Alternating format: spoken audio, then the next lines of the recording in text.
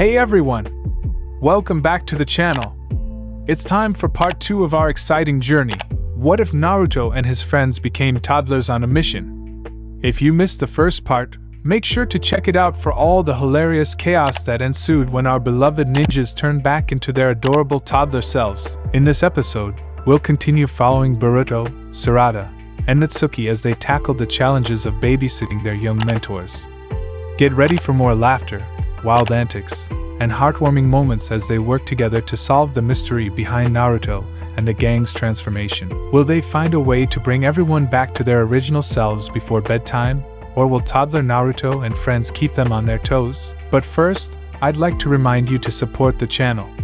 If you're enjoying this series and want to see more fun content like this, please hit that subscribe button, give this video a thumbs up, and share your thoughts in the comments. Your support helps our community grow, and I appreciate each and every one of you. Alright, let's jump right back into the adventure and see what kind of mischief our favorite ninjas get into this time. Sarada stood in the ball pit with Inogen, searching for the beetle plushie while Boruto and the others sifted through the lost and found box by the main desk. It took a while to convince the staff to let them do this.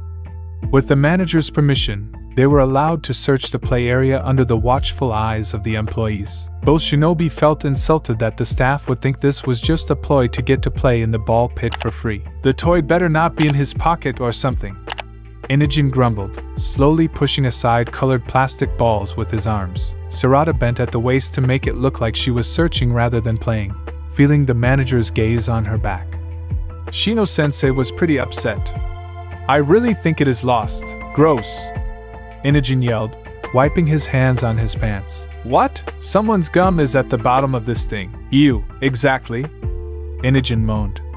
If we let the adults come in here to look, they just start playing. And this is such a pain. They're better off by the main desk with the others. We need more people to help us search this thing. They're only letting 2 of us in here. I found it, came Mitsuki's voice. The manager and the shinobi were surprised to see him standing outside the ball pit. Being a ninja, it was easy for him to sneak in and go unnoticed. Where?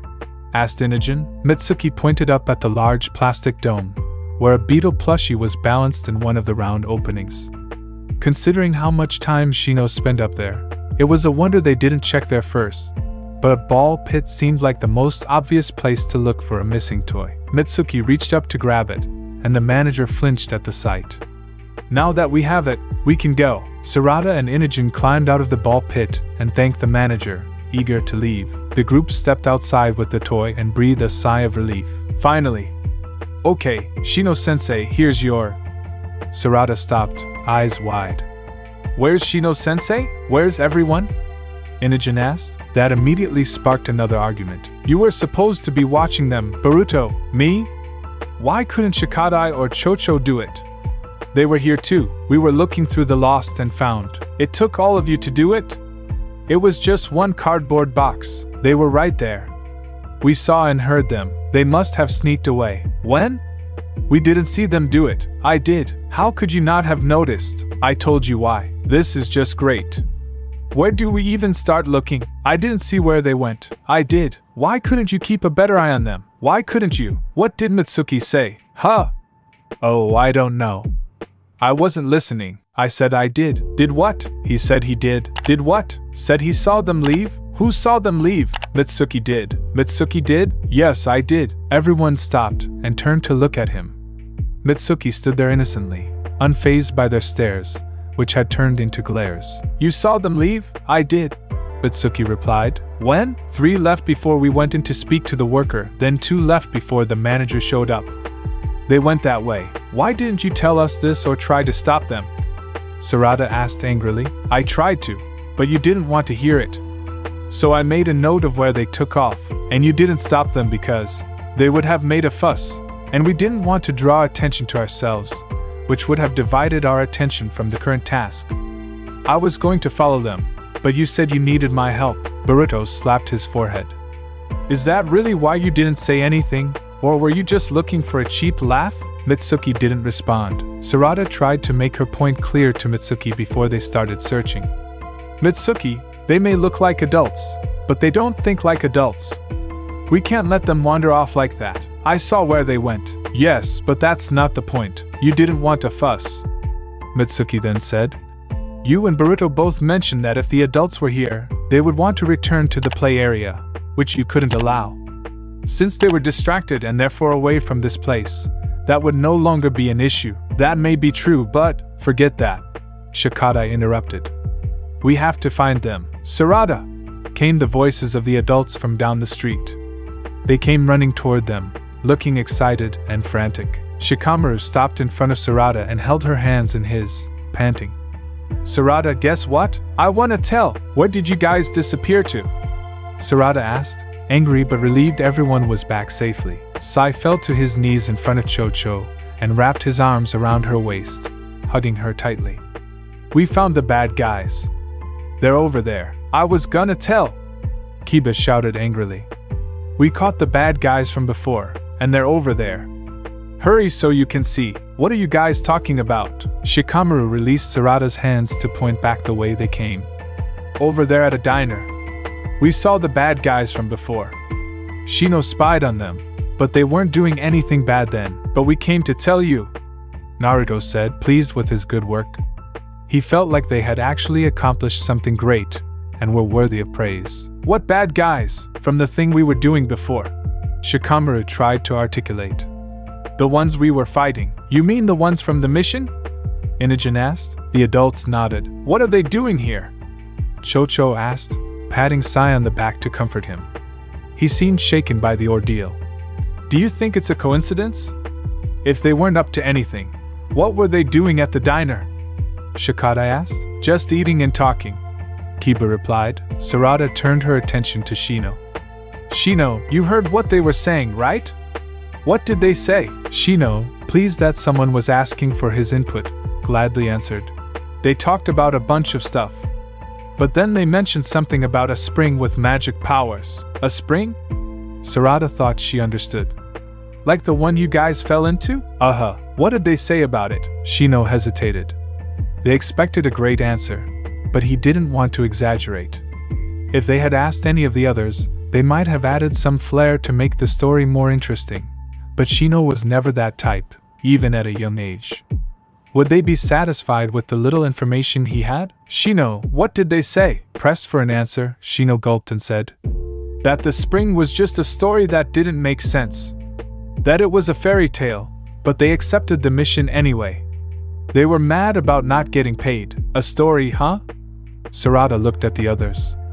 What does that sound like to you?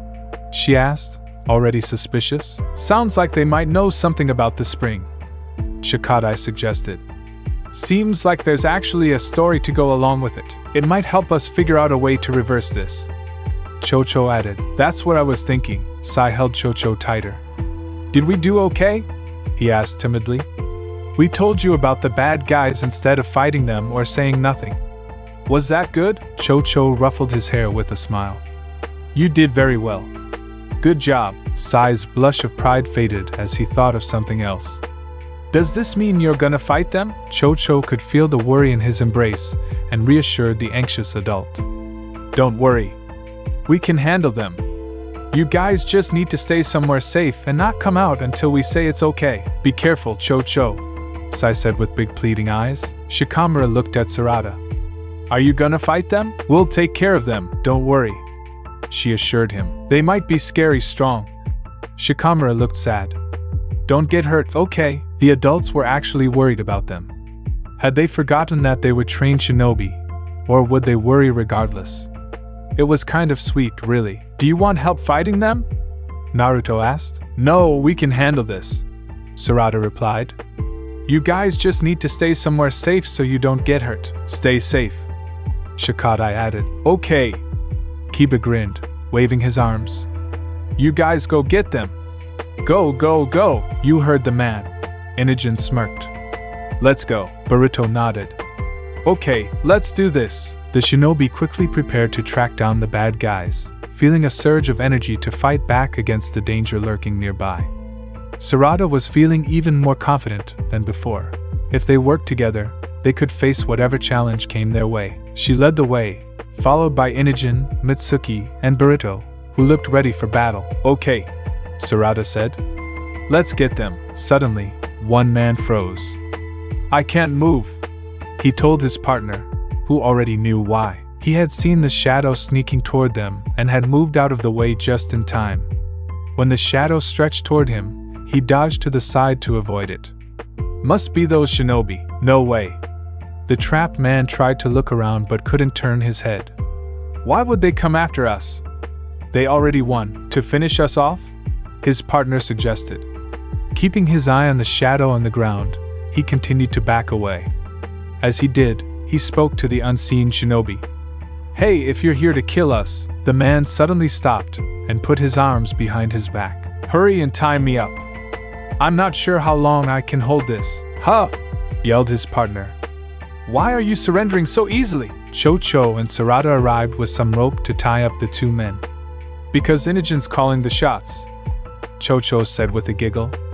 Behind her, Inogen lay motionless on the ground. After both men were secured, the shinobi circled them for interrogation.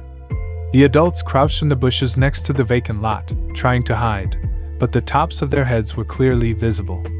Mitsuki stood nearby, smiling in amusement. We didn't steal it, if that's what you're thinking, said one of the men, sitting next to his partner with his arms bound behind his back. Steal what? Asked Boruto, trying to extract information from them. That stupid stone thing. The one you were hired to take to that other village or whatever. Look, said the second man. This is just a job for us. We don't care who did what and why. We were just paid to keep that stone away from that village. The moment it ended up there was when our mission ended, and we didn't get paid, added his partner. Why would you think we thought you stole it? Asked Boruto, folding his arms. I don't know. Why are you coming after us like this? Yeah, we didn't do anything. Boruto squatted down to get in the men's faces. A story went along with that stone, right? A spring? Why don't you tell us about it? The man on the right raised an eyebrow. That's what this is about. That dumb myth? Don't tell me you believe that stuff. Of course not, Boruto replied, trying not to reveal what they knew. I want to know what they told you. Their story's probably not going to match the other one, so I want to know your version. Not that it even matters, said Sarada, using her own method. The stone we brought there was clearly fake. I don't see how anyone could call that valuable. That's what I said, one of the men complained. It was just a dumb rock, but they went on and on about how valuable it was, being linked to the spring. So, they made up a story about a spring, huh? Sarada asked slyly. Or are you trying to pull the wool over our eyes? They just told us this myth about a spring to get us to go through with it, said the man. I don't believe it, but I think they thought they had to tell us something like that or we wouldn't take the job. I think the story they gave us wasn't made up on the spot but is a myth they've had for a while, said the other. Some fountain of youth nonsense, and it is nonsense, said his partner. If something like that existed, everyone would want to get their hands on it. It wouldn't stay secret. And if it were real, they wouldn't tell us about it, unless they didn't think you'd believe them, muttered Inogen. So, what's the story? Boruto asked. Just something about how they came across this magic spring in the woods years ago. They never used the word magic, whispered his partner. They didn't have to, he shot back. Anyway, they believed it had special properties. The properties changed depending on the stone's position. Who's telling the story here? One of you just tell us what happened, Boruto snapped. What they told us was that years ago, they came across this spring that had special properties. Everything was fine until one village decided to place a stone on an altar in their village. By doing that, it changed the spring's power, and the other village got scared. They told the other village to remove the stone to change the spring back. But they refused, saying it was their stone and they could do what they wanted with it. One thing led to another until someone from that village stole the stone from its altar and took it to another location. That village got pissed and probably hired you to get it back. Let me get this straight, Boruto said, folding his arms again. This stone's position somehow alters this spring's properties, and the two villages argued over where it should be placed until one finally took it to where they believed it would be best, and you were hired to make sure it stayed there while we were hired to take it back. The stone may have been stolen property, but a job is a job. Just because they stole it doesn't mean we can't accept money as payment to make sure the owners don't take it back, said the man. We didn't steal it. They did. And this is just a job, so, said the other man. Actually, I don't think the other village knows about the spring. They just wanted the stone and wouldn't change its location for whatever reason. Yeah, said his partner. That's what they said. They told us they tried reasoning with the other village years ago about it, but they thought it was nonsense. How the placement of a single stone could change the properties of water. I kinda have to side with them on this one. I think the spring story was just made up to get them to listen. Instead, it got them laughed at. Sarada pulled Boruto away from the men to huddle with the other shinobi. What do you think? Do you believe them? They don't even believe themselves, said Inogen. We're only getting their version of the story, said Shikadai. They could be paraphrasing. A lot of stuff could be left out. It sounds to me like this stone is key to changing the spring water, said Boruto. How's that even possible? Asked Chocho. It sounds like nonsense. Not if the stone is blocking something from entering the spring, said Boruto. What if it's being used to plug up a hole that releases minerals into the water that change its properties? That could make sense, said Shikadai. It could also be weighing down a lever that pumps something into the spring. Either of which could result in changing the water. You think it's true, what they're saying? Asked Inogen. You think that's enough to change the water? Sometimes changing just one ingredient could create a completely different dish, said Chocho. Like how withholding water could be the difference between soup and fried noodles. Even adding heat could change the results, said Sarada. This stone could either be releasing or preventing important minerals from entering the spring, which resulted in this. Chocho started jumping up and down and tugged on Sarada's arm. Oh. The photo we saw at that place in the other village. Remember? It was the same spring but different colored water. That further supports their story. That photo was taken years ago, which means it had to have been taken when the stone was in a different location and altered the water. The composition was different, resulting in the water. Yes, Chocho, I think you're right. That proves it, said Chocho gleefully. Proves what exactly? Asked Shikadai. All it proves is that the water changes. It doesn't tell us how it changes. Putting it in the other position could be the reverse of this, said Chocho. Meaning a cure. You think by changing the stone's position, it could reverse the effects? Aha, alright, said Boruto. What are we waiting for? Let's do this. Do what? Asked Shikadai. We have no proof that it will cure them. Yeah, said Sarada. What if it makes it worse? Worse than this? I know you're excited to get this over with, but we can't be hasty, Boruto. We need more information. Changing its position will probably cure them. It's like turning a faucet from hot to cold. We don't know that for sure. Mitsuki. Boruto called him over. Mitsuki, you said your parents researched the spring years ago. Is there anything they found that could support this? Having overheard what was said, Mitsuki confidently replied. My parents' research never mentioned anything about a stone. But that wasn't the point. Once they found out that the spring would only change someone mentally and not physically, they gave up on it, finding no potential. So, you don't know if changing the stone's position would reverse the effects? Mitsuki shook his head. It makes sense that it would, but it could also cause something else to happen. We also don't know how many positions this stone could take. What if there are more than two? I've seen people who had the same problem. Some had minor reactions, while others had strong reactions. I think it depends on the person's body chemistry. It wouldn't be surprising if someone ended up worse off. Exactly, Shikadai added. The stone may have an effect on them, but it's clear this isn't just about water. Boruto sighed. Guess we'll have to find out the hard way. Is this about the spring? Or is this about those two? Sarada questioned. Both. Okay, so what do we do next? Shikadai asked. We should go after that spring, Boruto said. And make sure that stone gets put back. Sarada looked at her teammates in disbelief. Are you sure? Did you hear anything we just discussed? Inogen replied. We can't do nothing. Someone's going to die if we leave them like this. What's the plan then?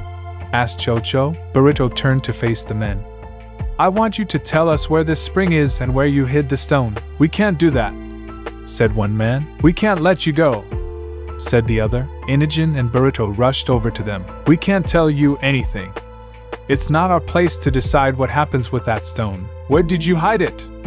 Boruto shouted. The men remained quiet. Boruto gritted his teeth and glared at them. Fine. If you don't tell us, I'll make you. Either way, I'll make you tell us where the spring is or I'll make sure you die here. We'll never tell you anything. Boruto sighed again, realizing he wouldn't get what he wanted from them. Let's just get out of here then. Are you sure? Sarada questioned. Boruto nodded. We'll get what we need from them later. The shinobi released the two men and sent them on their way without any issues. Sarada returned Shino's plush beetle, complimenting him and the other adults for their good behavior during the questioning. Shino hugged his beetle tightly and pressed it lovingly against his face. They had come this far only to turn back toward one of the villages they had just left. They were too close to give up now, and as exhausted as they were, the shinobi decided to continue with the mission and see it through. The artifact we need to retrieve must be the stone they were talking about, Shikata said. The one from that cave with the amber trap. Getting it back won't be easy, Inogen replied. That opening was really tight. I wouldn't call it an altar so much as a hole in the wall. Does this mean we have to return to that cave? Chocho asked. It's possible that it only affects the spring in that specific location, Shikata explained. Removing it could change the water's properties, but we won't know for sure unless we check it out. Boruto frowned, considering their options and how much time this would take. He hoped it would be as simple as just taking the stone from its current spot, but if they needed to move it somewhere else, that would complicate matters. Things were already difficult enough, dealing with the adults in their current state. This whole mission felt tedious. Something soft poked Boruto's cheek. Mr. Sunshine Bug is here to brighten your day, came Naruto's voice, deepening as he poked Boruto with the plush beetle. We should get going as soon as possible, Boruto said, ignoring Naruto's antics. Are we removing it, or are we asking about it first? We should ask about the stone first. See if there's a specific place we need to take it to reverse this. The beetle poked Boruto's cheek again. Boop! Boruto ignored him again. I still think just removing the stone will be enough. We don't know what else it might do, Shikata cautioned. We should play it safe. Boop! Naruto poked Boruto's cheek again. Boo op! The beetle poked Boruto slowly. Boruto's eye twitched, but he chose to ignore it. If the artifact is the stone, why was it in that cave? Shouldn't it have been in the village that wanted it safe? Sarada asked. It's possible they knew someone would come looking for it there and thought the best option was to take it to a neutral location and set a trap. Like the amber, it's pretty advanced. Do you think they had help with it? Does it matter? It would be nice to know what they're capable of. The beetle pressed hard against Boruto's face, moving in different directions as Naruto made various sound effects. Gro-na-na-na-na-na. Bodo, womp. Wah. Wah. Earboo. Boruto stayed frozen while the beetle pushed his lip up, exposing his teeth. What big chompers you have, my dear, Naruto said in a high-pitched voice. The beetle moved downward, pulling Boruto's lower lip down to show his lower teeth. My goodness, there's more, came a deep voice. Chocho covered her mouth to stifle her laughter, finding it hilarious. Naruto manipulated Boruto's lips with the plush beetle, alternating between deep and high voices depending on which set of teeth was exposed. Wee. Woo. Wee. Woo. It's alright. It's alright. Womp. Womp. Womp. Womp. Booeep. Booeep. Now even Sarada was struggling to keep a straight face. The beetle moved behind Boruto's shoulder and up his neck to the top of his head. Standing atop Boruto's head, it declared in a deep voice. The beetle has spoken. Will you knock it off? Boruto asked through gritted teeth. The beetle looked down at him, then made its way back down to Boruto's shoulder and Naruto's hand. You look a little down. Turn that frown upside down. No, the beetle pressed against his face again. Special delivery for Grumpy Pants. It pushed hard against his cheek. Mwah. Kisses of love. Boruto continued to ignore him. Love me. The beetle slammed into the side of Boruto's head. Stop it! Boruto roared. His friends were trying to hold back their laughter, which only irritated Boruto further. When Naruto saw the fury on Boruto's face, He quickly pulled the beetle back and hugged it to his chest. Do you not understand how serious this situation is? Boruto lectured his father. Stop messing around and take this seriously. Offended that his joke had been taken so poorly, Naruto became defensive and pouted. No, don't tell me no. No, Boruto gritted his teeth, directing his rage toward the toy in Naruto's hands. I'm going to rip that thing in half. No, Naruto said, holding the beetle at arm's length. Give it to me. No, Shino half stumbled, half sprinted to Naruto with his arms outstretched. No, wait! He snatched the beetle from Naruto's hand and retreated to a safe distance.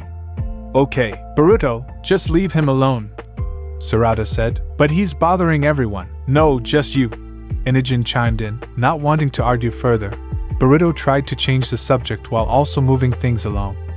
Let's just head back to that village or whatever and get that rock thing out of the wall so we can get on with our lives. We need to figure out the best way to do that, Sarada told him. The best way is just to go there and get it. Why are we discussing this? Boruto asked, his tone making it clear that he felt they were dragging things out. Let's not overcomplicate it. What if it's booby-trapped? Boruto looked at Inogen. When you found it there, were there any traps? Well, no. But, there. Problem solved, but they could be taking precautions to ensure the stone doesn't go missing again. Inogen argued quickly.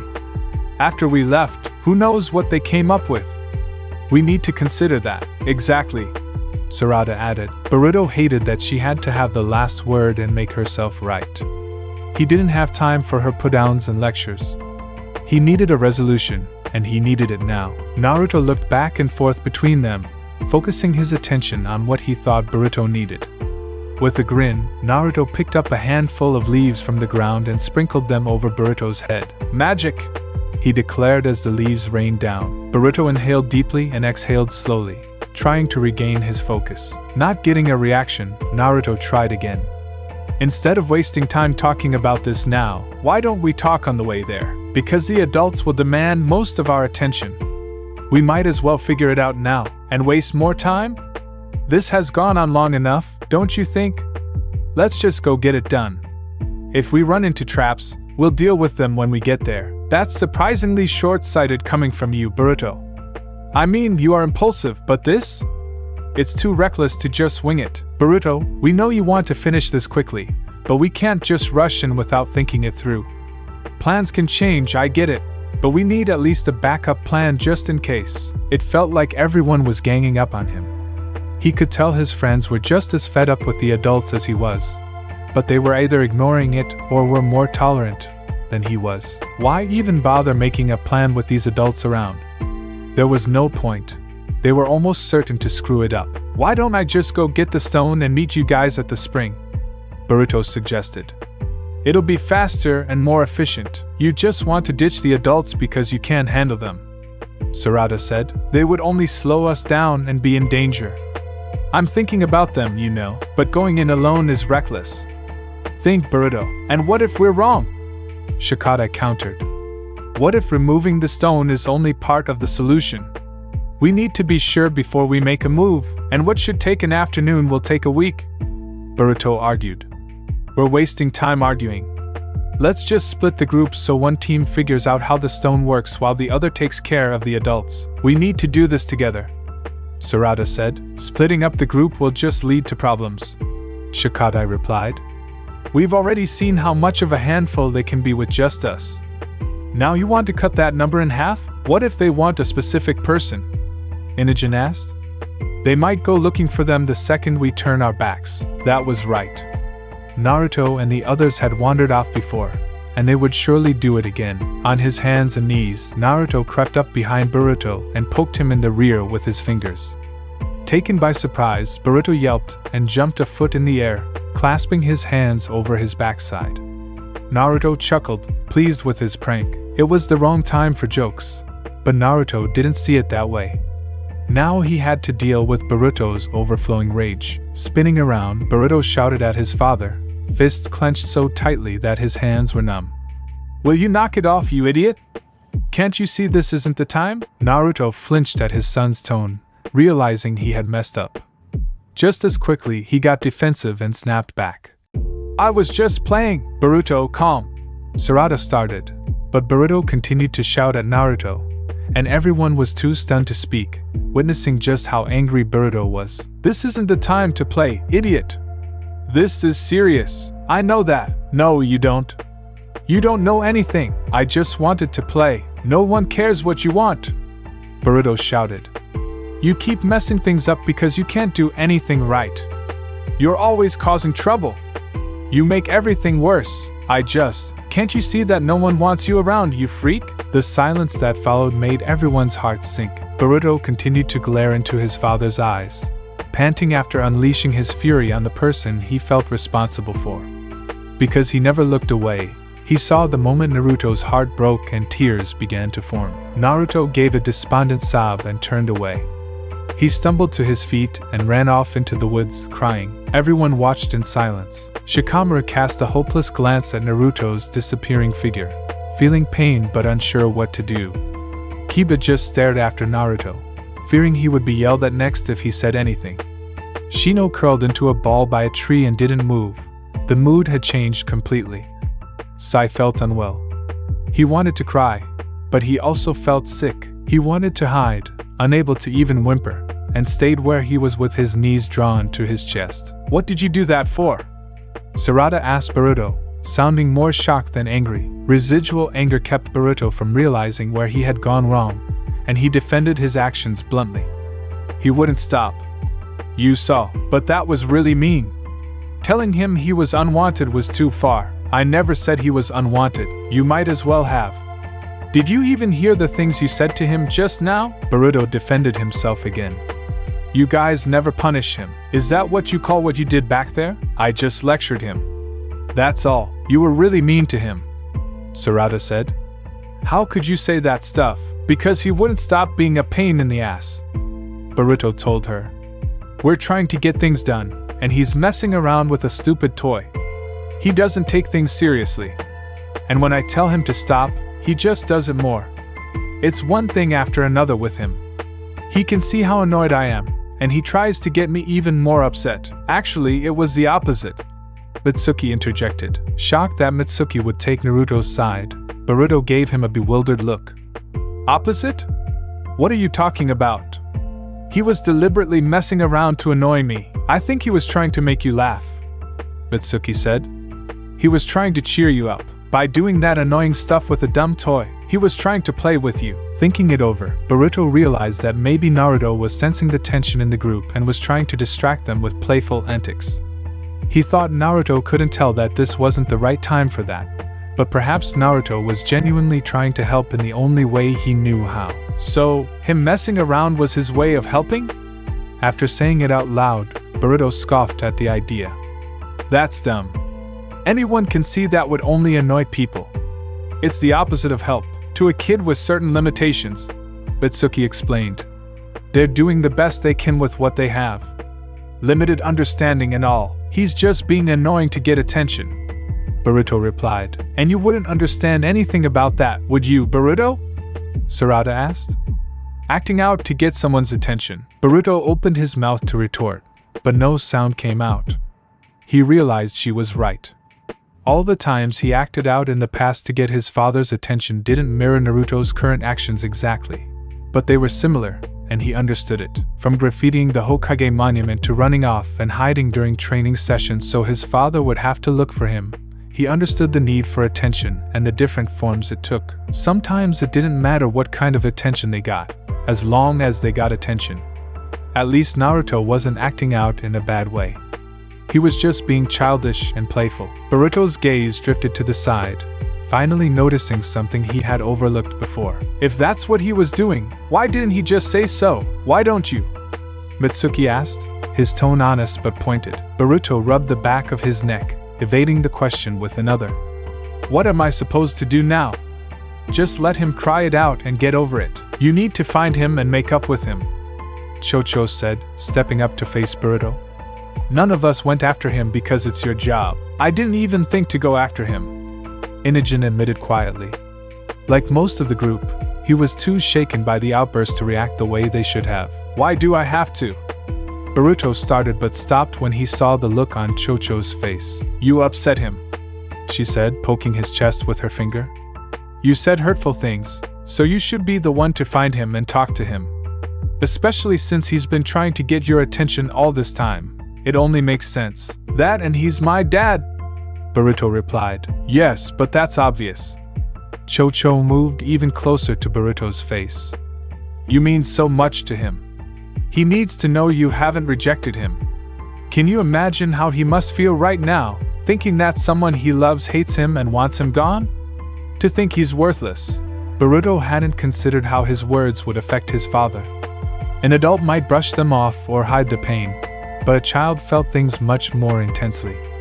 Ignorant of most of Naruto's past, he also failed to realize the magnitude of what he just said and its personal meaning for Naruto. Chocho grabbed Boruto by the shoulders and looked him in the eye. "Everyone feels like they're not enough sometimes. But hearing it from someone they love hurts way worse than from anyone else." He knew he had to find his father and make amends. Naruto was probably in so much pain right now. Boruto never meant to hurt him like this. They were just words until they weren't. Boruto ventured into the woods alone to look for his father. It was easy to find him, hearing him cry from a distance. He followed the pitiful sound to a shrub where Naruto was hunched over with his back to Boruto, crying into his knees. Dad?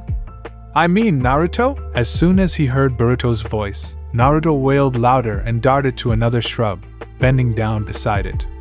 When Boruto called again, Naruto moved further away to another shrub. He wanted to keep his distance from Boruto. As frustrating as it was, Boruto couldn't blame him.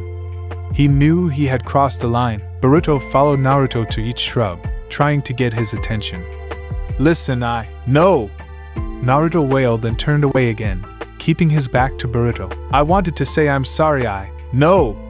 Naruto again tried to move, but Boruto wouldn't let him. He put his hand on Naruto's back, and Naruto began to thrash wildly as if Boruto were hurting him. "No, I'm sorry, Naruto waved his arms as if swatting a swarm of bees, wailing louder. "No! Get away! I'm trying to apologize, idiot!" His father certainly wasn't making this easy. He was already losing his temper. "Just let me!" Crying hysterically, Naruto batted Boruto away and scrambled to another shrub. Boruto followed him, and Naruto got up to run deeper into the woods. Boruto grabbed his father's wrist to keep him from leaving, and Naruto acted as if Boruto were trying to kidnap him. He screamed and thrashed and cried. Boruto grabbed his other arm to keep it from hitting his face and forced Naruto to look him in the eye. "Listen! Just stop moving!" he yelled, finally managing to capture Naruto's gaze. "I'm sorry! Okay? I shouldn't have said those things. I was mad, and I lashed out. But that doesn't mean I mean any of it. I don't think you're worthless, I don't think you're a freak, and I don't want you gone. I'm sorry for what I said. I didn't mean it." Naruto sniffled and stared back at Boruto, eyes wide with disbelief, and for a moment, it seemed he would accept Boruto's apology. But then he turned away, refusing to let Boruto see his face. Boruto closed his eyes, sighing. He didn't want to make things worse, but he didn't know what else to say. Would it work if he tried again? Should he wait for Naruto to calm down? "Just look at me," he urged softly. "I know it's going to take time, but I don't want you to feel that way. I care about you, Dad. I really do. And I want to be your son. It's just that when you mess around, it can be super annoying." Naruto winced, still looking away. "But if I can get through to you, can we figure something out?" Boruto asked. "You have to know that I want you in my life, even if I'm a brat sometimes." Naruto didn't respond. He remained silent, sniffling as he fought his tears. Finally, Boruto added, "Look, I can't undo what I said, but I can promise to do better. I just want you to be my dad again. You're the best dad I could ask for, and I don't want to lose you." Boruto felt the hold on his wrist loosen, and he released it. He saw his father's shoulders begin to shake as the tears flowed freely. Boruto felt a rush of emotions wash over him as he wrapped his arms around Naruto's trembling frame. "I'm so sorry, Dad," Boruto murmured, holding him tight. I never meant to hurt you. Finally, Naruto succumbed to the embrace, his cries fading as he relaxed against Boruto. I just wanted to play with you, he whispered. Boruto nodded and tightened his grip around his father. I know. I shouldn't have let my anger get the best of me. I just don't want to deal with you messing around when there's serious stuff happening. I'm just trying to protect you. That's all, but I don't want you to protect me like that, Naruto confessed, wiping his tears away. I want to be there for you, too. I love you, Boruto. Boruto's heart swelled at his father's words, and he felt a warmth rush over him. I love you too, Dad. I really do. Finally, they both broke down into quiet sobs, letting the tension of the moment slip away as they held each other. It was a moment they would never forget. Boruto walked Naruto back to the group, holding hands the entire way. Naruto didn't say much, even when he noticed familiar faces looking his way. Boruto gave a small wave with his free hand, reassuring them that everything was resolved. Chocho hugged Naruto tightly and said, "Don't do that again, okay? We were worried about you." "I'm sorry," Naruto replied. "I'm just glad you're okay, Naruto. We don't want anything bad to happen to you, so please don't run off like that again, okay?" Chocho's display of affection and guidance worked wonders on Naruto, making him feel loved while acknowledging that he had made a mistake. Knowing that people cared about him warmed his heart. He didn't feel so alone anymore. Naruto joined his adult friends, who hadn't spoken since the outburst. He showed them he was alright, but they still seemed shaken by the event. "I thought they'd get over it by now," Boruto remarked. "Aren't kids supposed to be resilient? Like, they get upset 1 minute and are playing the next? I guess you scared them more than we realized," Chocho replied. "Now that Naruto's back, maybe they'll calm down. They might have thought he wasn't coming back or something." "Yeah, but they still look pretty freaked out," Inogen pointed out. "I've never seen him act like that before." They glanced over at Sai, who was fiddling with the hem of his pant leg, keeping his distance from the others. "Should we be worried? He might just be fidgeting to cope with the stress," Chocho suggested. "People often fidget when they're anxious. Should we just ignore it? I don't think he's hurting anyone, so let him be." "You sure?" Boruto sighed, feeling the need to apologize to the adults to help lighten the mood. He stepped closer to them and addressed the group. "I'm really sorry for losing my temper earlier. I was wrong to do that. I didn't mean to hurt anyone's feelings or scare you. Naruto and I are good now. Can we be okay too?" None of the adults replied, looking nervous and shy, as if they were being lectured. No one seemed willing to draw attention to themselves, not even Naruto. Sighing again, Boruto stepped away.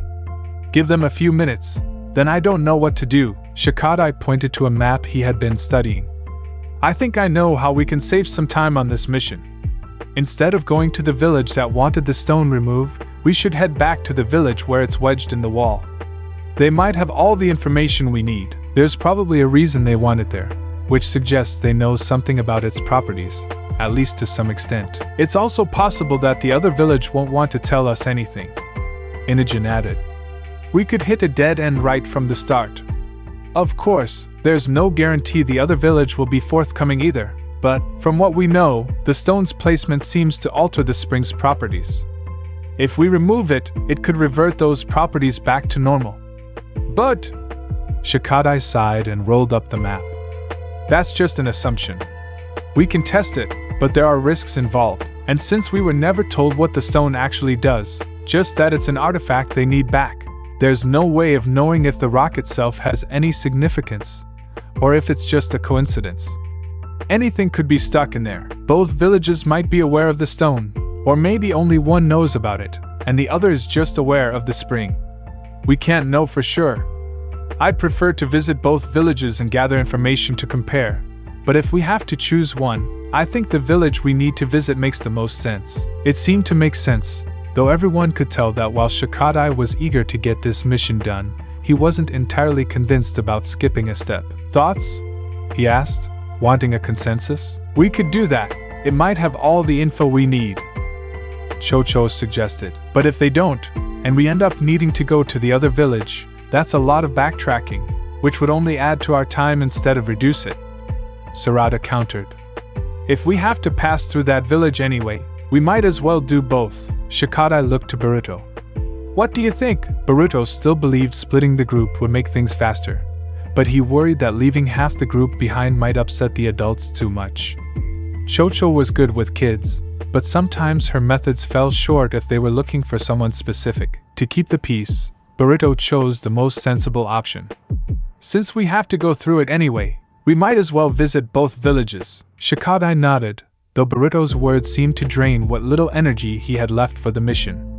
Alright, let's get going. The adults had to be coaxed to their feet and encouraged to walk. They all appeared numb and lacked the motivation to do anything. Mitsuki grinned. If that's all it took to render them like this, maybe you should lose your temper more often. He whispered to Boruto. Boruto grumbled. Having them like this isn't good either.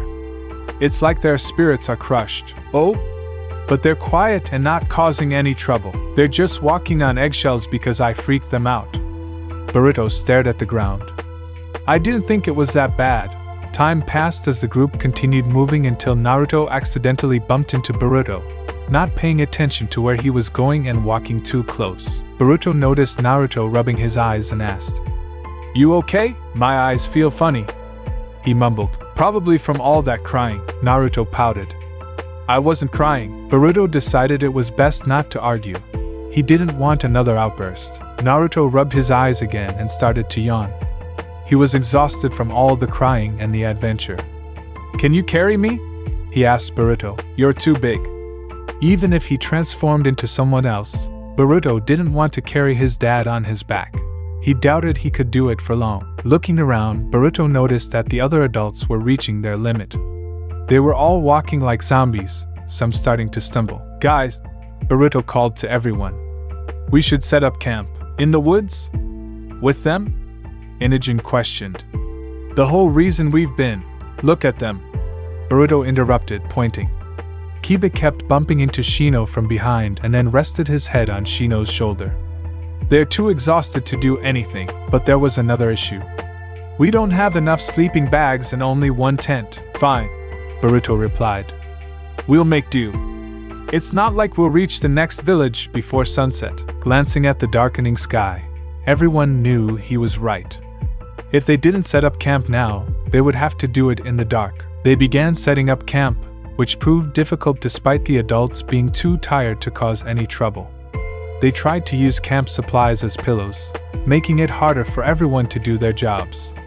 Shikamaru refused to get off the tent, using it as a bed while they spread it out on the ground. They had to keep pulling until he finally rolled off. Sai was the only one not in the way. He watched everyone work from where he sat until he moved closer to observe Sarada securing the tent with a pike.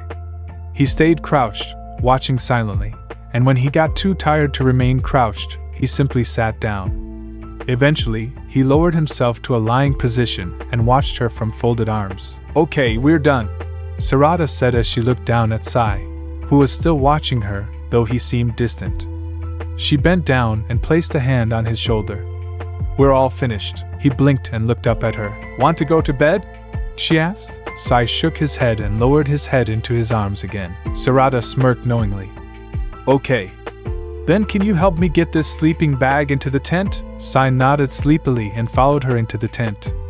She unrolled the sleeping bag and told him to spread it out. He complied. Then she asked him to lie on top of it to warm it up, and he agreed, too tired or indifferent to notice her trick. All the adults would be in the tent, making it easy to keep track of them. None of them protested as they entered the tent. Kiba perked up a little when he got inside, eager to test out all the sleeping bags and find the perfect spot. Sai was already asleep on top of his. Shikamaru crawled in and claimed the spot along the wall of the tent, flopping down.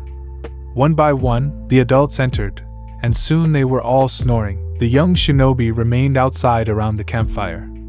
Some had sleeping bags, while others did not. They would take turns keeping watch, sharing their sleeping bags. They briefly discussed their plan for the next steps before going to bed, with the first group taking watch. Shikadai was supposed to be resting for his shift, but someone called to him from inside the tent. He got up and unzipped the tent door. "Yeah, Dad?" Shikamaru looked up at him with tired eyes. "I can't sleep." "Okay, I can't stop thinking about what we'll do when we reach that village. Shikadai rubbed the back of his head and looked around at the others huddled together by the fire. Do you want to talk about it? Kind of. I just don't know what to expect. None of us do. But we'll figure it out when we get there. Let's just take it one step at a time. Shikadai turned and noticed Boruto watching them. He quickly turned back to his father and said, I know it's hard for you, but we'll get through this, and I'll make sure to help you find a way to put things into perspective. Shikamaru smiled slightly. You'll always have my back, right? I can count on you. Of course, Dad. Shikamaru lay back down. All right. Thanks, Shikadai. As he tried to rest, Shikadai returned to the fire and sat down next to Boruto. Hey, want to keep me company? Boruto glanced at him, and then at the sleeping adults. Sure. The two of them sat in silence for a while, listening to the crackling fire and the soft sounds of their surroundings. Eventually, Boruto spoke up. You think we're ready for this mission? Shikadai nodded. I think so. We've trained for this kind of thing. Plus, we have each other to lean on. Yeah, but what if things go wrong? Then we'll adapt. That's what we do. We're shinobi. Boruto grinned, feeling a little better. You're right. We've got this. As they continued to chat, the warmth of the fire and the camaraderie of their friendship helped ease their worries. They would face whatever challenges awaited them together, united as a team. After they finished eating, Shikadai took charge and assigned partners for the next leg of their journey. Can I be with Naruto? Sai asked, raising his hand enthusiastically. Can we do teams? Naruto chimed in, also raising his hand. We're doing pairs, and no, you can't be with Naruto. He's paired with Boruto, Shikadai said firmly. Ah, Sai said, lowering his hand in disappointment. Naruto grinned at the arrangement, pleased to be with his son. Shikamaru's with me, Shikadai continued. Sai is with Inogen, Chocho is with Kiba, and Sarada is with Shino. What do I do? Mitsuki asked. While we focus on our partners, you'll be responsible for keeping an eye on our surroundings. Make sure we stick to the right path and watch out for any potential dangers. If anyone starts to wander off, bring them back, Shikadai instructed. Mitsuki nodded. Got it. The group set off, traveling with their assigned partners. At first, everything went smoothly. No one complained, and there were no disruptions. However, after a while, some of them began to get bored and wanted to run around or do something more exciting. I bet we can get there faster than Kiba's team, Naruto called out, raising his voice just enough to get their attention, which was his intention. Kiba smirked over his shoulder at Naruto.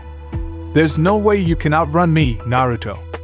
I'm super fast, but we're faster. Are not. Are so. Okay then, Kiba said, bending his knees in preparation to sprint. Let's see who's faster. Shikadai shot Boruto a look, reminding him to stick to the plan. Boruto returned the look, hoping he could keep his dad under control. Hey Naruto.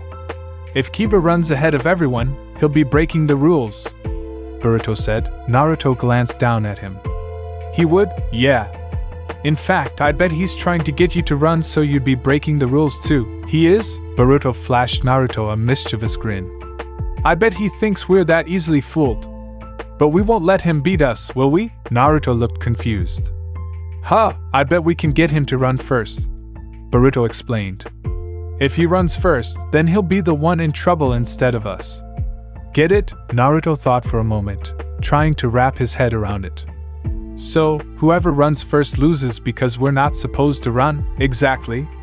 And there's no way we're losing to him, right? Naruto nodded eagerly, a big grin spreading across his face.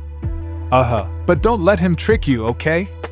We can't lose to him. I promise I won't get tricked into running, Naruto said confidently. I'll get Kiba to go first. Meanwhile, Chocho was having a similar conversation with Kiba. Huh? Why not? Kiba was asking, confused as to why he couldn't show off his speed. Because that's not how the game works.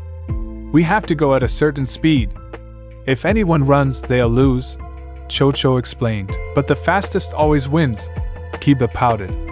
I gotta show him I'm the fastest. If you do that, then he'll win, Chocho countered. I don't get it, Kiba said. How come the slow ones win this time? It's supposed to be the fastest. Do you really want to lose the game and have Naruto beat you?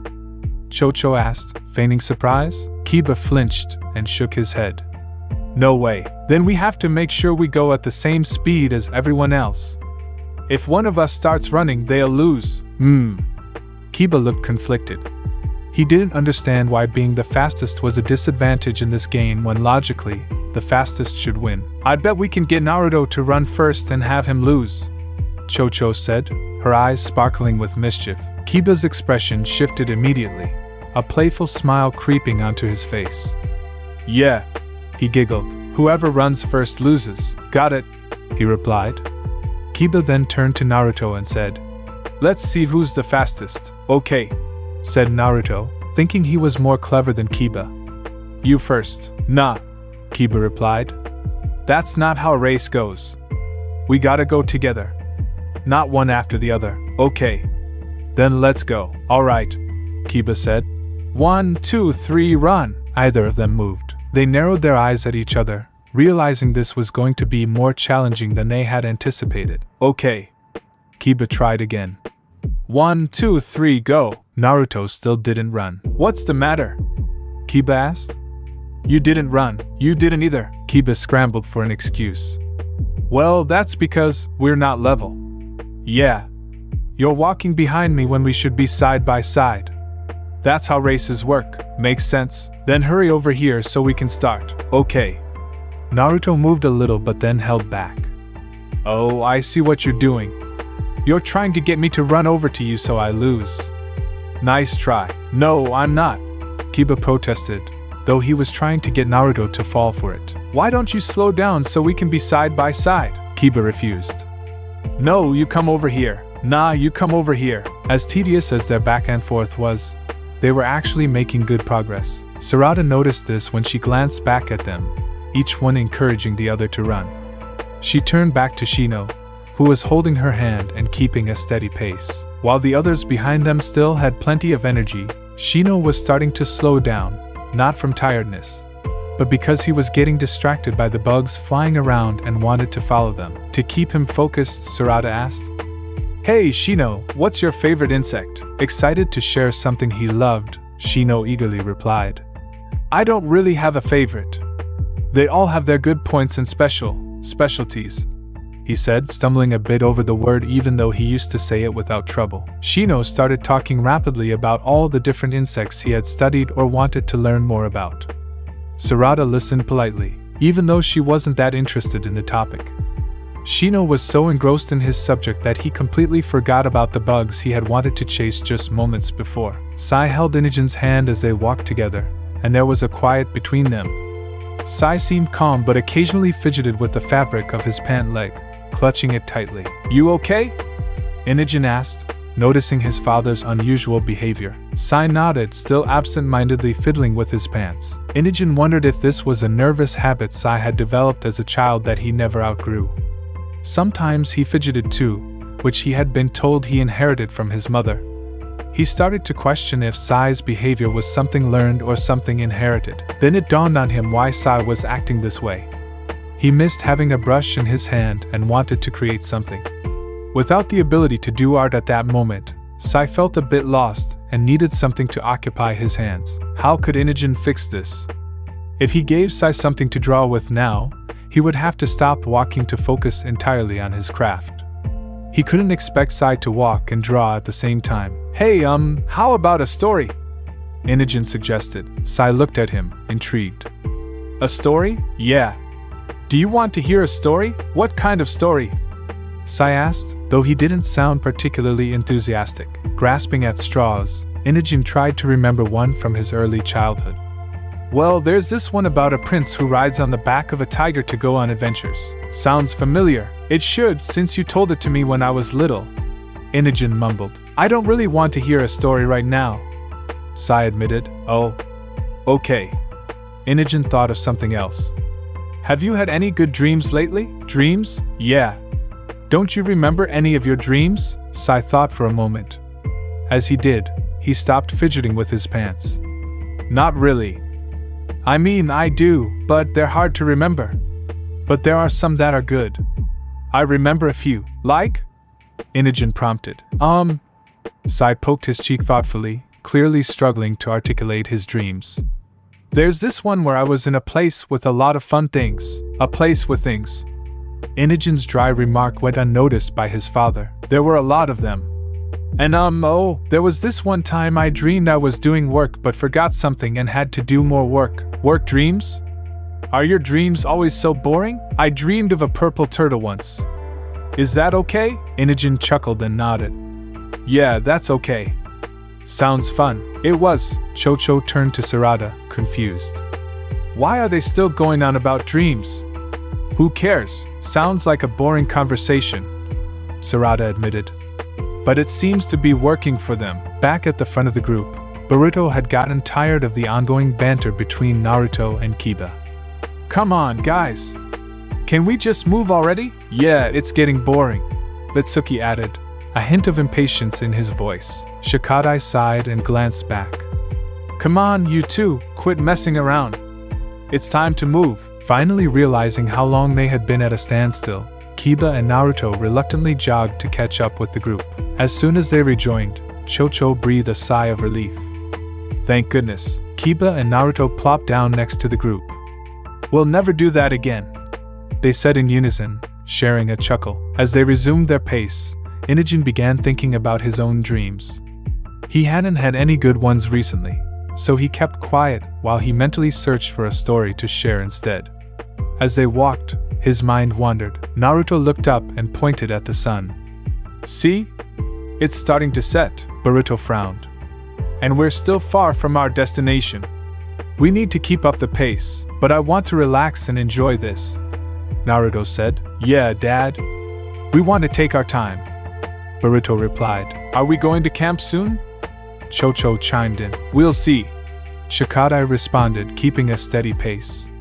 We should be getting close, so let's not lose focus. Sarada turned to Shikadai. What do you think the first night is going to be like? Shikadai shrugged. I don't know. It depends on how well we work together. If we can cooperate, I bet it'll be fine, Boruto smirked. I bet you're wrong, but I like that confidence, Naruto laughed. What? I think he's got a point. Well, we'll see who's right by the end of the trip, Boruto declared. And with that, the group continued on their adventure, excitement and camaraderie guiding them forward into the unknown. Man, we're so similar. How annoying. Shikamaru remained sprawled out on the ground, refusing to budge. Shikadai sighed again and stood up, brushing himself off. I only have one to keep an eye on. How is it that keeping track of all 20 shogi pieces is easier than just one of you? Actually, there are 40 pieces in total, Shikamaru corrected. Each player has 20, and with 2 players, that makes 40. Shikadai raised an eyebrow and looked over at him. Still, I only have to watch my 20 pieces. The ones I control. You need to keep an eye on all the pieces, Shikamaru explained. You have to know what the other player is doing. Why would you only watch the ones on your side? That's just dumb. Shikadai put his hands on his hips. As long as you protect the king, it doesn't matter. He's super important because he's so powerful. Shikamaru sat up, looking incredulous. The king isn't powerful. You protect him because he has no power. He's valuable, sure, but not in the same way as the other pieces. A bishop is way stronger than a king. Which is stronger, though? A rook or a bishop? Shikadai asked, already anticipating the answer. Shikamaru stood up. They're both really strong and valuable. Losing either one would be a huge blow. Wow, you know a big word like huge, Shikamaru? You must be really smart. That's just what people say, Shikamaru said, brushing off the compliment. It means really bad. And it would be, because you could lose the game without them. But there are still ways to win, right? Yeah, you can, Shikamaru replied. As Shikadai started walking, he hurried to walk beside him, explaining strategies for the game they both already knew well. Forks and pins work great. Do you know the strategy called climbing silver? Yeah, but that involves a bishop on the other player's side. When you have a pawn supported by a rook, the two continued their conversation for a long time, and Shikamaru didn't complain once about walking, fully engaged in their discussion. It wasn't until they reached the next village that he realized just how tired he was and sat down where he was, feeling very thirsty from all the talking. He ran! He ran first! You saw! Kiba exclaimed, pointing at Naruto excitedly. Did not! I pretended I was gonna to get you, Naruto retorted. But you did! Kiba insisted. Did not! Then how did you get so close to me? You slowed down! Right, Boruto? Naruto turned to his son for backup. Boruto folded his arms with a smirk. Didn't look like he ran to me. And Kiba, you did slow down a bit for part of the way. Kiba looked to Cho-Cho for support, but she just shrugged. Well, either of you ran, so I guess no one loses. Everyone wins, but only one person can win. Kiba whined. I want to win, tell you what, Cho-Cho said. Since you did such a great job, I'll give you a little reward. Kiba didn't want to complain anymore and looked at Cho-Cho expectantly. She handed him a small packet of gummy candy from her bag, and he quickly devoured it. As long as you behave and stay quiet, I'll give you another one. Okay, Kiba? She asked with a wink. Kiba nodded eagerly, his mouth full of sweet, chewy gummies. The adults were tired and hungry from their successful venture, so they sent Cho-Cho and Mitsuki to the local store to grab something while everyone else took a break. The two returned with a grocery bag full of food and bottled drinks. Mitsuki held the bulging bag, but wouldn't tell anyone what was inside other than that it wasn't food. Boruto put his hands on his hips and looked around. Okay, so where do we look and who do we ask? This is the village, right? Should be. We'll have to investigate. There may be things we can find on our own, but we need to talk to people, too. Probably someone in charge. Naruto tugged hard on Boruto's sleeve. I want to come, too.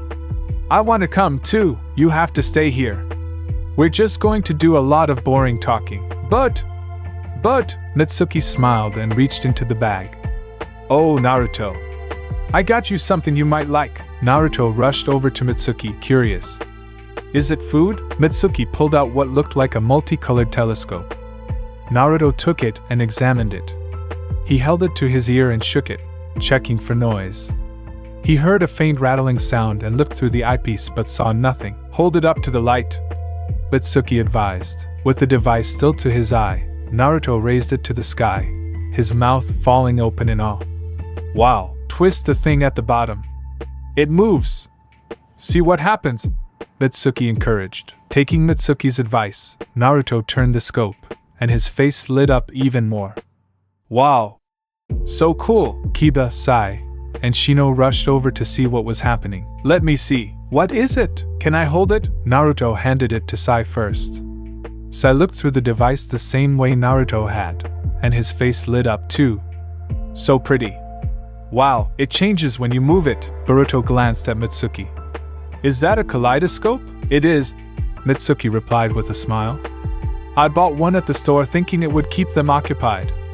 I also got these puzzle games for free since we bought so many drinks. Kiba tried to snatch the toy from Sai's hand. I want a turn. Kiba, what did I say about being quiet? Cho-Cho warned. Kiba bit his lip and whispered. I want a turn. Please, I have these as well. Mitsuki distributed the toys to the adults, who began to try to solve them. Sai was more interested in watching the colors change in the kaleidoscope than any of the puzzles. Shino tried to unhook the link puzzle he had been given, while Kiba attempted to solve a small Rubik's Cube. Naruto was having fun spinning the square boards on a tic-tac-toe game, not using it as intended at all. Shikamaru wasn't interested in any of the games. He was sipping from his juice box. The taste of apple coated his tongue as he watched everyone else have fun. Then he turned his attention to the sky, becoming mesmerized by the clouds. They looked especially fluffy that day and subtly changed shape in the breeze. With everyone occupied, the young shinobi got to work. We should start with the people in charge, Boruto suggested. Whoever leads the village should know about the spring. They probably hired those guys in the first place to keep the stone from being taken. We should tread lightly, just in case, Shikadai added. How do we get information about the spring if we can't bring up the spring? The group tried a very roundabout way of getting information by asking for access to the village archives to see if there was mention of the spring while telling the people that it was to see the village's history.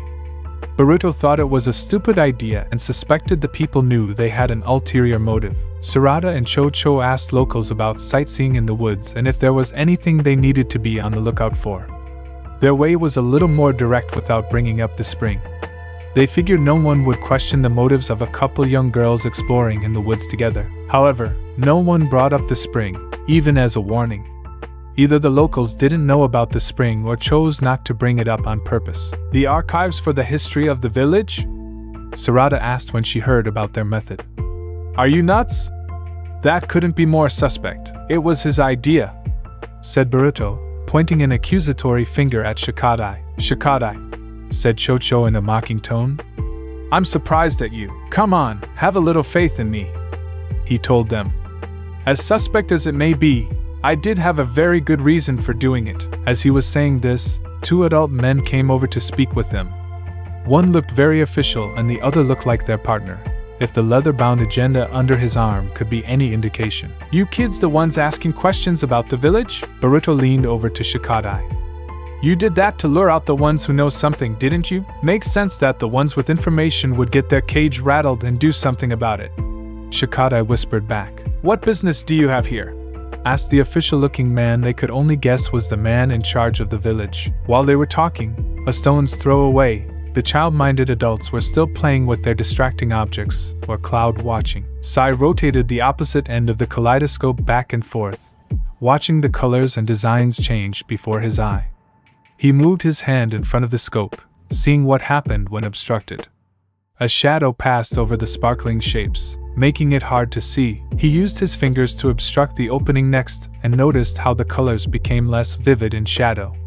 It was all so interesting to watch. Kiba watched Sai slowly moving his hand over the end of the kaleidoscope at different lengths and wanted to play with it, curious what Sai was seeing. He threw his puzzle game aside and made a grab for the toy. I want a turn. Kiba roughly snatched the kaleidoscope from Sai, knocking it against his eyebrow in the process, and making him hold his eye in pain. It wasn't that hard and there was no injury, but it still hurt a little. Oh, Kiba remarked, seeing the colorful shapes sparkle in the light. He pointed it down and frowned when the colors became cast in shadow. It's broken. You gotta point it up at the sky, Sai said, still rubbing his eyebrow. Kiba looked straight up and nearly lost his balance. It's working again, he said happily. Shino looked up from what he was doing to say, You didn't ask for permission to play with that. It's okay, but Sai was playing with it, reasoned Shino.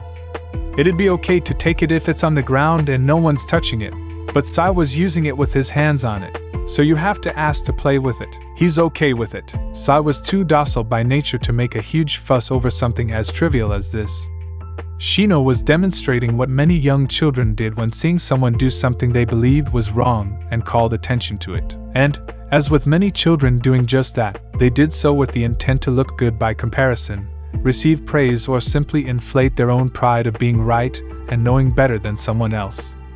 That, and wanting to see someone else get in trouble. Kiba thought it was mean of Shino to nag him about this, especially since Sai never complained about having his toy taken away.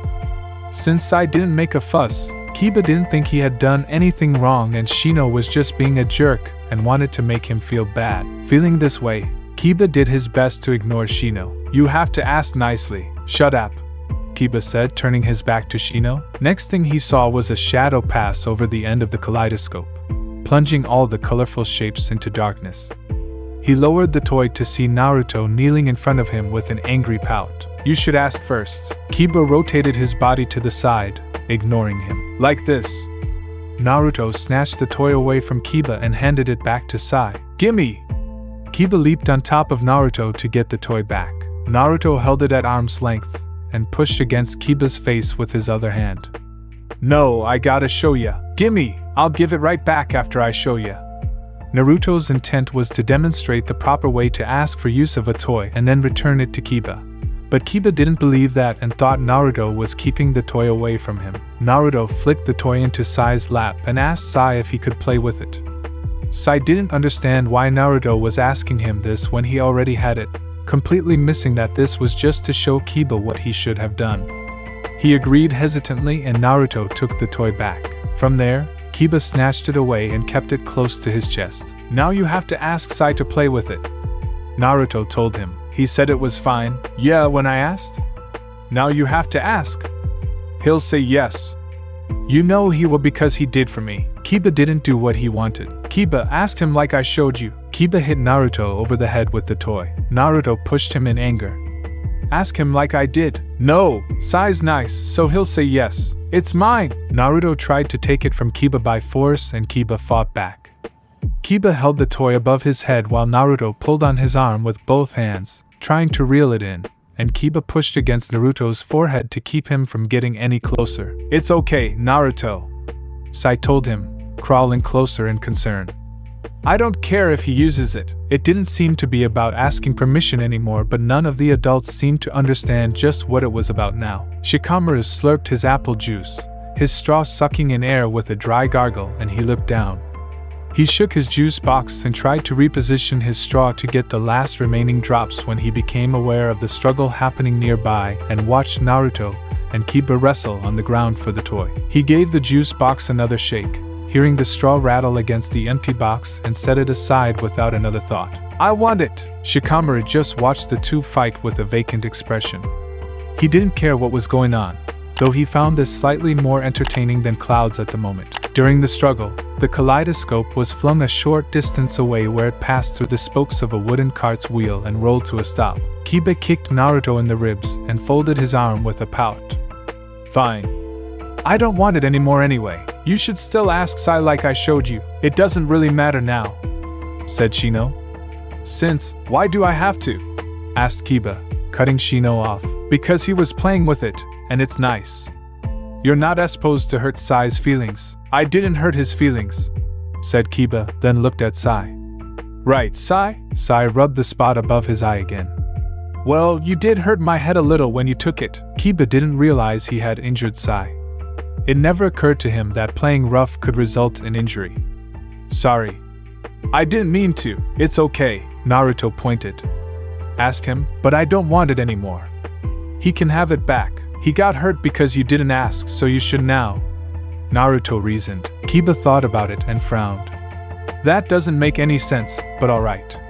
Kiba faced Sai. Sai, can I play with the toy you were playing with? Happy? Kiba asked Naruto but didn't wait for a response. He looked guiltily back at Sai. You're okay, right? Sai nodded, rubbing his eyebrow again. Yeah. It didn't hurt anymore, but the mere mention of it made it itch a little. Shino thought about what Naruto had said and muttered. He's right that if you had asked for permission in the first place, Sai would have handed you the toy and wouldn't have gotten hurt. He's only hurt because you didn't and took it roughly. Of course, no one heard what Shino said. Spotting the kaleidoscope, Naruto went over to the wooden cart and bent down at its wheel. Rather than go around, Naruto decided to follow the toy's path between the spokes and grab it that way. He reached through the spokes with his arm and head. He grabbed the toy and tried to back out the same way he went in. Naruto's head wouldn't move. The wooden spokes were holding it captive. He tried to back out again, but his shoulder kept hitting the frame of the wheel. Panic started to set in and Naruto frantically started thrashing around, kicking wildly and calling for help. I'm stuck! His friends came rushing over to assess the situation. I know, said Kiba. Let go of the toy. Naruto did, but his head was still stuck. It didn't work. It's his head that's stuck, said Shino. What would letting go of the toy in his hand do? I thought. Kiba trailed off and tried to think of something else. Maybe he needs more room. Sai grabbed the wheel and started to turn it, thinking its position was preventing Naruto from getting free. When Shikamaru saw the wheel turn with Naruto's head still in it, he thrust out his arms to stop Sai. Wait, stop. Don't do that. Sai stopped turning the wheel. Why not? Seeing how the wheel and cart were attached and Naruto's current position, he tried to explain why this method wouldn't work. Naruto's head's still in the wheel. If you keep turning the wheel, Naruto's head will hit the bottom of the cart, and his head will get chopped off. Naruto screamed in horror and tried to pull his head out again to no avail. Sai took his hands off the wheel. Then how do we get him out? Kiba turned and saw the young shinobi talking with a couple men and started to call out to them for help. Kiba immediately pressed his hands over his own mouth, remembering how Chocho told him he had to stay quiet. He had forgotten during his scuffle with Naruto but remembered now. He also remembered that if he wanted more yummy snacks, he had to keep quiet. They had to solve this on their own, he realized. Shikamaru looked at the wheel and at Naruto's head. The spokes were all angled towards the center support, the spokes coming to form triangle shapes. One side was wider than the other and Naruto's head was toward the center support where the spokes were more narrow, which meant all Naruto had to do was move his head towards the wider end of the spokes. "Should we get butter?" Shino asked. "Why? You hungry?" Kiba snapped his fingers. Naruto can chew his way out. I meant put the butter around his head to squeeze out.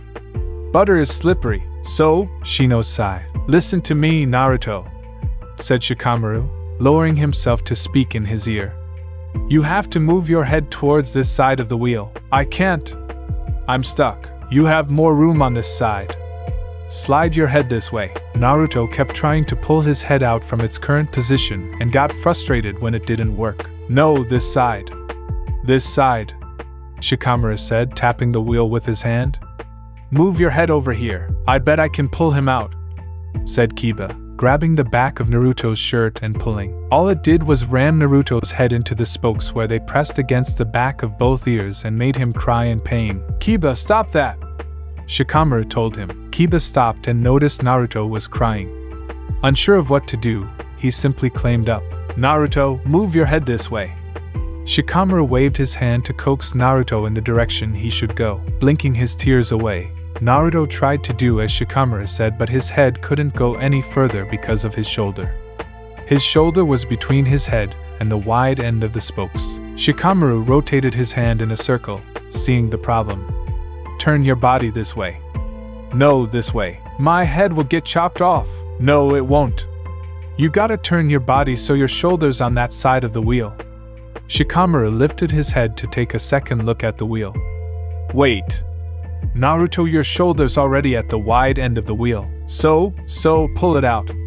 Then you can get your head out." Naruto tried to do as he said, but his shoulder kept hitting the top part of the wheel. "It won't go." "Drop your shoulder down and slide it out." Shino saw what Shikamaru was saying and pushed on Naruto's shoulder, trying to help. "This one. Put it down and then slide." Panicking and in pain, Naruto wasn't comprehending anything they were telling him and was getting more and more upset. Sensing they needed help, Sai went to get one of the young shinobi. The two men hurled question after question at the shinobi, wanting to know what they were up to. Everything about these children was suspicious. "Why do you want to know? Let's just say we have business with it," Boruto said, tired of all the questions and dirty looks. "That spring is far too dangerous and shouldn't be meddled with." Boruto smirked and folded his arms. "We never said anything about a spring," the man growled at him. "I knew that's what you were after all along." "Look," said Shikadai. "We're not trying to do anything with it. We just need information on Dash. We're not telling you anything about it. Even the villagers don't know about it for good reason. If word gets out, we won't tell anyone about it," said Shikadai. "So you say. But why would you want to know about it if you didn't have plans for it?" Sai went up to Chocho and tugged on her sleeve. She turned and saw the concerned look on his face. "What is it?" Sai looked back the way he came and pointed wordlessly at the scene of Shikamaru on his hands and knees coaching a trapped Naruto with Shino trying to push him toward the direction he should go in to get his head unstuck while Kiba stood around and chanted encouraging words. "This way," Shikamaru kept saying. "Shino, make him move his shoulder. He's not listening. It hurts." Naruto wailed and held onto the wheel with both hands. "Stop fighting me and it won't hurt so much." Shino was now pulling Naruto's shoulder away from the wheel, which was much easier now that Naruto's arms were on the same side of the wheel as opposed to before. As he pulled Naruto's shoulder through the spokes, Naruto cried out in pain again. "Stop pulling! You're gonna take my head off, dummy!" "Not so hard," Shikamaru told Shino. Then he told Naruto. "Once your shoulder's out, bring your head here towards me." "No, this way." "I said this way." Boruto saw the state his father was in and abandoned the conversation to give this his undivided attention. "How the hell did you manage that?" He came rushing over with Chocho to help. Sai toddled over with Inogen, hands grabbing the hem of his shirt this time. When Boruto started yelling at Naruto for his stupidity, Sai brought his hand up to his mouth, rubbing his knuckles against his lips to soothe himself. The men watched the scene unfold from where they stood with open mouths and commented. "You found the spring, didn't you?" Shikadai gave a sarcastic grin and said. "Well, how did you guess?" Boruto pushed Naruto's head through the wide end of the spokes and pulled him out by his collar with a groan of annoyance. "Why didn't you go around to get it?" Boruto went under the cart to retrieve the toy and returned it to him with a shake of his head. "Through the wheel? Who does that?" Kiba said, tapping his fist into his open palm in epiphany. "We could have used butter to slide his head out." Shino sighed again. "You must understand," said the village headman. "That spring was a major discovery a few years ago. It was thought to be a rejuvenation spring based on the effects it had on one's body." The headman and his partner agreed to discuss the spring with the shinobi in private only after learning that the adults had accidentally fallen into it. Rather than leave them like this, the men agreed to help them, which could only be done through an explanation of what the spring was. "If I'm not mistaken, that man there was asking about it the other day. We told him we knew nothing to avoid exactly this." The headman was eyeing Kiba from across the room. "Did it ever have the power to physically change a person?" asked Shikadai. "You mentioned a rejuvenating change on the body of those who entered it. If you're talking a fountain of youth thing, keep dreaming," said the man.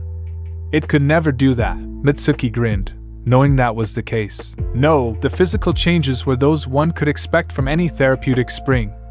After soaking in its waters, a person felt rejuvenated, refreshed. Those with sore muscles felt their aches and pains go away." "Where's this effect come into play?" Boruto asked, pointing at his father who was coloring with Sai and the others on the floor of the leader's office. "We discovered that in recent years," said the headman. "The water's properties changed when a neighboring village discovered a stone they believed granted them a miracle." "What kind of miracle?" "They claimed that the stone allowed them access to a healing spring in their own village. They had no spring there before. I honestly have no idea who discovered this stone or figured out it could do this, but they're not going to question with results," said the headman. "After they attained their own spring, the one we discovered in the woods mysteriously changed. The water's color changed, as did the effects of those who entered it," said his partner. "When people entered, they reverted back to their childhood years mentally," said the headman. He pointed at the adults behind the shinobi. "Just like that. But there is a cure, right?" asked Boruto, hopeful. "As it turns out, yes. And it's a simple one." The headman leaned back in his chair. "All you have to do is remove their so-called miracle stone and the spring returns to normal. And once it's normal, everyone goes back to being normal, too?" Boruto asked with a raised eyebrow, suspecting there was more to it than that. "They have to enter the spring again to change back. But yes, so going into the spring after the stone is removed cures them?" "We tested it," said his partner. "It holds true. All the people who were acting like children changed back to their normal adult selves after going for a dip in the water." "Let me guess," said Shikadai. "You tried to impress upon the other village to keep the stone away from its altar despite this miracle because it wouldn't bode well for your village in so many words. You probably didn't tell them about the spring and the stone's direct effects on it because you were afraid it would be misused." "It's true," admitted the headman. "They said we were being selfish. That their miracle would bring tourists to their new springs and make them a lot of money and we couldn't stand it. They said we had no right to dictate what they did in their own village. So you stole the stone and hid it in that cave in neutral territory so if they came looking in your village for it, they wouldn't find it, correct?" Shikadai then asked. "What about the amber trap? Seems a little advanced for your village, if you asked me. Was that your doing or the doing of someone you hired?" "That was a discovery we had made years ago," said the headman. "Probably left over from some shinobi battle long ago. We decided to utilize it anyway. I mean, it was just sitting there. So you decided to use something you just found and don't have a full understanding of?" Shikadai sighed. "Well, that doesn't really matter, does it? We're getting off subject. They're the ones who are using something they know little about. I don't know how that stone is connected to the spring, but it is. We warned them that it was dangerous, but they didn't listen. The animals know enough to stay away once it's like this, but humans don't. All we need is some explorer bending down to get a drink and ending up like that." said the partner. Can you imagine the danger such a person could be in? With a toddler mind in the middle of the woods, they could end up lost, hurt, or worse, not to mention their family if they ever discover them like this. A lot of people would assume they've lost their minds. The effect doesn't wear off with time. We tried, said the headman. The poor souls who used the spring after its change remained as toddlers for over a year before we discovered the cure. At no point did they mention the spring water needing to be ingested to have this effect on people. Either they didn't realize or chose not to mention it. Boruto leaned closer to the headman. We don't care about that stuff. Misusing it or whatever. We don't even care about what that other village thinks. We just want to know if this can be cured and how to do it. You're sure all we have to do is simply remove that stone thing from that wall and make them take another dip in that water? As far as we know, that's all you have to do. That's how it worked last time. Then great. Boruto gave a short nod of his head. Then we'll do that and everything will be fine. Are you certain? Asked the headman. Now that you know about the spring, how can we trust that you won't use it on your enemies? The same fears that keep us from informing the other village of the truth? Boruto glared at the headman. You're saying you want to lock us up just because we found out about it. I told you, we won't misuse that spring. We just want to get our dads back to normal. So you say, but I wouldn't even do this to my enemies, said Boruto, gesturing to the adults coloring on the ground. It's too big of a pain in the ass and pointless. They'll become someone else's responsibility, and who wants that? As far as I can tell, it'll just be punishing a bunch of innocent people who now have to deal with them being like this for the rest of their lives. I wouldn't put that burden on so many people. Though Boruto was only a child and thinking like a child, the headman could tell that Boruto did have a deeper understanding of the situation than he gave him credit for. Boruto understood the burden of having to contend with someone who had the body of an adult and mind of a toddler, but only from the perspective of someone his age who had his own aspirations and in the care of a responsible parent who sheltered and guided their inexperienced child. Having the responsibility of caring for someone bigger than himself who should have been taking care of him was a real burden. It was only natural for Boruto to see this as a hindrance unfairly thrust upon him. Put simply, Boruto and the other young shinobi weren't ready for such responsibility. They were too young and inexperienced to care for someone with the strength and size of an adult with a toddler's mind and emotions without assistance. They were tired and frustrated and were simply winging it, hoping something would work. Boruto seemed to think anyone else in this position would be just as exhausted and frustrated as he was, perceiving this as a punishment. Because of this, the headman knew Boruto wouldn't misuse the spring. Boruto seemed to understand in his own way why it would be wrong to use it, even on his enemies. Very well, said the headman. After you've changed your parents back to normal, I'll trust that you will never use the spring again nor tell anyone about it. You've seen what it can do. His partner didn't agree with this and immediately protested this decision. We can't let them. They understand why it's dangerous firsthand, he reasoned. Besides, the spring isn't even in our territory. It resides between our two villages. Technically, we have no claims to it, nor do they. If the stone is removed, the spring becomes a harmless healing spring, correct? Asked Mitsuki. Then all we must do is remove the stone and that will be that. I see no reason to put it back even after the adults are fixed just in case this happens again. Seems to me that everyone will be better off if the stone stays removed. We can take the stone with us or destroy it to prevent any more arguments. Destroy it? Said the partner and gave the headman a concerned look. Are we sure we should do that? What if the stone can be used for something good?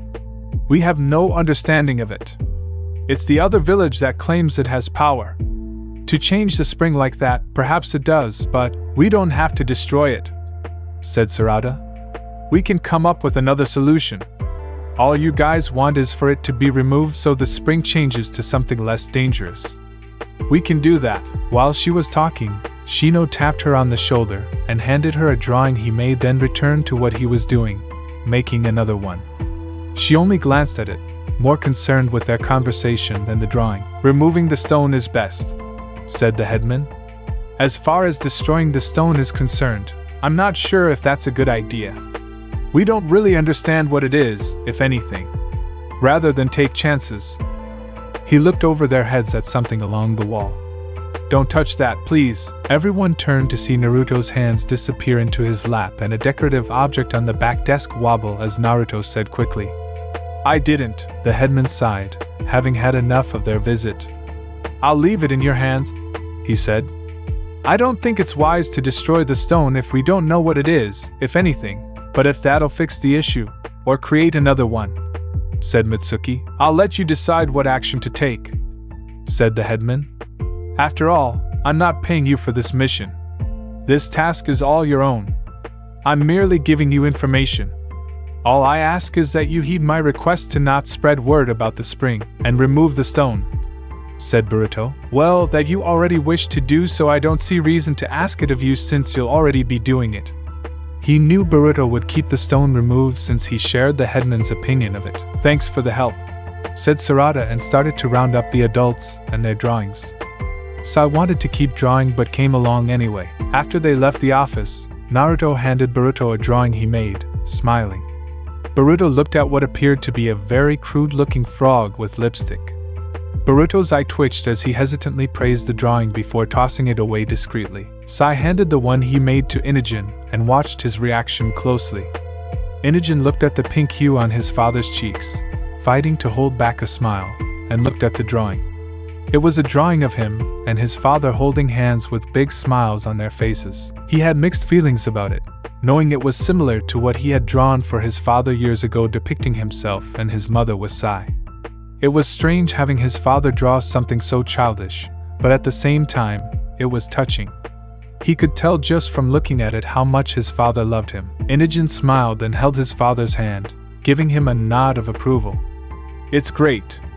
Thanks. Sai's smile doubled in size and he squeezed Inogen's hand lovingly. Remove the stone, fix the problem. Easy, said Boruto, dusting off his hands satisfactorily. Not easy, said Inogen. When I put the stone in that opening, it was so narrow, I almost couldn't get my hand out. It's just small enough to fit that stone and nothing else. I'm not sure how they got it out in the first place. Then we chip a hole in the wall and get it out that way. And if it's a load bearing or another support for the cliff face? One wrong move and the cliff could come crashing down on all those homes and people, said Shikadai. Even the tiniest crack could fissure, and then what? We don't have good excavation skills and even an expert wouldn't risk it. Then we get something sticky and fish it out that way, said Boruto. You're forgetting the obvious, Boruto, said Shikadai. That altar is on a cliff face overlooking the village. It's the equivalent to the Hokage monument. Everyone can see us. All they have to do is look up, and once we're seen, they'll know what we're up to and take action. Boruto clicked his tongue in annoyance. I didn't forget anything.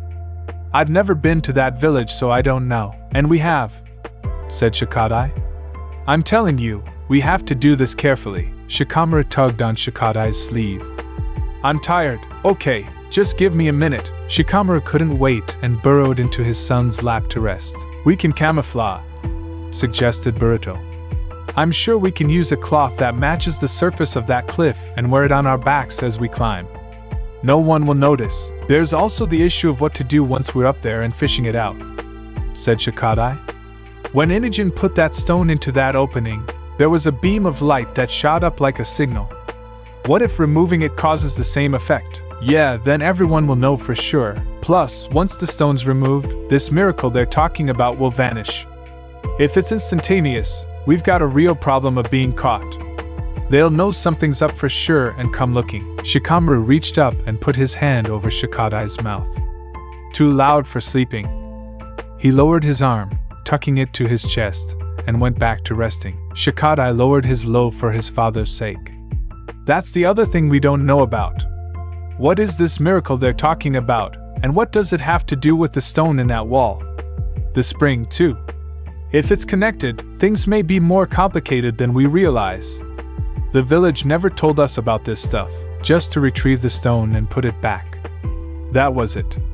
It was never referred to as a miracle stone or anything like that. If we go asking questions, they might be suspicious, added Inogen. And like we discussed before, it's been days since then, and they might have set up some traps to prevent such a thing from happening again. We've got to be careful. Things might not be as easy as we think. We won't know until we try. Boruto felt Naruto snuggle up to his back and drape himself over Boruto's shoulders, trying to find a comfortable position to rest. He was worn out too. "We're not going anywhere with them like this," said Inogen, seeing Naruto drooling on Boruto's shoulder. "Let them rest for a while and we'll think of a plan in the meantime. I could go ahead to the village and do some investigative work," offered Mitsuki. "I'll see what I can find out and come back here to report. By that time, everyone should be rested and ready to go." "I like that idea," said Boruto. "It's what I suggested before." "Just him by himself?" asked Shikadai. "I know you're capable, but it's always a good idea to have backup. If I'm not back by tomorrow, come look for me," said Mitsuki.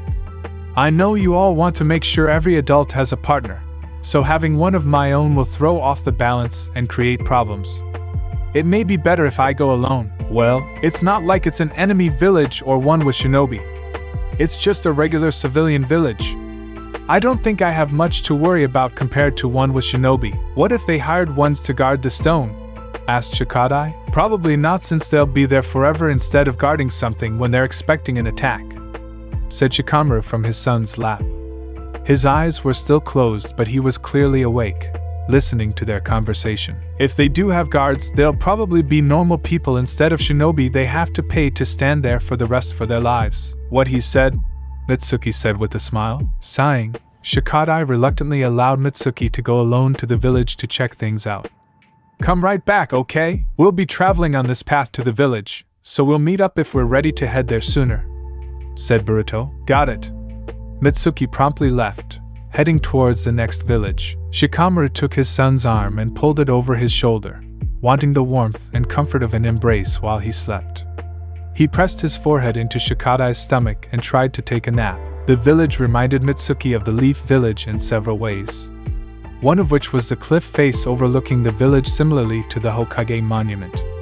Just as Shikadai described, there was no way to access the opening containing the stone without being seen. His mission wasn't to remove the stone, but to learn what he could about it and its effects on the village. It was interesting how the stone was revered by the locals who knew of it, though their reverence came partly from their lack of understanding. From what he found out, none of them understood how it worked but chose not to question it. When asking about the healing waters of the village, he was led to a recently constructed bathing area behind buildings riddled with trees.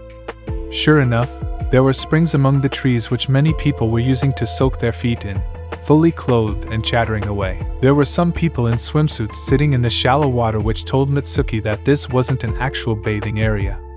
Considering the fact that there was no fence for privacy, he understood why that was. "These springs look quite new," he told the woman who had taken him to this spot. "Are they man-made?" "No," she answered with a smile. "They popped up almost overnight. It was astounding." "How so?" "We never had natural springs before and suddenly they showed up. It was a miracle. The water itself is a blessing. It eases aches and pains far better than any medicine, and some believe it actually speeds up the healing process of other ailments such as broken bones. Everyone who enters this water feels rejuvenated. It's wonderful." Mitsuki looked at some of the recent construction going on in the area and deduced that the people were planning on making this a real bathhouse. The trees provided some protection, but they also made it difficult to put up an actual fence. The reluctancy to cut down any of these trees halted construction, which was why only minimal steps had been taken to preserve the area and give patrons minor privacy. It seemed to Mitsuki that the locals were still deciding what to do with the springs. Having the stone taken from them postponed any decisions that had been made in order to get it back. Now that they had it, the springs had returned, but they were focusing more effort towards keeping the stones safe than the springs themselves. "This miracle you're talking about," said Mitsuki. "What is it exactly?" "I think it has to do with the shrine of the mountain god." "The what?" he asked, not expecting this response. The woman smiled at him. "Oh, it's only if you believe in such things. It happened long before I was born, so who knows how much of it is true." "About the miracle?" the woman tried to explain. "From what I've heard, a long time ago, the local people built a shrine to the mountain god on top of that cliff." She pointed to the cliff overlooking the village. "People would trek up to the top to offer prayers to the shrine." Mitsuki squinted, staring at the cliff. "I don't see any shrine. Is it farther up? The woman chuckled. There is no shrine anymore. Word has it that there was a battle years ago that took place up there and shaved off the top of the cliff that had the shrine on it. That's why it looks like a small chunk is missing from the top. Not many people can scale the cliff now. The ground is unstable and steep. That's probably why no one's bothered to replace the old shrine that used to be there. What does this have to do with the miracle and the spring? Mitsuki asked her. Knowing that story, several believe the spring suddenly showing up is a gift from the god people prayed to all those years ago. We don't really have any other explanation. I don't understand why we would see something like this so many years later and out of the blue, but here we are. The woman never mentioned the stone, leading Mitsuki to wonder if she even knew about it. From what he learned from the other village, they might not have wanted to broadcast it too much just in case someone tried to profit off it. Well, it makes for a good story to tell tourists, said the woman. That's what the leader of our village wants to do. Local businesses could really use the money, so I won't quibble. Where can I find the leader to speak with him? Mitsuki asked. I'm curious about the mountain god's story. The woman pointed directly behind him at a man speaking to a couple of women nodding their heads and gesturing to the area near the springs. It seemed he was already meeting with people to begin plans. Mitsuki went over to the man and stood next to him, waiting patiently for his turn. When the women walked away, the man looked down at him and asked, What? I wanted to ask you about the springs. They're the miracle of our village and have healing properties. The man said proudly, as if giving a private tour. Sore muscles, back pains. Do you believe the springs were the result of a local deity, or a miracle stone someone decided to toss into a crevasse? The man's face fell and immediately lowered his voice. How did you know about that? My friends were hired to retrieve that stone for you, but you never mentioned anything about the springs. The man was minorly thrown off by Mitsuki's bluntness but took it as a child's naivete and answered the question without considering an ulterior objective. So, you're with those shinobi we hired. Well, good job getting it back from those thieves. It's back where it belongs. We didn't mention the springs to them because they didn't need to know about it. How could a stone make water appear like this? Mitsuki glanced at the springs. That's why it's a miracle, said the man. How does someone come by something like that? Who decided it was special and wedged it into a wall? The man gave a quick look around before answering him. I heard that a long time ago. A shrine stood atop that cliff, but some sort of attack sheared off the top of it. The earth was shaken up in that blast too. Landslides and what have you. Made it hard to climb up to where the shrine used to be. Few explore it for that reason. But every now and then you get some curious kid or researcher who wants to try climbing up what used to be the path to the shrine, and they'll find bits and pieces of old who knows what. And during one of those explorations they found a stone. Yes. Someone found that stone and brought it to me, asking if something could be done with it because it looked important. A museum, perhaps. During the talk, someone suggested we bring it to the top of the cliff and see what we could find. So, we went up there and after a while, found that opening in the cliff face. It was just the right size and shape that we thought it would fit. One of us used a rope to get to the opening, put the stone inside, and right after that, the springs just appeared. It doesn't take a genius to put two and two together. It all seemed a little too convenient. Most of this sounded like chance happenings, and other things had a better explanation. Was there a beam of light? Asked Mitsuki. As a matter of fact, there was.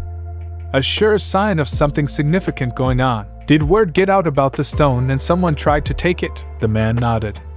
The next village over, he said, folding his arms, tried to tell us that the thing was dangerous and should remove the stone. I see no issue with this. It's healing water, for crying out loud. No one is getting hurt. If anyone were, I'd be sure to stop it, but nothing like that's going on. So why do anything when what's going on now is a good thing? But you don't seem to know what that stone really is or what it's to. It could be pure chance that it happened to fit in that opening. Didn't anyone question why putting a stone in a hole in a cliff would bring healing spring water all the way over here near a forest? Wouldn't it make more sense for it to happen closer to where an action took place? Ever hear the saying of don't look a gift horse in the mouth? Why question it? Can't argue with results if you asked me. Mitsuki wasn't convinced. Did you ever test this out to be sure it was the stone's doing? When the stone was removed, the water disappeared. answered the man. That was when we knew. We also knew that the other village did it. The stone goes missing right after they were talking about how we shouldn't have it. It's obvious. And sure enough, we were right. Also, sure enough, the water came back the instant we returned the stone to that exact spot. The water went away when the stone was removed and came back when it was returned. That's what I just said. Cause and effect. Can't argue with those results, I mean, come on. Cause and effect. Mitsuki considered these words while staring at the water to his left. I don't know about some mountain god or whatever, said the man. Especially considering that's a cliff and not an actual mountain. But I can't explain why the stone brought us this miracle, and I don't want to. I think the other village is just jealous that we're making a profit and they can't stand it. You think they're jealous? Why else would they not want us to have good things? We're not even charging money for people to use the springs. It's free. The only profit we make is from the tourists coming to spend their money at local shops and inns. Those people need to make a living to support their families, you know. I can't understand why the other village seeks to ruin it all.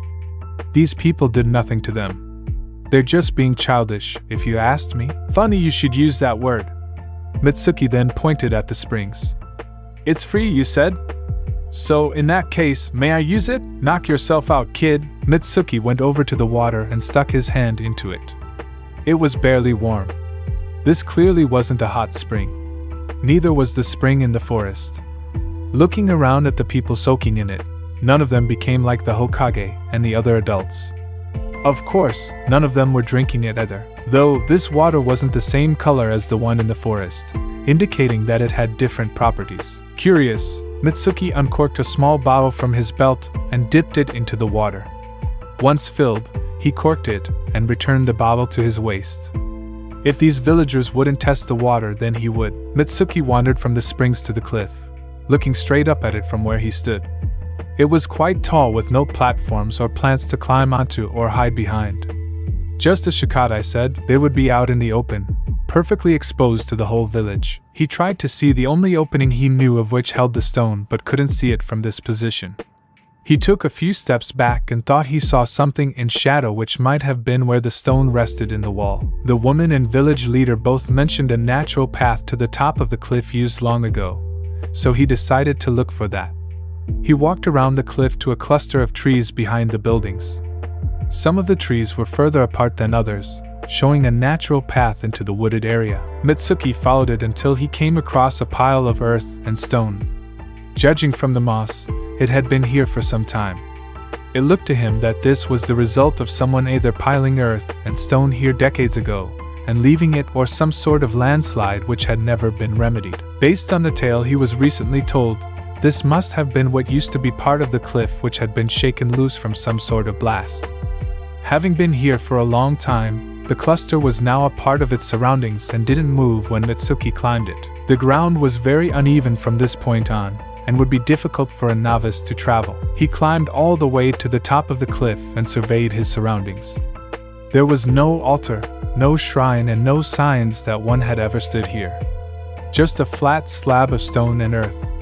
Whatever stood here once was long gone. He stood at the cliff's edge to look, not at the village, but the forest on the other side. Uneven hills and steep slopes riddled the area near the cliff, and Mitsuki understood that the story of a blast taking out the top of the cliff was true. It happened a long time ago, but the evidence was gathered under moss and grass beside the cliff. Mitsuki climbed back down, staying close to the face of the cliff. There was a lot of moss on this side of the cliff and a lot of dry leaves. Once he reached the bottom, he found solid, even ground and started back towards his friends. He had been traveling for a while when he noticed he was being pursued. He ignored it for a short time, allowing the person to follow him to a place he recognized. Still, Mitsuki didn't let on that he knew he was being followed, unsure if this was a foe or a suspicious member of the village. If the latter, it would be wise not to show hostility just in case they thought he would do them harm. Mitsuki took the path leading away from his friends, unwilling to lead the unknown pursuer back to them just in case they were dangerous. He hoped by now the person, whoever they were, would abandon their pursuit and leave, but they didn't. Mitsuki kept his pace and listened intently to everything around him. Then Mitsuki stopped where he was and bent down, pretending to pick something up off the ground. He heard whoever it was getting closer, curious to see what he was doing. Then another noise had Mitsuki's hand flying out to block an attack from behind. The sound of metal clanging on metal echoed through the forest as Mitsuki's kunai fended off the short sword swung downward at his head from behind. "I knew you'd be back," said the man with the short sword. "You and I don't give up so easily." Mitsuki recognized the man as one of the ones the Hokage and other adults had to face and smiled at him. "You were after that stone, weren't you? The one your friends gave up on after it was returned to the village." "I wouldn't call them friends," said the man. "We were just hired for a common goal." Mitsuki took notice of the bandages on the man's arm and torso and knew he was still recovering from injuries sustained during that fight. He was alone and not at his best, giving Mitsuki the advantage. "Just because they gave up when the flag reached the other side doesn't mean the game is over. Not to me." The man pulled his sword back away from Mitsuki but didn't swing again. "As long as I get that stone, I get paid. Doesn't matter if it's late or not, but the stone is irretrievable," Mitsuki told him. "It's stuck in a wall, then I'll blow up the wall to get it unstuck," he reasoned. "What if you damage the stone doing that? Who cares?" said the man. "The job said to get it back. Never said it had to be in one piece." He swung at Mitsuki's head and he jumped back. "Coincidentally, we're also trying to get that stone out of the wall.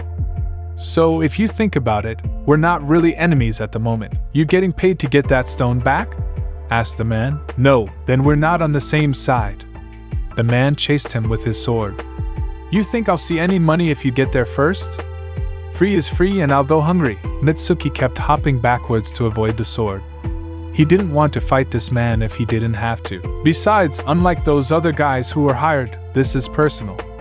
He took another swing at Mitsuki, missing again. "You're from the same village as that guy, aren't you? Those headbands are all the same." Mitsuki momentarily stopped, realizing that was why the man was following him in the first place. He wanted revenge for being defeated by Leaf Shinobi. If he led him back to his friends, they would be in danger, especially the Hokage. He was confident he and the others could defeat this one man, but the adults might make things a bit more complicated and decided it wasn't worth the risk. "Where is that pale guy with the dark hair? He your father or something?" "Sigh. No, he's not. Whoever he is, he owes me big for making a fool of me like that." "And that blonde man with the whiskers, why hold a grudge over a job like this?" asked Mitsuki. "It was nothing personal, so why make it personal? Wouldn't one call that juvenile? Hey, hiring a guy like me means we don't operate on a certain set of rules. People go around hiring shinobi, but I'm no shinobi. I get results without any worry about ranking or location or that nonsense. A freelance goon for hire, huh?" Mitsuki grinned at him. "Is that what you are? Shut up!" The man came at him again. "It's not like shinobi are the only guys who should get paid to do this kind of crap, I suppose," said Mitsuki. "But we get results too." When the man swung at his head again, Mitsuki dropped to the ground and slithered behind the man's back and wrapped himself around his shoulders. Man couldn't attack him from this position, but Mitsuki didn't intend to stay like this for long. He gave the man's body a jolt with his snake lightning and released him. Paralyzing the man with a bolt of electricity seemed like a good way to end the fight early and move on. Mitsuki left the man twitching on the ground and started back towards his friends. A sharp pain went through Mitsuki's leg and he dropped to his knees. He looked behind himself at his leg to see the short sword sticking out of his thigh just above the knee. The man still had some fight in him. Mitsuki shouldn't have gone so easy on him because he was injured and not a shinobi. "Don't look down on me, kid!"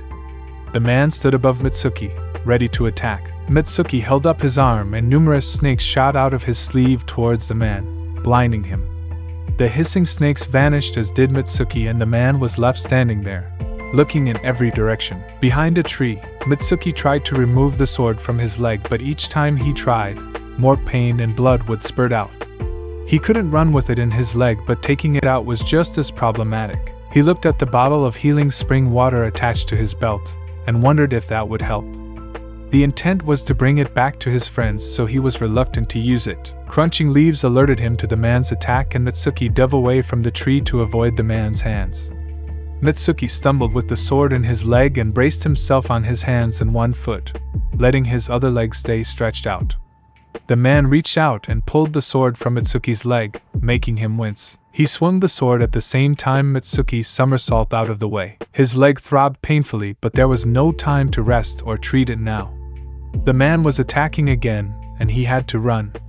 The man was relentless, swinging and deliberately attacking Mitsuki's injured leg whenever he could to slow him down. Taking his chance, Mitsuki stretched his arm out and pinched a spot covered by bandages to cause the man the same pain and give himself time to get away. While the man was yelling, Mitsuki limped away. "I'll kill you!" Mitsuki spun on his heels to blow a massive gust of air from his mouth, sending the man's sword flying out of his hands and into a tree.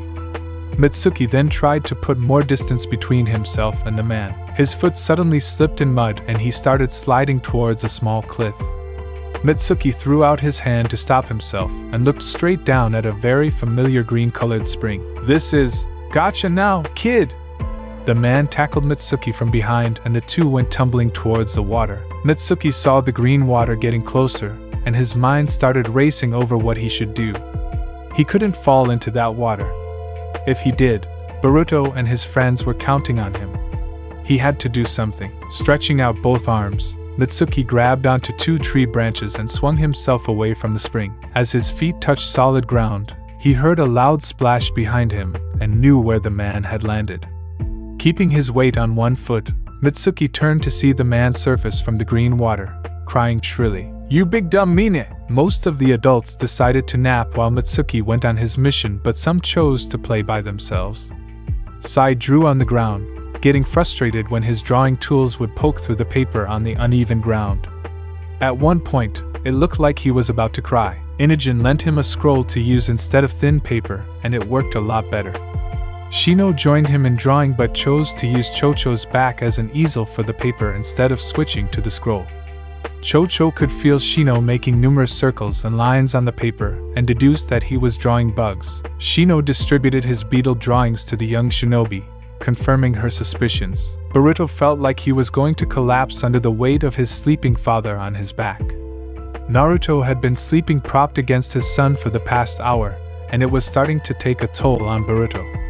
When he tried to move, Naruto would either stir or start to slide off, forcing Boruto to remain where he was. "Can't someone get him off me?" he asked in a whisper. "At least slide him to the ground. My back is killing me. I'd help, but you know." Shikadai pointed to his own father sleeping in his lap. Shikamura hadn't moved for some time, comfortable where he was. "Maybe not you. But what about any of the others, huh?" Boruto glared at the girls. "Sorry," said Chocho unapologetically. "Shino's busy right now and can't move without messing up his thing." Shino passed another drawing to Chocho. "This is a stag beetle, but I drew it with regular stag horns which are antlers." Chocho took the drawing and praised it. "Very nice, Shino. I like how you did the antlers." Boruto turned his attention to Sarada.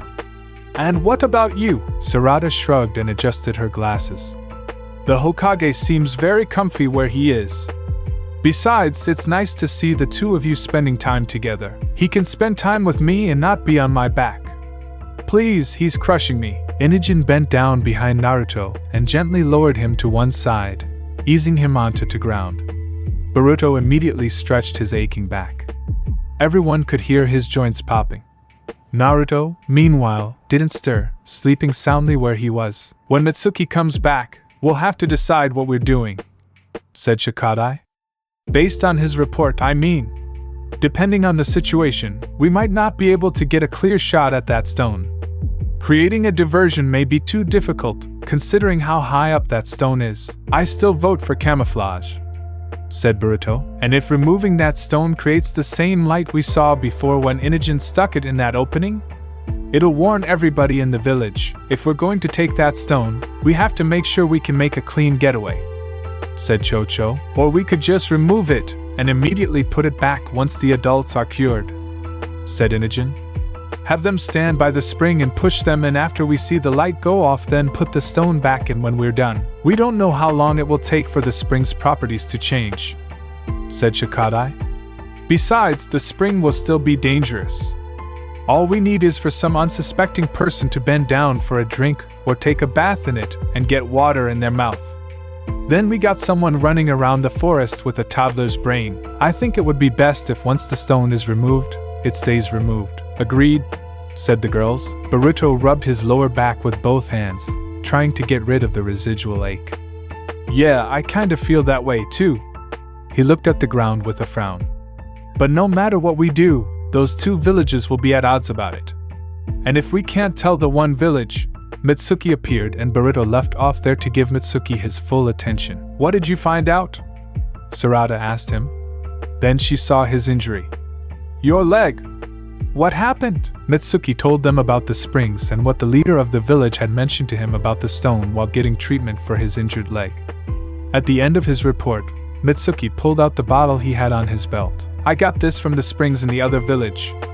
It's supposedly healing water.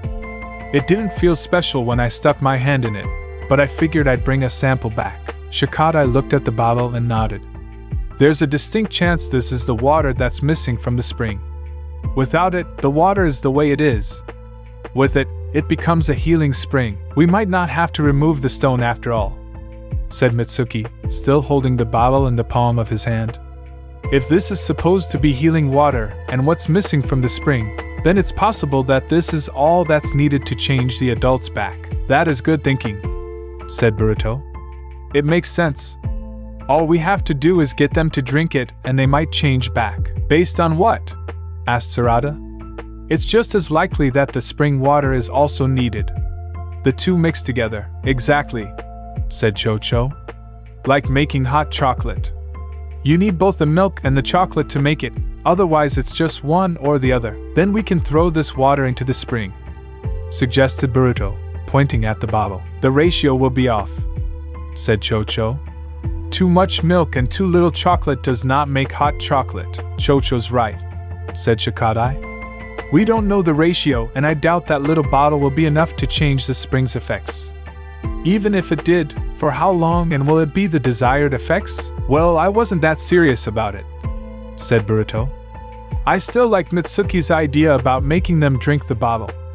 If swallowing the spring water made them like this, then drinking the healing water should change them back. We don't know that. And what if it's like we said about both elements being required? Then we add the spring water to this water and do that, answered Boruto. We don't know if that will work, said Sarada. What if we're wrong? Are you seriously willing to test it out on your dad to see? What if we make it worse? Boruto considered this and, looking over at his sleeping father, knew it wasn't worth the risk. The last thing he needed to do was make this permanent. But what if this is our best chance to change them back to normal? He asked, though he wasn't as enthusiastic as before. He really didn't know what to do. There's no safe way to test it, said Sarada. None of us are willing to risk hurting our dads for a theory, and we don't have another way to do it. Actually, we do, said Mitsuki, leg bandaged. Mitsuki brought them to a man he had tied to a tree near the spring with a gag in his mouth. The man had the frightened eyes of a child, and it looked like he had been crying. His clothes were still wet, and they knew immediately what had happened. He's one of the enemies we had to face before, explained Mitsuki, standing over him. He attacked me in the forest and fell into the spring. I think he would make a good test subject. Really? Asked Inogen, raising his brow. This way no harm comes to your parents, and we get answers. Mitsuki held up the bottle. Since he's an enemy who attacked me without provocation, I think it's more justified than it would be if it were a wandering traveler who ended up in there by mistake. Well, said Shikadai slowly, with him, we can test it. But, Chocho gave Shikadai an angry look. Are you seriously considering this? Mitsuki's logic is sound. It makes sense to test it on him than anyone else. If we want to test it, why wouldn't we? Asked Boruto. We can get this whole thing done and over with now. Say it works and he changes back to normal, Shikadai told him, gesturing to the gagged man tied to the tree. Once he does, he'll attack us. He attacked Mitsuki, but he'd be facing a whole bunch of us by himself. We can take him. Besides, he's tied up. What can he do? We'll have to untie him eventually. We can do that after we change the adults back. An army of us against him. He wouldn't be that stupid to try anything. Who will guard him in the meantime? We can split up the group. We're just testing this anyway. We'll figure out the rest of that stuff after we know for sure. After all, there's a chance it won't do anything. One way to find out. Mitsuki handed Boruto the corked bottle. Are we really doing this? Asked Cho-Cho, looking agitated. She looked around to see if anyone would take her side. Am I the only one who thinks this is a bad idea? We really shouldn't, said Sarada, taking her side. I know he's an enemy, but we don't know what it'll do to him. That's why we're testing it, said Boruto, getting ready to uncork the bottle. You're missing the point. The point is that we could have this whole thing done by now if we find out if it's possible. The only way is to test it. The quick fix might not be the right one. We'll find out in a second. Boruto bent down to get closer to the man, bottle in hand. We should talk about this, Sarada urged. Come on. Ignoring her, Boruto went to remove the man's gag. They could have this whole thing resolved if they just tested to see if it will work. Everyone would be back to normal. All they had to do was make him drink it and see what happened. Boruto paused, seeing the frightened look on the man's face. He kept turning his head to one side, trying to get away from Boruto. This man was an enemy who attacked them. If they were going to test it on anyone, it might as well be him and not someone they cared about. If they messed this up, it would be the enemy who suffered. They would have answers and no one they knew would get hurt. Yet, the idea made Boruto feel sick. What were they doing? Testing something that might be dangerous on a stranger seemed so. No. This is wrong. Boruto stood up and corked the bottle. Mitsuki cocked his head. What's wrong? Just because this guy's an enemy doesn't mean he deserves to be a guinea pig. What if something goes wrong? Yeah, it won't be to someone we care about, but it would make us the bad guys. We can't experiment on the guy just because we don't know him. What if he has a family? Not knowing them isn't an excuse. It would be wrong of us. Sarada was glad to see that Boruto finally understood the point she and Cho-Cho were trying to make. Shikadai was also hesitant because of the moral conflict. He just felt it was wrong to use the man as a test subject, whether or not he was an enemy. Then what do we do? Asked Mitsuki. We have options, said Boruto. I think we should stick with the first plan. It might be more involved and take longer, but it's better than potentially poisoning the guy just to see results. Mitsuki nodded. If this was what Boruto decided, then he would go along with it. Besides, their explanation did make sense. He wouldn't want to be someone's test subject, especially if the person didn't know what they were doing. Shikadai looked at Mitsuki.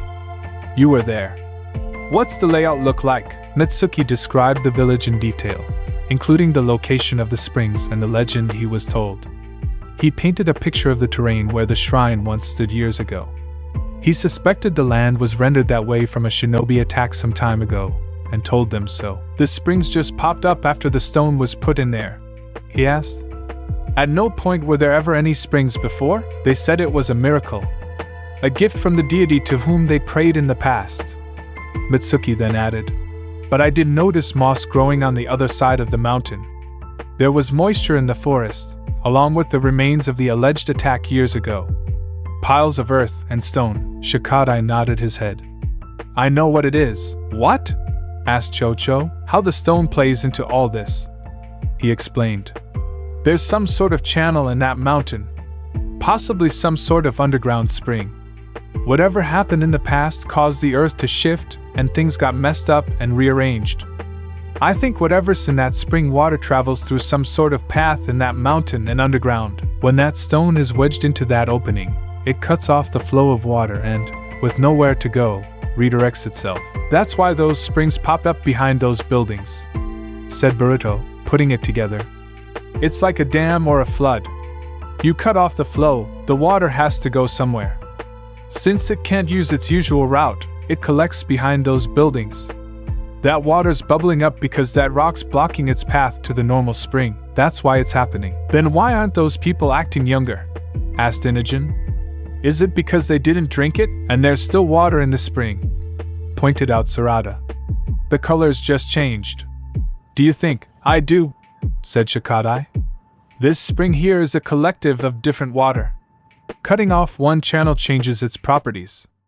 It only works if all the pieces are together, like with cooking, said Cho-Cho, relating it to something she could understand. The difference between regular soup and creamy soup is what you put in it. If you leave out the cream, you just have regular soup or stew. So, what we have here is the vegetables and broth because all the cream is being redirected behind the other village," said Shikadai, gesturing to the spring. "That's what's going on. That's why it changed. And it's not even that the rock is special. It just fits. Anything that shape and size could do it, just as I thought," said Mitsuki. "The rock has no power, but it's still important. This also means that the other village can just stick something else in there after the stone is taken," pointed out Sarada. "If they think to do that," said Inogen. "These people think it's all the stone's doing. It might not occur to them to try something else, and if they do, then we have the same problem. How's the water's path that affected by wedging a stone in there?" asked Boruto. "I can't see through stuff, Boruto," said Shikadai. "The only way to know that is to either be able to see through things or open the mountain to see inside. Of course, doing that would compromise its structure and ruin it. I guess it doesn't really matter how it works. We know the most important stuff, so now we can." Boruto's gaze drifted to something behind the group and he frowned in annoyance. "Really?" Naruto looked up, using one of Sai's writing tools to draw on the captured man's face, and smiled childishly. "I made him a kitty," he said, pointing at the whiskers he drew on the man's cheeks. "Gag removed?" The man didn't look too pleased but was mostly afraid of what the group was going to do to him, so he could tolerate Naruto's childishness. Putting his hands on his hips, Boruto addressed the situation while keeping an eye on his father without scolding him. "Well, if we can't do the bottle thing, then we have to go to the village and get that stone out of the wall. Which means something has to be done about them. It'd be too risky to take them with us, so some of us will have to stay behind to keep an eye on them," said Shikadai. "Depending on how the mission goes. That will determine who stays and who goes. Who's needed for the mission?" asked Sarada. Shikadai had already thought of a few plans and decided on the best one suited for their current situation. "I should go along with Inogen and Boruto. Between the three of us, we should be able to get that stone and change the water." The leader of the other village said that would be enough to change them back, and the remaining three will stay behind, said Chocho. "So Sarada, Mitsuki and I will stay here with the adults." "That seems fair. Will it be enough?" asked Sarada. "I get the three-man squad thing, but are you sure you don't need a fourth to come along just in case? I think the three of us will be enough, and you're going to need as many as possible to stay and help you with them." Shikadai turned to the boys. "I can make good use of our abilities for this mission. I think we can handle it. Just stay close to the spring and see when it changes color," said Inogen.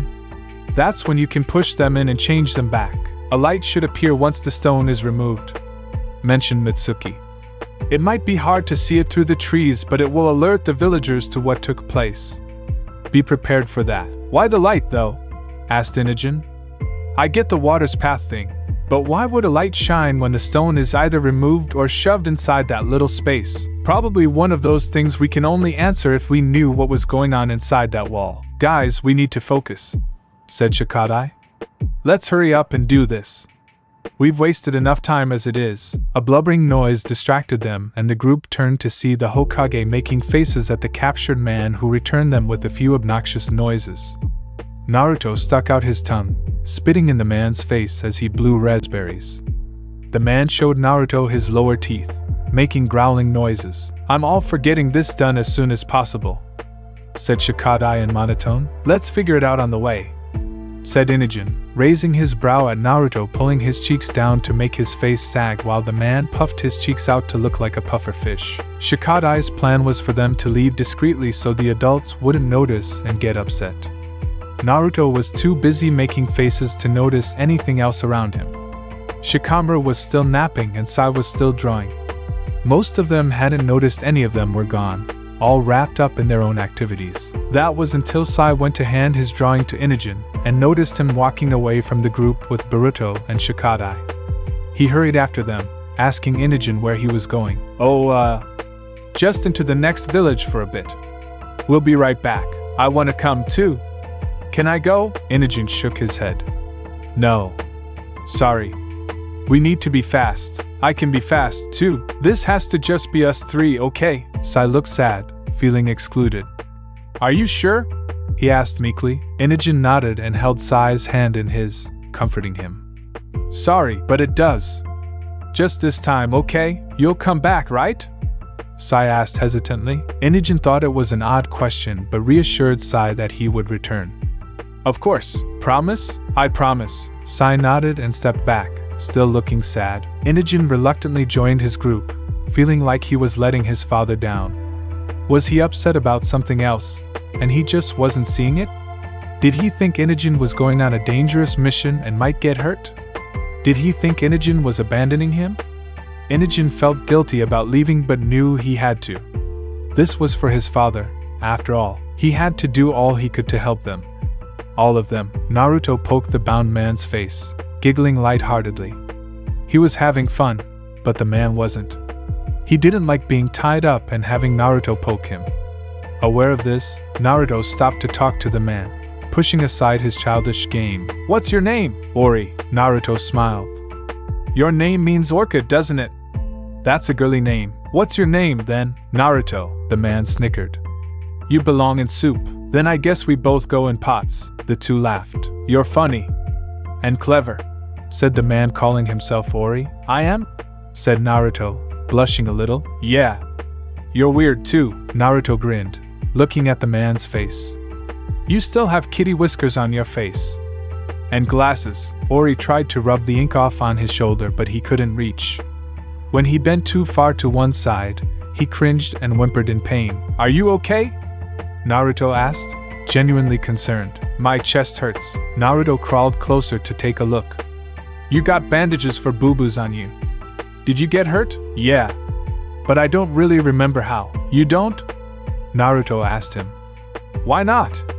Did you get a bump on your head too? I don't think so. Ori looked off into the distance.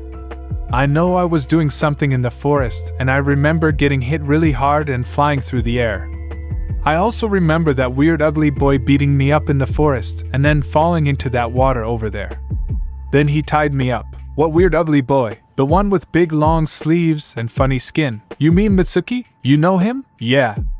He's in our group. And you're right, he is weird. Naruto cocked his head to one side. Why was he beating you up? Did you do something bad? I don't remember. Wait. Actually, I do. I attacked him first. I was following him around and tried to attack him when he was alone. Why would you do that? I don't know, but I wanted to. I was mad. But hurting someone like that's mean and you shouldn't do it. You started the fight. I know. I'm sorry. Ori did look sorry. I don't even know why I was so mad. I just wanted to hurt him and I don't know why. Are you a bad guy? A bully? No. I mean, I don't think so. I mean, I don't want to be. Ori whined and tried to stretch out his bound legs. I'm so confused. I don't know what's going on. I just want to go home. Naruto looked at the ropes binding him to the tree. I bet they tied you up like this so you wouldn't hurt anyone. I bet you scared Mitsuki when you tried to hurt him, but I won't do it again. I promise. Ori looked like he was going to cry. I'm scared. Are they gonna hurt me because I was mean? I don't think so. My friends are nice. They wouldn't hurt you if you're tied up like this. That would be mean and they're not like that. Then why am I still tied up? Maybe they don't trust you. Ori sighed and looked at the ground. I'm sorry I was mean before. I don't remember why I was angry. Maybe I was just grumpy because my body hurts so much. Ori's stomach growled though he tried to pretend he didn't hear it. Are you hungry? Ori acted like he didn't hear the question. I can bring us some snacks and we can talk more, okay? Naruto stood up and hurried off. I'll be right back. Kiba and Shikamaru were still asleep and Shino and Sai were drawing, making looking after them very easy. The girls actually had time to socialize. Mitsuki kept an eye on everyone, including Naruto, who kept going over to Chocho's bag and taking chips from it. Figuring he was just hungry, Mitsuki didn't do anything about it. You really think this can be over today? Sarada asked Chocho. It might be wishful thinking on their part. We don't know how long it'll take this spring to change. I believe in Shikadai. There's a good chance this whole thing will work out in our favor. Any hiccups along the way included? Chocho shrugged. I still think his plan's solid. and it makes sense for us to stay here with the adults. If we brought them along, we'd just have to look after them there, and they'd be in the way. This way the guys can do what they need to do. We'd have to bring them back here to get changed anyway, so it makes even more sense. Naruto returned to Chocho's bag and took out some travel bars from one of the pockets. He hurried away and out of sight. I don't think the spring's change will be instantaneous, said Sarada. But at least we know what color that water's supposed to be. Once it changes to that color, we can shove them in and this whole ordeal will be a thing of the past. Chocho snickered a little. Makes me wonder what kind of award we'll get for helping them out. I mean, we did have to put up with a lot. They'd better give us something. I just want them to be back to normal, said Sarada. I don't care about an award. Getting them back to their normal selves will be reward enough. Not for me, said Chocho. After all we've been through, I expect to at least be treated to a nice dinner. And nice doesn't have to be fancy, but if they're treating, having dinner with the Hokage would be nice. We'd probably get the best treatment at whatever place he shows up at. Sarada fantasized about the servers all bowing and bringing out their food without a long wait, and preparing an exquisite dessert free of charge in a private dining area. This has been exhausting, complained Chocho. I'd even settle for a spa day as reimbursement. What do you mean settle for a spa day?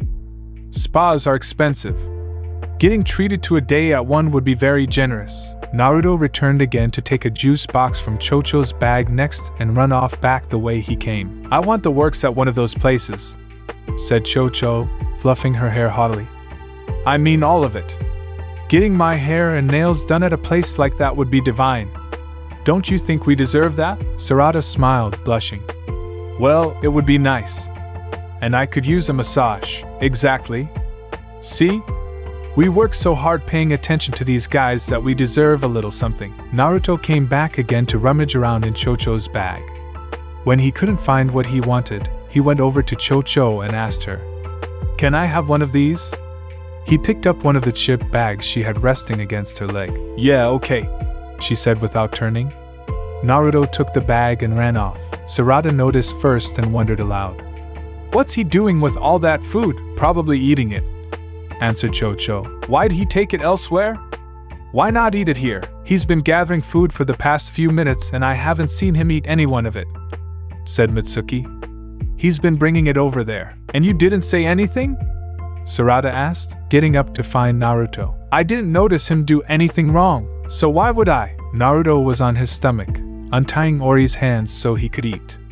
It was difficult undoing the knot, but he managed to get it free without any tools. Ori was still bound to the tree with the ropes around his torso, and the knot was on the other side of the trunk where Ori couldn't reach. So Naruto saw no harm in undoing two ropes around his hands and ankles. He untied his ankles because Ori seemed uncomfortable. Now they were sitting beside each other sharing some snacks. The convenience store sandwiches were fresh and very good. Naruto split his in half so Ori could try some.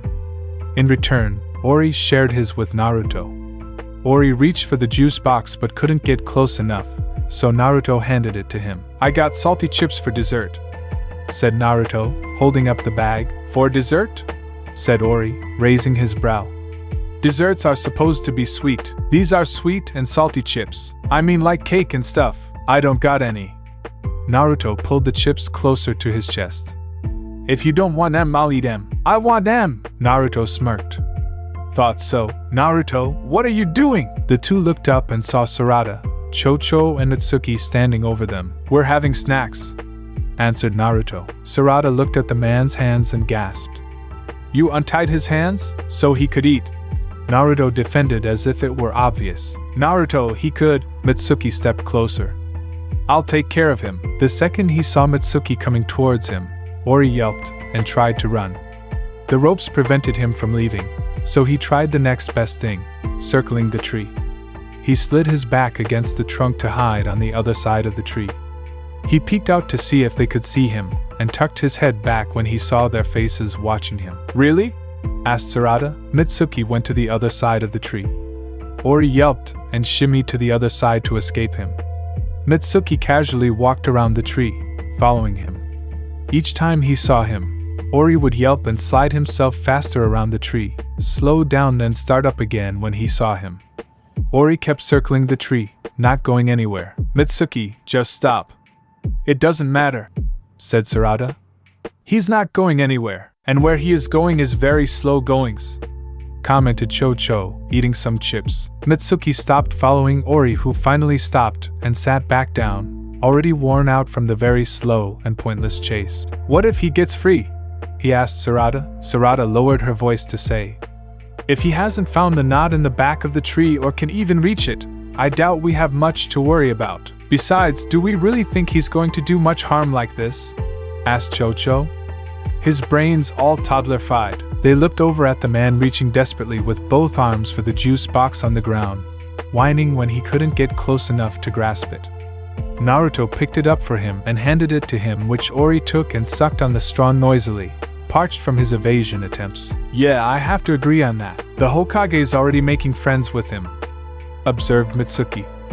Should we allow this? I see no harm in it, said Cho-Cho. Unless he unties the guy and sets him free, pointed out Sarada. Even then, I don't see the harm. The guy's more of a danger to himself than us. Good point. The man started crying with the straw of the juice box between his teeth. My OE is hurting. All that running around the tree probably agitated the injuries you already have, Mitsuki told him. Ori kicked his legs, displaying how upset he was. It hurts, he whined loudly. It hurts, I got this, said Cho-Cho and went back to her bag. She gave the man some liquid medicine she bought for the adults to help with pain, figuring they would need it. The man was willing to take it from her because she seemed the kindest next to Naruto.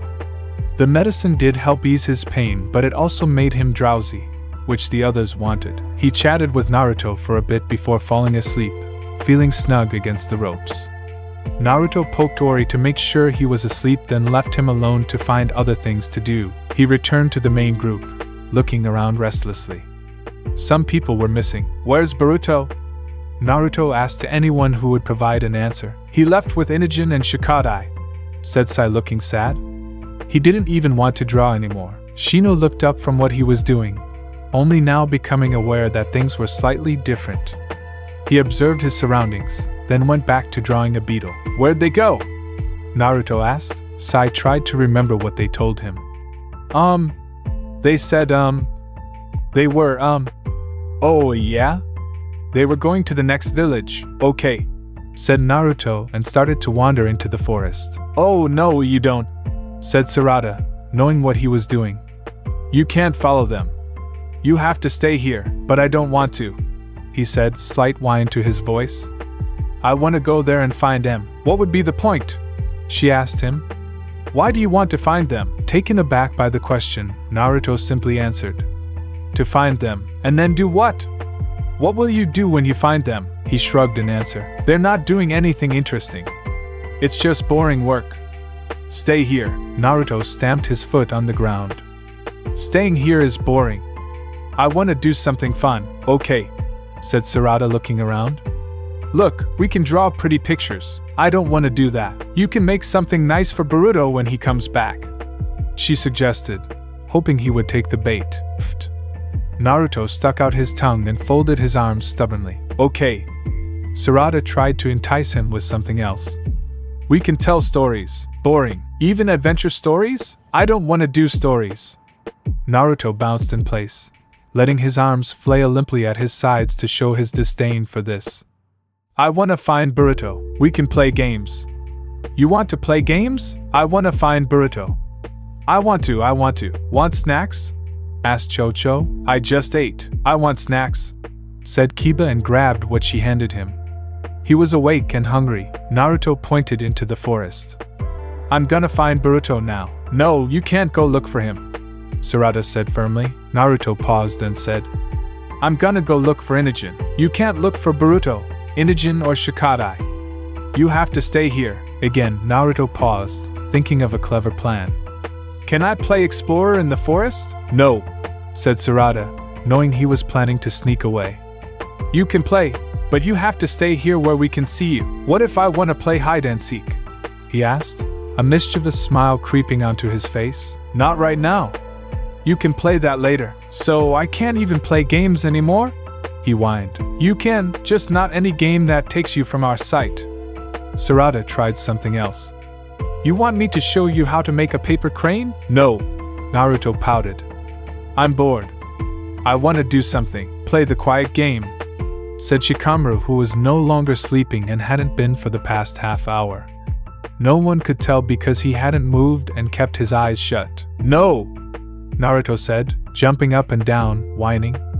You're not helping. Not helping. Sai looked at Sarada with pleading eyes. Why can't we go look for them? I want to find them too. I just told you why. They're doing boring stuff and we shouldn't bother them. But Sai didn't finish, knowing there was no point. He missed Inogen and wanted to find him. He wanted to be with him, even if he was doing something boring. Naruto had another idea. Why not come with me? That way, you can still see me. We have to stay here, she told him again. Please understand that. She was tired of having to repeat herself. Naruto took a step back. What if I just go behind this tree? No. What about that tree? No. Stay here in this clearing with everyone else. Naruto groaned and flopped on the ground limply, throwing a tantrum. He started moving his feet as if he were climbing stairs while lying face down in the dirt. As a result, his feet left long grooves in the soil while pushing his body up a few inches. He stopped moving his legs and let them drop, lining up with the rest of his body. Sarada rolled her eyes at the display. She couldn't tell what he was trying to accomplish. Forget it, Naruto, said Shikamaru, still in the same position he was before. We're not going anywhere if they don't wanna.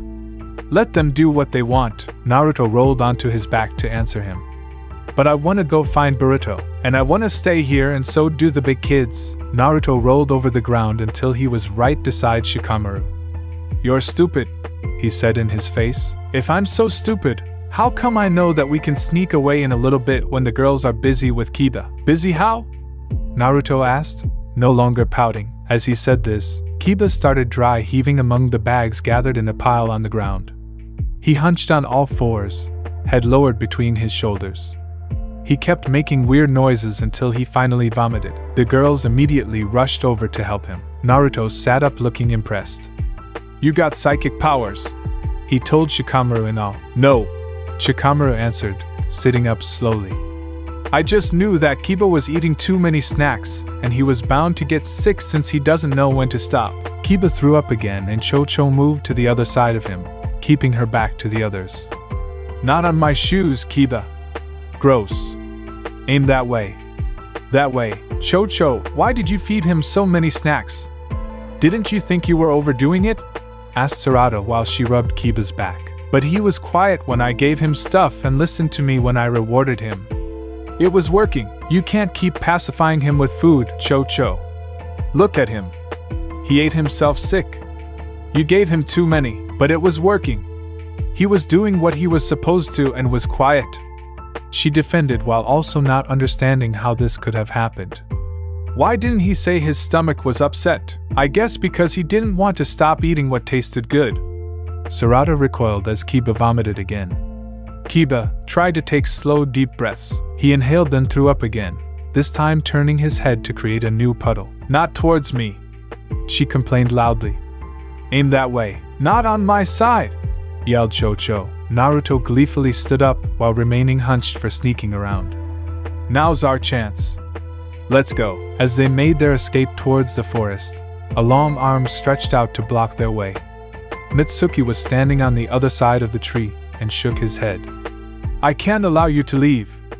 You have to stay here. I'm so tired of hearing that, said Naruto. Out of the way. I'm sorry, Hokage, but I can't do that. Naruto paused for a minute, letting that word sink in. He was the Hokage, wasn't he? He almost forgot. Which meant he could use his title to his advantage. That's right, he said, trying to sound important.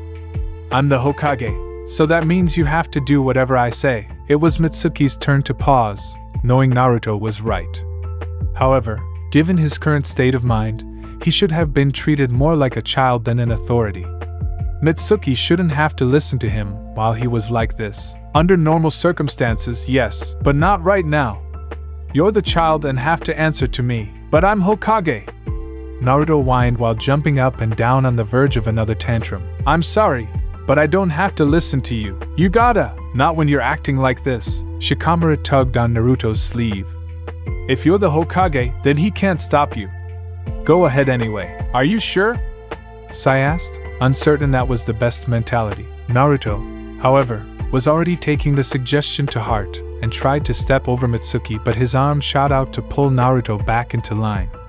He tried to walk around Mitsuki, but his arm kept shooting out to stop him. Fine, said Naruto and started to walk away. After only a few steps, he turned back around and dashed directly towards Mitsuki, who held out his arms to stop him. Naruto was bigger and stronger than he was, so Mitsuki had to add some jutsu to the mix just to keep himself from being trampled. He can't catch all of us, said Shikamaru, urging Sai to join him in running around Mitsuki while he dealt with Naruto. The two ran on either side of Mitsuki and into the forest. Mitsuki shoved the Hokage away with a small gust of wind in order to use both arms to catch Sai and Shikamaru by the backs of their shirts. They ran in place for a moment, the arms holding them back, but their adult strength and momentum kicked in, and they started to pull Mitsuki along with them. Mitsuki dug in his heel to keep himself rooted and yanked the two backwards. Pulled off their feet, Shikamaru and Sai came crashing to the ground with Mitsuki's hands still firmly on their shirts. At that same moment, Mitsuki felt two hands on his shoulders and saw Naruto leaping over his head. As soon as he landed, he started running. Shikamaru reached behind his back and held on to Mitsuki's wrist. Don't let him tag Naruto, Shikamaru told Sai, treating this like a game. When Mitsuki tried to let go of Sai to catch Naruto, Sai held onto his arm with both hands and rolled backwards towards him, letting Mitsuki's arm wrap around his body. Mitsuki couldn't get away now. Snake light. Mitsuki stopped, realizing he shouldn't zap the two adults. He had to stop them using other means. Naruto ran ahead but stopped to look back at his friends. He didn't want to leave without them. Don't let him go, Sai, Shikamaru told him, keeping hold of Mitsuki's other arm. Mitsuki lifted his arm into the air with Sai still attached to it. Gravity forced Sai's body to roll downward towards the ground, Mitsuki's arm gradually uncoiling. Before long, Sai was just hanging from Mitsuki's hand, legs kicking in the air. Naruto suddenly appeared and threw himself into Sai. Hugging him, he weighed Sai down, which put strain on Mitsuki's arm. He couldn't hold both of them like this. If he could get his arm around a tree branch, he might have been able to support them both without feeling like his arm would break. Shikamaru was annoyed at Naruto.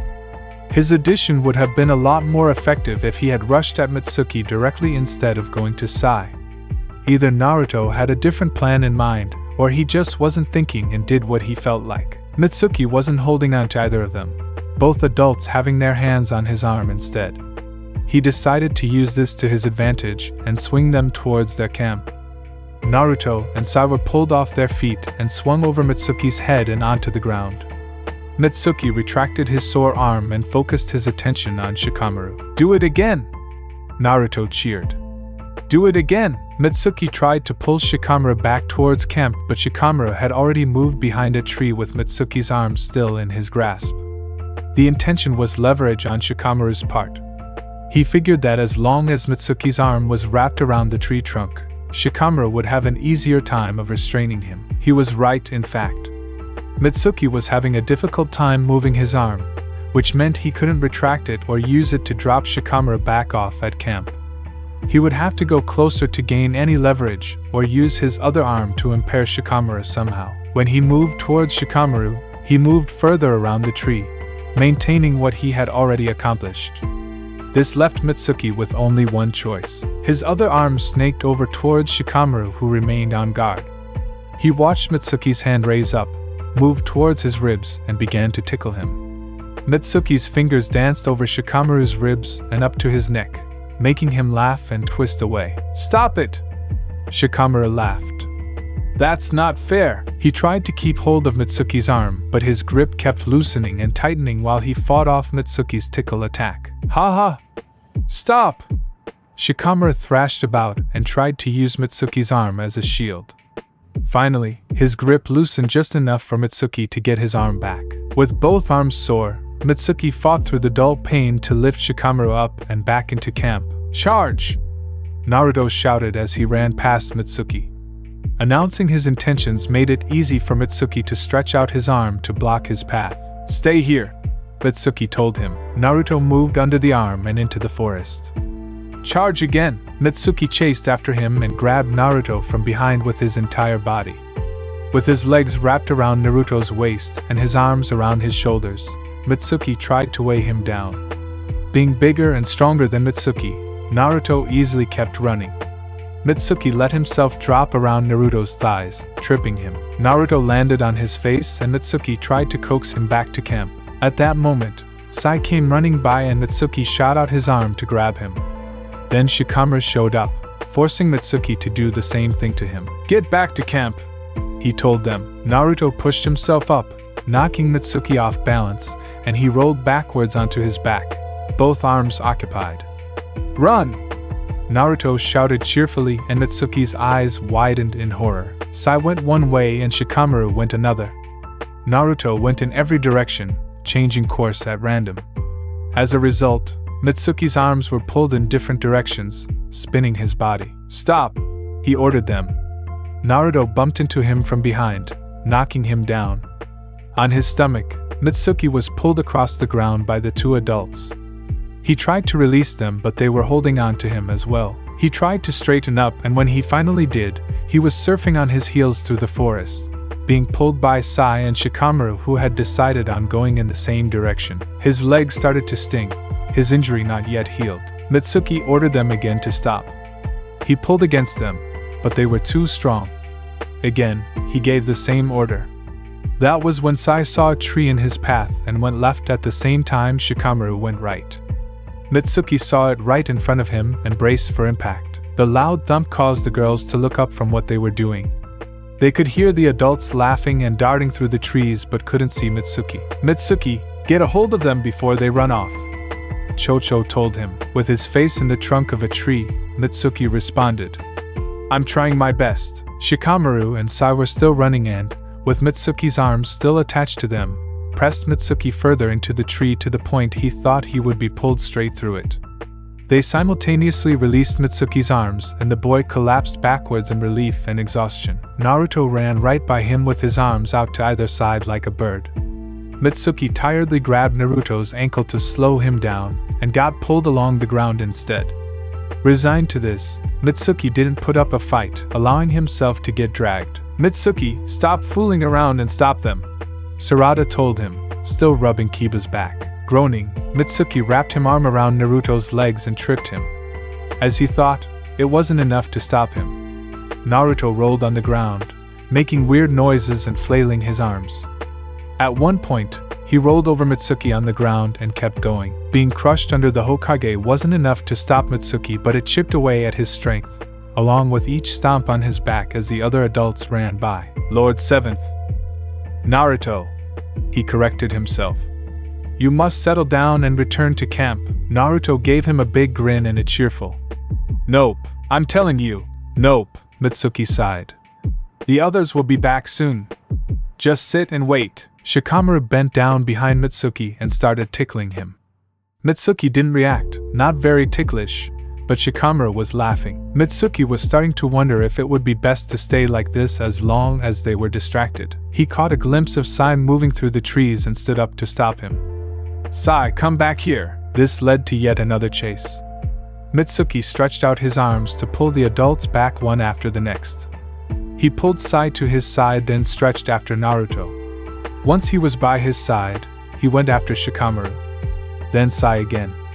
Over and over until it was a whirlwind of chaos. He could barely keep up with them. Weighing them down did nothing. They were too strong for him to hold back alone. They ran in circles around him, threatening to get Mitsuki tangled in his own arms. At one point, Sai and Naruto ran in opposite directions, pulling Mitsuki's arms to the point where he was off his feet, calling out, "I can't stretch that far." When his arms were finally released, he felt them and his body snap and flop on the ground. He couldn't keep up. His arms were at their limit. They felt like gelatin. He couldn't stretch anymore. He tried using his wind jutsu to blow them back to camp, but it wasn't enough. At one point, he nearly hurt Naruto when he opened his jacket, hems in his hands, to attempt to ride the gale. He was blown off his feet and into a tree. Hanging by his pants, Mitsuki had to climb up to get him down. After that, he decided against jutsu. Not that he could at this point. He felt drained. "Wee!" Naruto cheered, running by. Mitsuki stood and tried to chase after them. "Camp," he said breathlessly. "Now. All of you. Camp." He didn't know what hit him.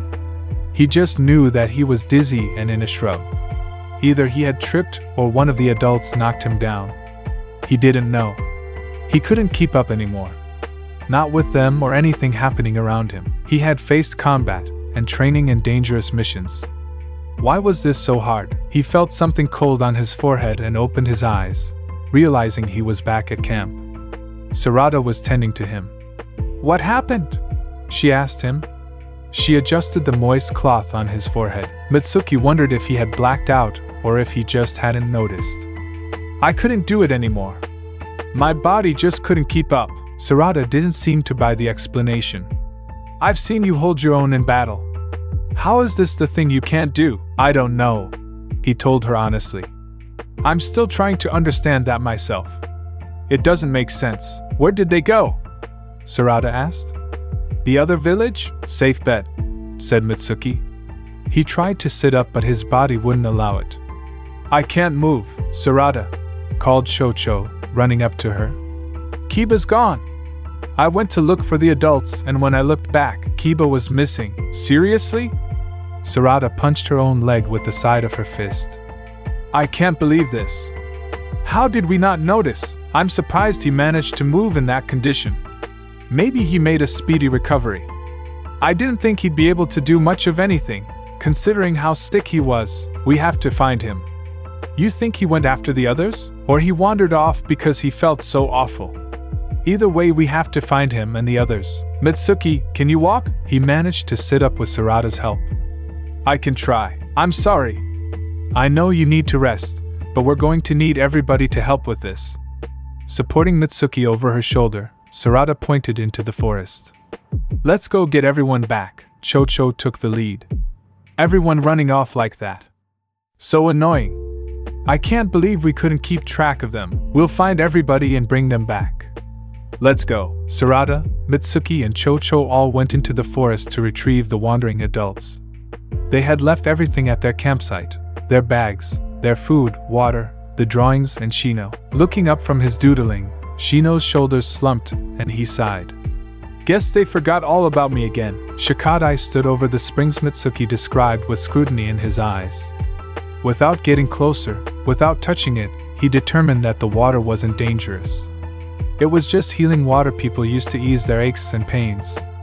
Even so, this water was vital to getting the adults back to normal. He didn't care what was in it or why it worked when mixed with the spring as long as it worked. Men hammering a fence stopped working to take a lunch break behind the springs.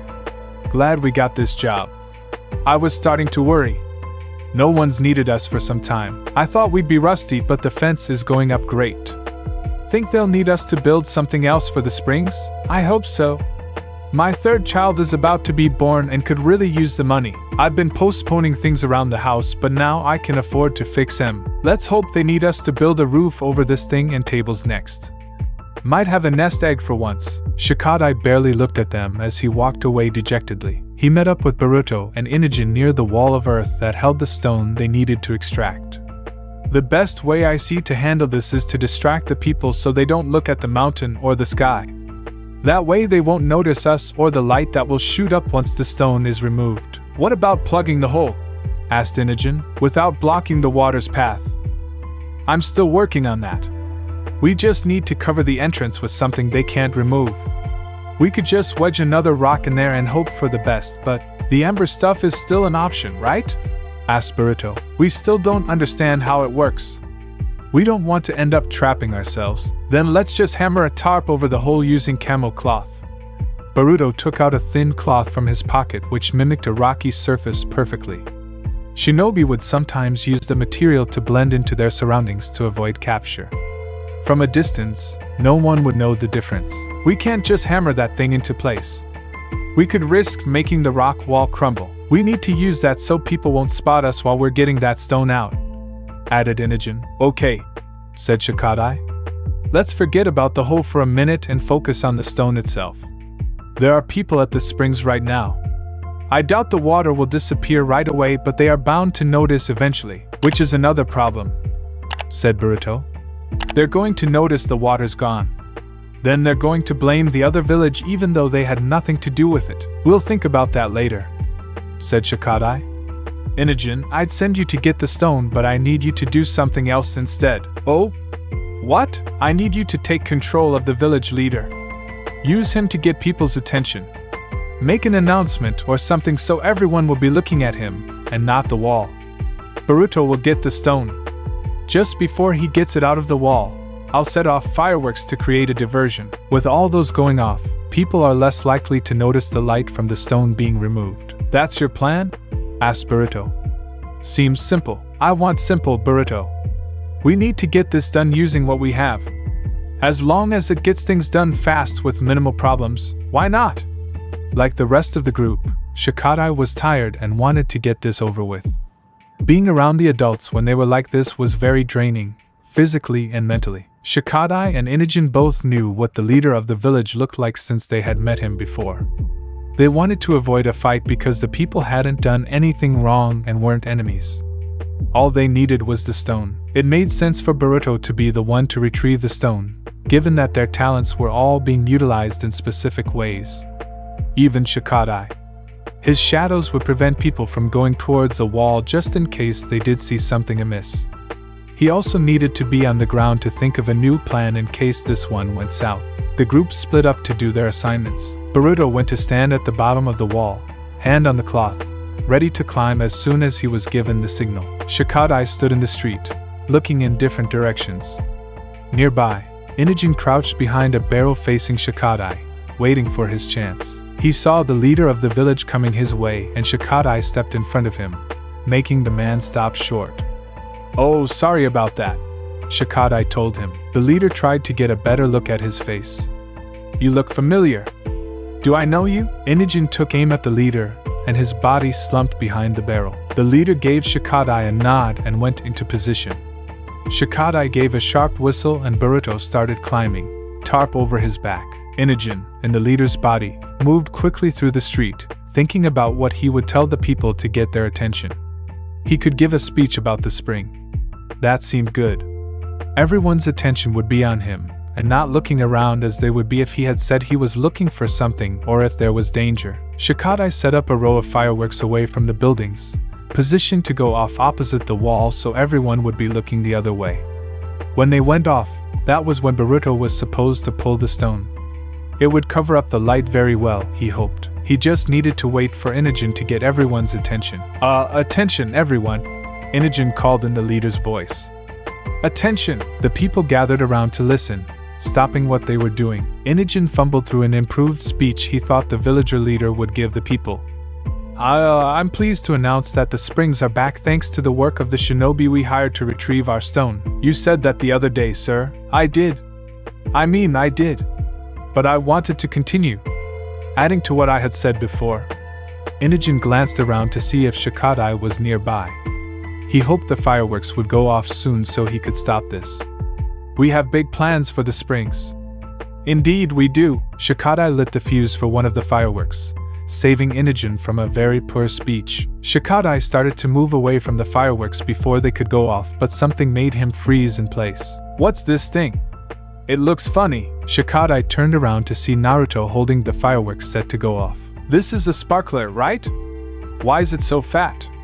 They're supposed to be skinny and you hold them like this. Naruto held the firework upside down in his hand, fuse getting shorter and shorter. Naruto, no! Shikadai dove towards the firework and frantically snuffed out the fuse with his bare hands. His palm was slightly singed, but the Hokage was safe. Naruto looked down at Shikadai with a raised eyebrow. What you doing? Shikadai rounded on Naruto in anger. What are you doing here? Why aren't you at camp? I wanted to find Boruto so we could play. You have to go back. Where are the others? Naruto nibbled on his finger. Where is Sarada? And Cho-Cho? He asked, being more specific. He shrugged. Machim. Shikadai pressed his hands to his forehead. We gotta get you out of here now, but I wanna find Boruto. Naruto whined. We'll find him. Don't worry. Just go over there and... Shikadai overheard Inogen's rambling speech and cringed. He had to let him know the plan was a bust. Prosperity and wealth are among the things this village can expect, but the worth of us as a people is, for family and the growth of our people and the village, Inogen was wondering what was taking Shikadai so long with those fireworks. He was embarrassing himself, and he wasn't even in his own body. Not that it mattered, since he was embarrassed enough for two people at least. The looks on the people's faces were gut-wrenching. Some were starting to murmur, and some were checking their watches. Some looked concerned, thinking something was wrong with their leader. Clearly, this wasn't typical behavior for the man. So, along with the springs, he continued to talk, praying the fireworks would go off soon. The springs will provide water that will bring new life and lead us to Dad. Inogen locked on to someone bobbing behind the crowd, looking around like a lost child. Dad, what do I mean, Dad? Damn, Domestic prosperity is not something one hears often, for one reason or another. Inogen knew something was wrong. His father shouldn't be here, but there wasn't much he could do about it now. He was trapped. Sai wouldn't even know it was him since he looked like the leader, and he was clearly looking for Inogen. Sai looked left and right without a sound, acting very shy. He didn't know anyone here. He wished he hadn't gotten separated from Naruto and Shikamaru. He felt lost. A hand reached out and grabbed him. Sai yelped and pulled back, yanking Shikadai into his ribs. He brightened up when he saw a familiar face. Hi, Shikadai. Shikadai yanked on his arm, forcing Sai to bend down at his level. What are you doing here? Sai frowned timidly. You sound mad. You bet I am. You were supposed to stay at the camp with the girls. Why are you here? Where is everybody? Sai scratched his cheek. I think they're still at camp. Just you and Naruto came here. Yeah. And Shikamaru. Why is my... Never mind. Shikadai hoped his father would be smart or lazy enough to stay behind at camp. Perhaps he followed them to get them to come back to the camp, but somehow he doubted that. Have you seen Naruto? Sai asked. I can't find him. He's right. Shikadai turned around but no one was there. You have got to be kidding me. He couldn't believe Naruto could disappear so fast. How did he not notice? Naruto had returned to the pile of fireworks lined up on the ground. They had such amazing colors. They practically begged him to pick them up and play with them. He made one fly through the air like a rocket ship, making sputtering noises as it looped through the air. He set it down and picked up the one Shikadai had grabbed the fuse of earlier. The end of the fuse was black and warm but not hot. Naruto tried to use that fuse to light another but nothing happened. It wasn't hot enough to light. He pulled on the fuse but that didn't do anything either. He tried using a rock to light it but he just ended up mashing the fuse until it was flat. Scratching his head and full of curiosity, Naruto looked around for something to light it with. He found the book of matches and tried to light one. There were only 4 matches left. He struck the first one but he bent it in half. The second one he wore down to a nub. The third lit, but it startled him so he threw it on the ground where it snuffed itself out. This left him with 1 match. He successfully lit this one and hovered it under the fuse of the firework in his hand. He blew out the match and watched the fuse get shorter and shorter. Fun was fun but it was time to put it out. He thought and tried to blow out the fuse. It kept shrinking. He blew harder, hoping to blow it out like a candle. It didn't go out. He tried to put it out with his fingers but it was too hot, and he didn't want to get any closer for fear of burning himself.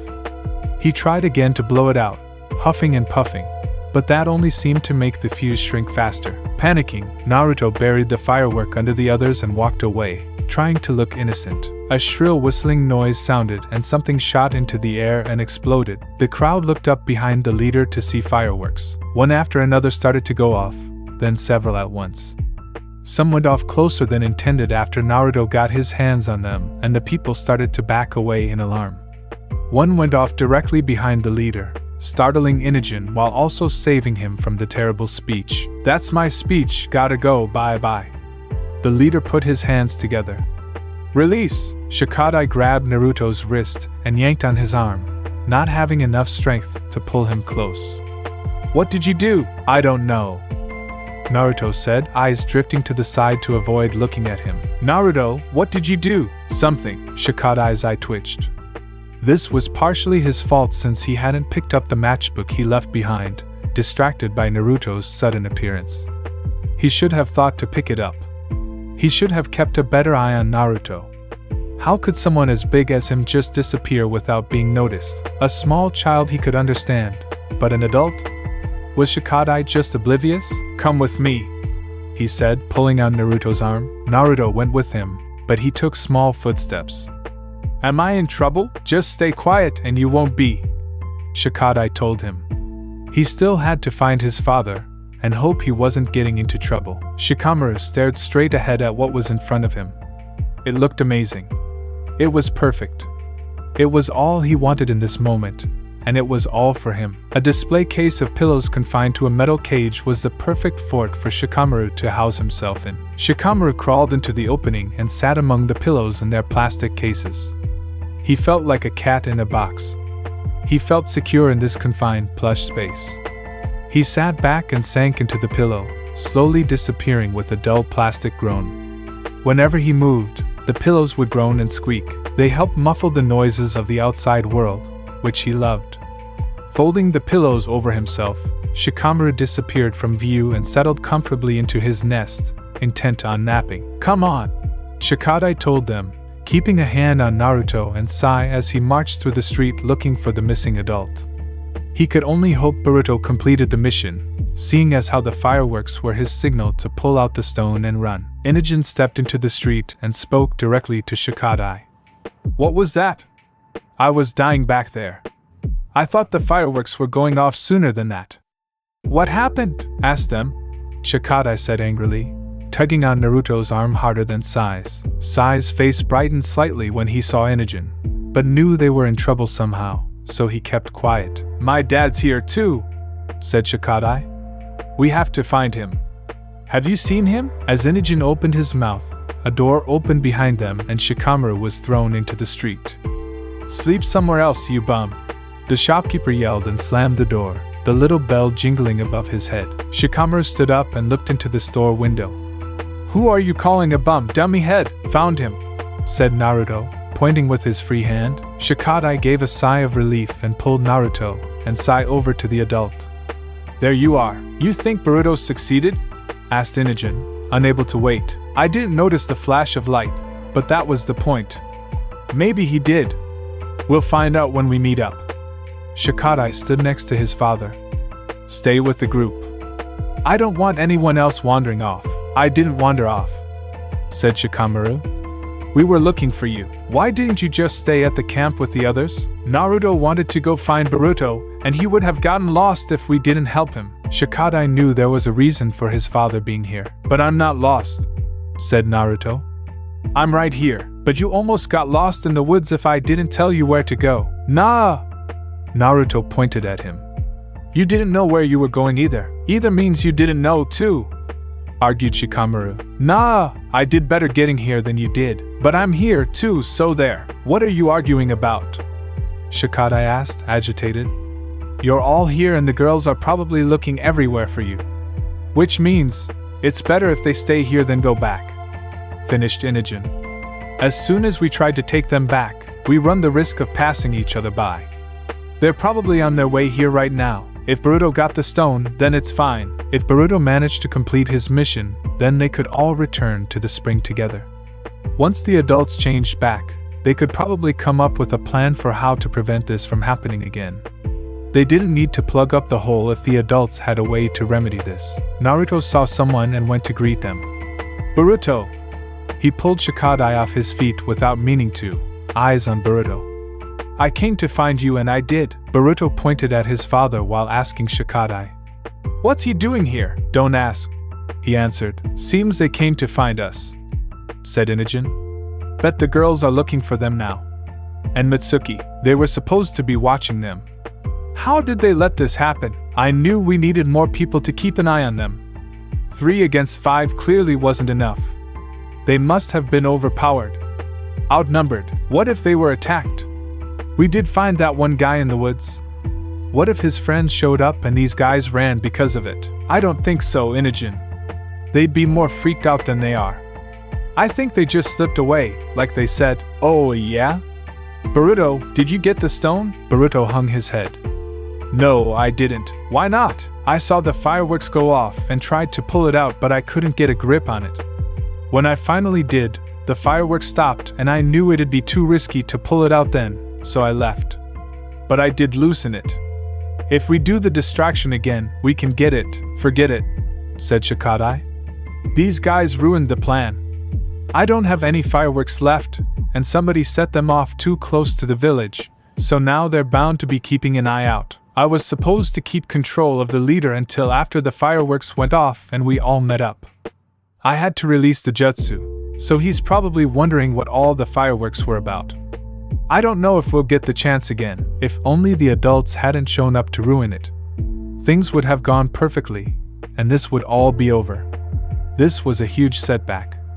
To make matters worse, now they had to watch the 3 adults until the others showed up, which meant they couldn't do any more plans. Naruto tugged on Boruto's jacket. Can we play now? Not now, we're busy, Naruto pouted. You always say that. I wanna play. Boruto ignored him to talk to his friends. Maybe this is for the best. I mean, it was a simple plan, you know. And it didn't address all the issues. Now we can revisit it and make it better. Come up with a new plan. This was the best way to do it and not get caught. I know, but Boruto had to tell them how he felt about it. I don't feel right about taking away the springs. We're impacting a lot of lives by doing this. A lot of people are relying on those springs. They haven't had them for that long. They managed to survive just fine without them before, so they can do it again. You managed to survive fine in a wood hut with no heat before being upgraded to a house with running water and heat. Now you're expected to go back. It impacts you, you know. And they're not really hurting anybody. They don't know what's going on. And that water helps heal them. Why should we take that away just because our dads have baby brains? Won't that make us seem selfish? I know that, Boruto, Shikadai said sharply.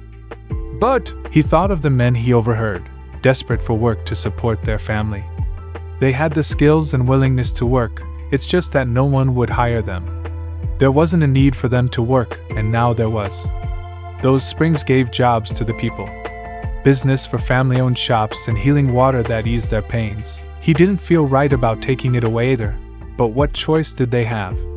If there was no other way to help their fathers, they had to do this. And what about the other village? Boruto went on. They'll be blamed even though we're the ones who did this. They'll keep fighting with each other. I told you, Boruto, that we can't be held accountable for what they do after we leave. If they want to fight with each other, then fine. We can't stop them. It's not our village, and that's not their spring, Boruto said firmly. And this water that's pooling back there, it's on their property, but it needs to go into the spring where it belongs. Otherwise, our dads will never be normal again, and who knows how many others will fall into it by accident. We need to resolve all of it, Shikadai. What are we supposed to do? Once our dads are normal again, put the stone back, then throw a board of wood over the spring and call it fixed? Hammer a sign that warns people to stay away? It might not be enough to stop some people. Also, what about other people who have already fallen into it without us knowing? We need the stone again and again, every time this happens. And if this village finds out why we're doing this, they might try to use it against the other village. They could slip the water into their drinking glasses and say the problem's solved because those people won't be in their right minds anymore. We can't tell them about it, and they won't listen to us if we tell them it's dangerous. The other village already tried that, said Inogen. They can take advantage of the spring, Boruto. I know the water will be harmless and a healing spring without the stone, but it won't be on their turf. That's the point. That's why they can't give it up. But it's not the other villages either. Why don't they share it? Asked Naruto. Boruto raised his eyebrow at him. Huh, why don't they share it? He repeated. If it doesn't belong to either of them and this village just wants it because it makes them feel better, why not make the spring how it was so it heals and stuff and tell them about it and say that they can use it there? That's ridiculous, said Boruto. they'd never go for it. They want it on their property. If they knew it was in the woods, they'd try to redirect it, and that could screw up the water. But Naruto tried again. If it heals or if they think it's magic, they might not want to mess with it. And since it's between the two places, they can share it and people will be happy. It won't work, said Boruto and turned back around. Why not? Because they won't go for it. How do you know? You didn't ask. They won't profit from it if it's in the middle of the woods and not in their own village. But if it's out there, then anybody can use it, even them. And since it heals, no, Naruto. They won't do it. Naruto wasn't giving up. Can you ask to make sure? I'm not going to ask. It would be a huge risk just bringing it up. We can't tell them, but what if they're okay with sharing it? Because then, just let us handle this. Okay, Naruto? Boruto said impatiently. Naruto glared at him and fussed. You never listen to me, just be quiet. Naruto folded his arms and sat down with a pout. I got good ideas, but you never listen to me. Shikamaru crawled over to him and sat down. It is a good idea, actually. Maybe they can share it and they won't fight anymore. See? Even you listen to me better than them. They just think they know everything cause they're almost grown up. I don't get why they don't just ask, said Sai. Is there something wrong with that? I think it's cause it's a secret, said Shikamaru. But we can still ask them without tell them stuff, like a hippopotamus question, said Naruto. I think you mean hypothetical question, said Shikamaru, though he had a hard time pronouncing it. That's what I meant. A hypochondriac question, hypothetical. Shikamaru corrected, speaking it slowly so he could pronounce it himself. Hypo, the tick owl.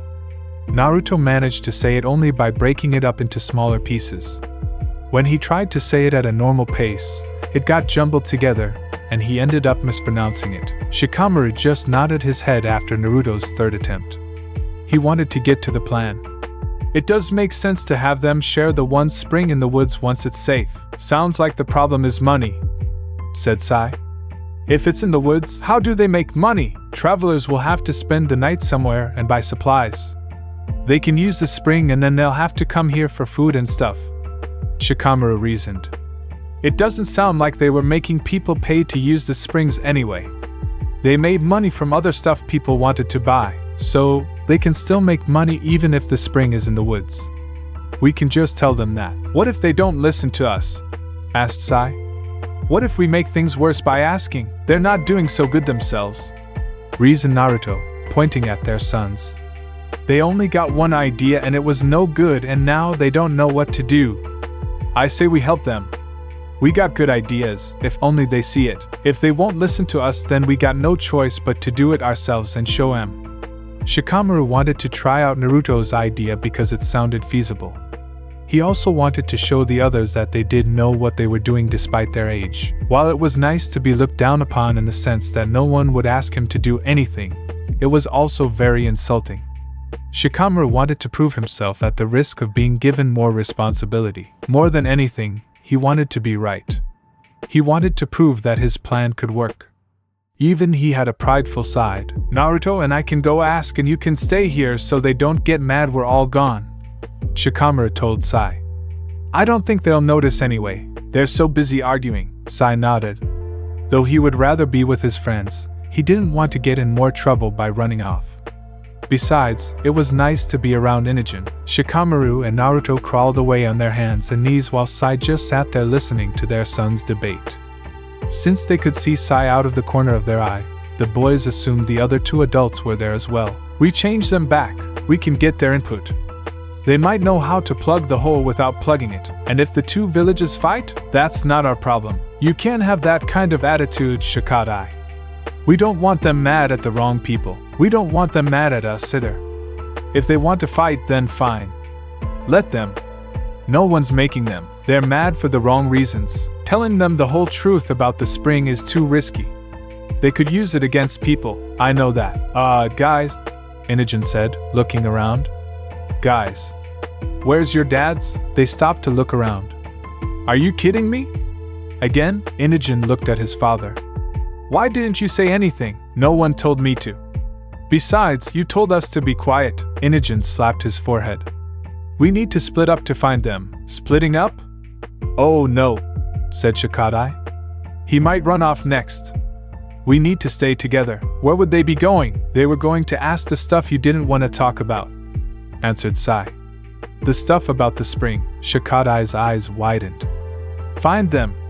Find them now, before my idiot dad opens his big fat mouth. Boruto yelled with his hands clasped to either side of his head in horror. People were rushing around the village, pointing and carrying buckets of water, never paying the two adults the least bit of attention. Naruto and Shikamaru stood in the street looking at all the people passing them by. Some moved quicker than others and some didn't seem to know where they should go, sidestepping to keep out of everyone's way. Which one do you think is the leader person? Asked Naruto to Shikamaru. He probably looks important, so look for someone who looks important, he advised. Like a crown, that's for kings. Kings are important. Yeah. Shikamaru couldn't refute that. But there's no castle, so there shouldn't be a king. And the big kids said it was a leader guy and not a king. Should we ask? Naruto was ready to tug on the sleeve of a random person in the street. No. This is a secret, so we gotta find him ourselves. Shikamaru tried to think. The leader person probably has on expensive clothes and stuff. We should look for someone like that. Naruto cupped his hands around his eyes as if looking through binoculars and stared into the crowd. Are those pensive clothes? He asked, pointing at a passerby. Shikamaru looked at the well-dressed man but shook his head. No, I don't think so. He's probably wearing robes and stuff. Naruto pointed again. There's one. A man was coming out of the springs wearing a robe with a woman at his side. Not that kind of robe, Shikamaru told him. Naruto frowned. I don't know what pensive looks like. It could be any of these. It's expensive, Naruto. Shikamaru corrected him, though he also didn't always say words correctly. He folded his arms and frowned as well. I'm not sure what clothes are expensive enough for a leader. A lot of these people are dressed nice, but there's only one leader in a village. What if the leader's dressed in normal clothes to blend in? Shikamaru's eyes widened, finding Naruto's words to actually make a lot of sense. I guess he could. That's a good idea. But if he is dressed like normal people, how are we ever going to find him? Shikamaru rubbed his chin thoughtfully. That's a good point too. Man, this is hard. Are you sure we can't ask somebody? Naruto wanted to get this done. Shikamaru looked in the direction of the springs. What if we go over to the springs and ask to talk to the leader about them? Naruto cocked his head to the side. But you said we couldn't ask anybody. Not by asking where the leader was to a stranger. But if we're pretending to be guests at the springs, it would be like asking to see the manager. It's different. Naruto scratched his head. Doesn't sound different to me. Seems like we might as well ask somebody off the street. This way's better, Shikamaru insisted. What's the difference between the street and the springs? We're still asking somebody. It just is. Come on. Shikamaru pulled Naruto towards the springs. They dodged the people in the street to get to the other side. They moved along the buildings towards the springs. Passing under a large window, Naruto suddenly stopped and shouted for Shikamaru to look at what was being displayed. Their mouths started watering at the colorful cakes inside the sweet shop. The door opened, releasing the sweet smell of fresh baked goods and frosting. Naruto smelled cinnamon and noticed the customer walking out of the shop with a cinnamon roll to their lips, icing sticking to their fingers. Naruto licked his lips, looking back at the window. He saw a woman bringing out a tray full of fresh donuts, loading them into the display behind the cakes. Naruto inhaled deeply, trying to get a whiff of their scent. He could practically taste them. Shikamaru had his forehead pressed against the glass, trying to get a better look at the slices of cake, counting the layers of cream and cookie crumbles. What were we doing again? He asked distantly, too distracted by what was in front of him to think clearly. The springs were but a distant memory now that his thoughts were consumed by sugary treats. Naruto couldn't remember either. All he could think about was what was right in front of him. His tongue rolled out of his mouth, seeing a customer get a thick slice of strawberry cake, light reflecting off the glazed fruit nestled in white frosting. He couldn't stop himself from drooling. I want ID, he said against the glass, drool dripping down like rain. Shikamaru's chest swelled with desire. He wanted sweets too. He could hardly contain himself. The donuts, the cakes, the cookies, the rolls, the cupcakes, the things he couldn't even identify. What should he get? It all looked so good. The woman inside turned and flinched, seeing two grown men fogging up the storefront window with drool coming out of their mouths. When they saw her looking at them, they closed their mouths and took a step back, leaving their hand and forehead impressions on the window. "Can I help you?" she asked them, looking more repulsed than friendly. They entered the store, leaving the glass smeared with their faces and drool for her to clean up. Naruto moved closer to the display in front of him, mouth open wide as if to eat them all. The woman held out her hand to stop him from getting any closer. "Please don't gunk up the case, sir." Naruto put his hands in his pockets and kept his mouth closed. Shikamaru stood near the glass with his hands behind his back, trying not to get scolded for touching anything. He really wanted to sample that slice of chocolate cake with the cookie pieces layered between the frosting. He imagined the satisfying crunch among the smooth, creamy frosting and moist cake. He swallowed the drool pooling in his mouth. Naruto was already touching the glass, pointing out the ones he wanted to try. "I want that one and that one and that one and that." Shikamaru pulled on his arm and whispered to him. "We can't buy anything without the big kids. We gotta ask him." Naruto's face fell in disappointment. "Oh. But cake, if we want any, we gotta find them and ask. The lady won't just give it to us," Naruto whined. He didn't want to leave, thinking the cake would all be gone by the time they got back. There was also the chance the shinobi would tell them no. Naruto tried to think of a solution which would result in getting cake. "Well, what if we paid for it ourselves? We only have to ask if they buy it for us." Shikamaru nodded his head. "Yeah, that makes sense. If we have the money, we could buy it." Then he frowned. "Oh, but we should still ask if it's okay. But if it's our money, but if it's something they don't want us to have, we could get in trouble if we buy it ourselves." Shikamaru knew how things went. Even if he had the money, he still had to ask permission to buy something. This was a huge disappointment for Naruto, who wanted cake now and didn't want to risk the shinobi's refusal. He looked longingly at the display case and started to whine. Shikamaru didn't want to get in trouble, but saw a loophole. "You know, if you have money and want to buy some, go ahead," he told Naruto with an impish grin. "And then you can share with me." "Oh yeah, that's a great idea." Naruto looked in his pocket for money. He found his frog wallet and opened it up, finding a lot of money inside.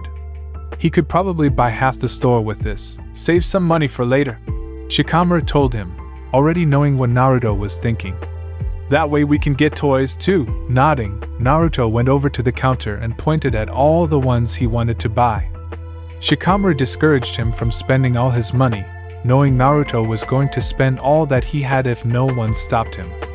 After all, Naruto didn't think ahead. However, he told Shikamaru that he wanted to get enough to share with everyone, not buying just for himself. "The big kids probably won't be mad if we get stuff for them, too." Shikamaru glanced at the display case. "Get me a chocolate one." "You got it." The order was pretty big and the woman wasn't sure if she had a box big enough for all of it. She asked Naruto if he would be willing to come back later to pick it up while she looked for something to contain it. Naruto agreed, giving her the money by dumping his wallet on the countertop. "Too bad," Shikamaru pouted. "I wanted it now." Naruto was munching on a slice of cake, face covered in chocolate. "She let me have this piece while we wait for the rest." Shikamaru looked at the slice of cake, which had shrunk down to 1/4 its original size, noting the cookie crumbles clinging to the frosting. "Is that my slice?" he asked. Naruto stopped chewing, cheeks puffed out like a chipmunk. "No," Shikamaru glared at him. "You better have gotten 2 of them, maybe." Shikamaru grabbed the remaining morsel of cake from the to-go container. "Gimme, that's mine!" Naruto made a grab for it, but Shikamaru turned his back to Naruto and shoved the whole thing in his mouth. He turned back around to show Naruto his smug expression as he chewed slowly. "Mean it, you ate most of it," Shikamaru said, crumbs falling from his mouth. They saw people walking by with empty buckets at their sides, muttering and shaking their heads. Rubbing his mouth off on his hand, Shikamaru looked in the direction they were coming from. "Wonder what's going on. Let's check it out." They went over to the open area where Shikadai had set up the fireworks. The ground was soaked and people were kicking at clumps of soil, peering around. Are they looking for something? Shikamaru couldn't figure out what they were doing. Hey, you there. Naruto and Shikamaru flinched and whipped around, thinking they were in trouble for something. You! The man pointed at Naruto. Looking from side to side, Naruto took a step to the left. The man's finger followed him. He stepped to the right, but that finger was still on him. He stood behind Shikamaru, who stepped to the side to bring Naruto back into view. Naruto stepped behind him again, and Shikamaru stepped behind him. Naruto went behind him again, and the two rotated several times, either one wanting to be in front. Stop fooling around, said the man and handed Naruto a bucket. Take this to the dumpster, would you? Naruto looked around nervously, gripping his shirt by the hem in both hands. Now, you're not doing anything but stand there. Naruto stepped closer and took the bucket from the man and looked inside. The bottom was covered with sopping wet colored paper and dirt. He could see the water sloshing around the bottom of the bucket when he tilted it to the side. He walked steadily away towards the nearest dumpster he could find and stood next to it. Was he supposed to throw the stuff in the bucket into the dumpster, or the whole thing, bucket and all? He didn't ask and didn't want to turn back, thinking the man would be mad at him for not knowing. Naruto just dumped what was inside the bucket and set the bucket on the ground when he was done. He gave Shikamaru an uncertain look, saying, "What was that about?" "I dunno." "Hey you!" Naruto jumped at the voice and hid behind Shikamaru's back, fearing he had done something wrong. Shikamaru backed up into him, and the two nearly fell over. A different man was coming towards them now. This time, he was talking to Shikamaru. "You look familiar. Do I know you?"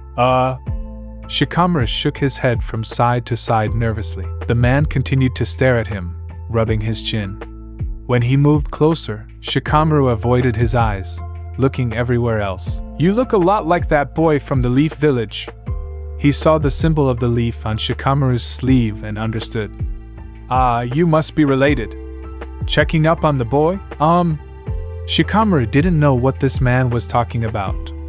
He didn't want to jump to the wrong conclusion, so he just stayed quiet. "Don't be shy.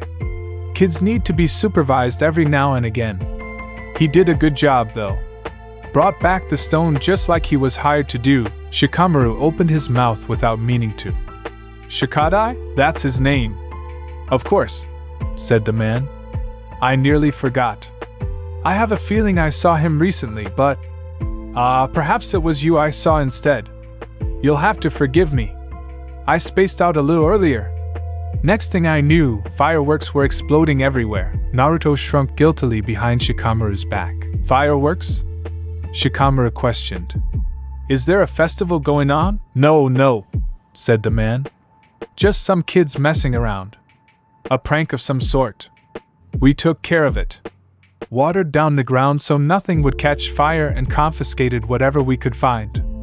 I just finished letting the local shop know so he wouldn't sell any more just in case they try it again. If someone tries, he'll tell me who it was. After all, we never did find them." Naruto whimpered, digging his nails into Shikamaru's shirt. "It's been a weird day, I'll tell you.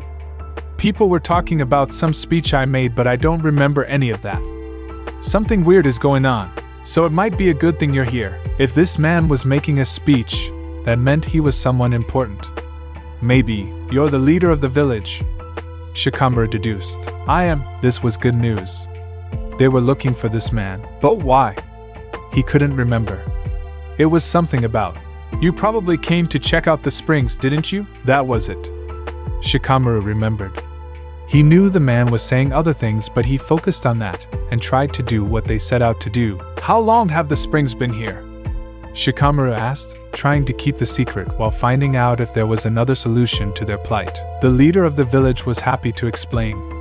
"It's an interesting story, really. You see, there used to be a shrine up there." He pointed to the mountain face. "We discovered an opening in the wall you see there and a stone that fit perfectly. After that, the springs magically showed up practically overnight. Never had them before. They're healing waters, and given how they appeared, we dubbed them Miracle Springs." "Miracle, huh?" Shikamaru looked in the direction of the springs hidden by buildings. "But you don't know where the water came from?" "Well, from the stone's placement, of course." "How?" Shikamaru asked, not understanding. The leader wasn't quite sure himself. Well, it's probably best if we don't look a gift horse in the mouth, HM? Why question it? But if you don't know where the water came from, aren't you worried it might be dangerous? Nonsense, he told Shikamaru. They're healing waters. Everyone who uses the springs claim to feel better. No more aches and pains. There's been nothing harmful reported. Yeah, Shikamaru said hesitantly. But you still don't know where it came from, or how long it will last. The leader patted Shikamaru on the shoulder. As long as the stone remains where it is, the springs will remain. How do you know that? He asked. Because when the stone was removed, the water went away. When the stone was brought back, the water returned. I think it's pretty self-explanatory. Shikamaru looked towards the springs again. But you said there were no springs there before, right? So, what used to be there instead? Just some grass and rocks among the trees. Then how could there be springs? Shikamaru asked. Springs are in holes in the ground. If there were no holes, then all that space is just flooded grass. Oh, it's contained, the leader told him. There may have never been springs there before, but the ground slopes down that way, creating the perfect pooling area. He took Shikamaru uncomfortably by the shoulders and steered him towards the springs so he could take a look at what he meant. Naruto followed, curious. As you can see, the springs aren't that deep, but it's enough for the people to sit in. Some are deeper than others, you can tell, but it gets the job done. Naruto looked at the springs people were sticking their feet in while they talked. They were mostly housewives and teenagers, but he saw the occasional working man sitting in a pool to rest his sore shoulders before getting back to work. Are you gonna dig the holes to make them deeper? Naruto asked the leader of the village. No, he said with a laugh. I don't want to mess with it. One false move and we could taint the water. I think we should leave things the way they are. Shikamaru thought of another question. What if the water goes away? I mean, if they went somewhere else? I'm not sure I understand the question, the leader said, stepping to face him. Shikamaru tried again, but he wasn't as eloquent as he would have been as an adult. If the springs went away so they weren't in the village anymore, would you be okay with a big spring in the woods instead? If that had healing water, I mean. The leader frowned, unsure of what Shikamaru was trying to say. Thinking he had messed things up, Shikamaru remained quiet and averted his gaze. Oh, said the leader. You're thinking that since the springs here are unnatural, the water might accumulate elsewhere, forcing us to go somewhere other than our backyard, I guess? Shikamaru wasn't sure if that was what he had been trying to ask. He was trying to beat around the bush, and doing a very poor job of it from the sound of things. In the woods would be fine as long as we knew where to go. It's convenient having it here though. The leader gave the springs a wistful look. I'll admit that they aren't naturally occurring, so I've sat awake and wondered what we would do without them. The people of this village rely on me, you know. If this can help provide for them, then you don't want that because if the springs aren't in the village, you can't charge people to use them. Naruto concluded. We don't charge people for use of the springs. It's free. Having it in the woods wouldn't make a difference, the leader explained. It's the shops that profit from the people using the free springs. We don't get a lot of tourists, and this is the one thing that makes us stand out. Why else would people come here? But if it's in the woods instead, then people would have to come here because they'll need stuff like towels and food and a place to sleep. You'll still get money even if the springs aren't right here. I suppose you're right, said the leader. We'd still see a profit. Would you be okay with that? Asked Shikamaru. The leader looked at the springs in front of him, measuring in his mind how long he thought they would last in a place like this. It did look like a flooded wetland more than healing springs. People in the village weren't sure if they could use it. Chances were tourists would be even more questioning and doubtful. Any changes they made would risk the integrity of the water, and if the stone was removed again, the water would disappear as before. If it comes to that, said the leader with a slight shrug. As long as there's healing water we can use, then I suppose it's fine. It's just more convenient having it here. You do have interesting stories, said Shikamaru, overhearing the one Mitsuki told when he returned. I bet people would come here to hear him, the leader smiled. I suppose they would. There's an idea, a man came up to the leader. Sir, there's another matter we need you to see to. The leader excused himself and left Shikamaru and Naruto where they were. Shikamaru was very happy and looked gleefully at Naruto. You were right, he told him. If the springs here go away, they can use the other one when it's safe. They can share. Naruto blushed as he grinned back, feeling proud of himself. I knew it was a good idea. Now we can tell the big kids about it. Shikamaru looked at the springs, very tempted to enter them and splash around. He wondered if he used the springs to grow up if they would start listening to him and Naruto more, but he didn't want to test it. He urged Naruto to help him find the shinobi to tell them the good news. Boruto searched under tables and behind barrels for the two missing adults. Dad? I mean Naruto? Where are you? Naruto? Shikada used the rooftops to search for them but didn't call out their names. He couldn't find them anywhere. He jumped down and spoke with Boruto. They might be inside one of the buildings. Great. Boruto threw up his arms in aggravation. I'd better use my clones to help look for them. Why didn't you do that before? I don't want to waste chakra if I don't have to. What if I needed it to hold them down? Sai held Inogen's hand as they walked calmly through the street. Sai didn't want to cause trouble, so he stayed quiet, letting them do what they needed to do. He couldn't stay quiet for much longer, having a request. Inogen, I'm thirsty. Okay, we'll find you something to drink. Boruto ran by with a scowl on his face. I'll murder him when I find him. Sai started chewing on his knuckles with round, frightened eyes. Seeing Boruto upset like this was making him upset. Inogen noticed Sai adopting nervous habits because of this and tried to reassure him. It's okay, he told his father. Boruto's not really angry. He's just upset and thinks he sounds cool by talking like that. I don't like it. Sai mumbled into his fingers. It's okay. Let's find you that drink, okay? Sai whimpered. I don't. What? Sai recoiled timidly. I don't think I want it anymore. Sai thought he would be causing more trouble by making a request. If he stayed invisible, Boruto wouldn't be upset and everything would be fine. If he knew Sai was thirsty and wanted a drink, he would probably be angry about that somehow. It's okay, Inogen assured him. You can have a drink. What if Boruto gets mad at me? He asked quietly. He won't. I'll make sure of it. Okay? Sai fretted. Inogen brought him over to a vending machine. What kind do you want? Sai clenched and unclenched his shirt hem nervously. I dunno. You can pick any. It's okay. Sai looked at the machine outside a convenience store. The machine was old and dirty. Some of the selection pictures were worn and foggy. Can I have an orange? He asked. Okay. Inogen put in the money and pushed one of the large buttons with the drink picture on them.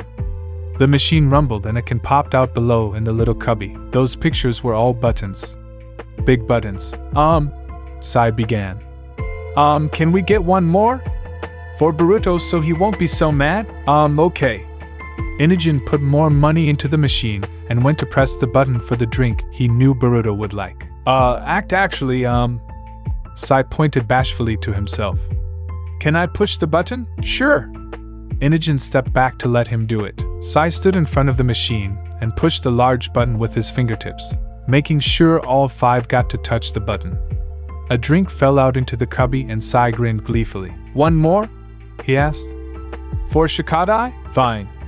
Inogen loaded more money into the machine. Sai pushed the button with his palm this time, but it wasn't as satisfying. Again. I want to do it again. Now realizing that Sai just wanted to push the buttons, Inogen pointed at the machine and told him, knock yourself out. Sai pushed a button with his index finger, then with 2 fingers, then his whole hand, then his fingers, then his palm, then his fingers again. Just the tips of his fingers, then more of his fingers, then just the thumb, then his whole hand, then his knuckles, then his fist. Inogen smiled a little seeing his father happily mashing the buttons as if it were a video game. He was so enthralled by the simplest of things. Sai laughed as he pushed the buttons over and over, loving it.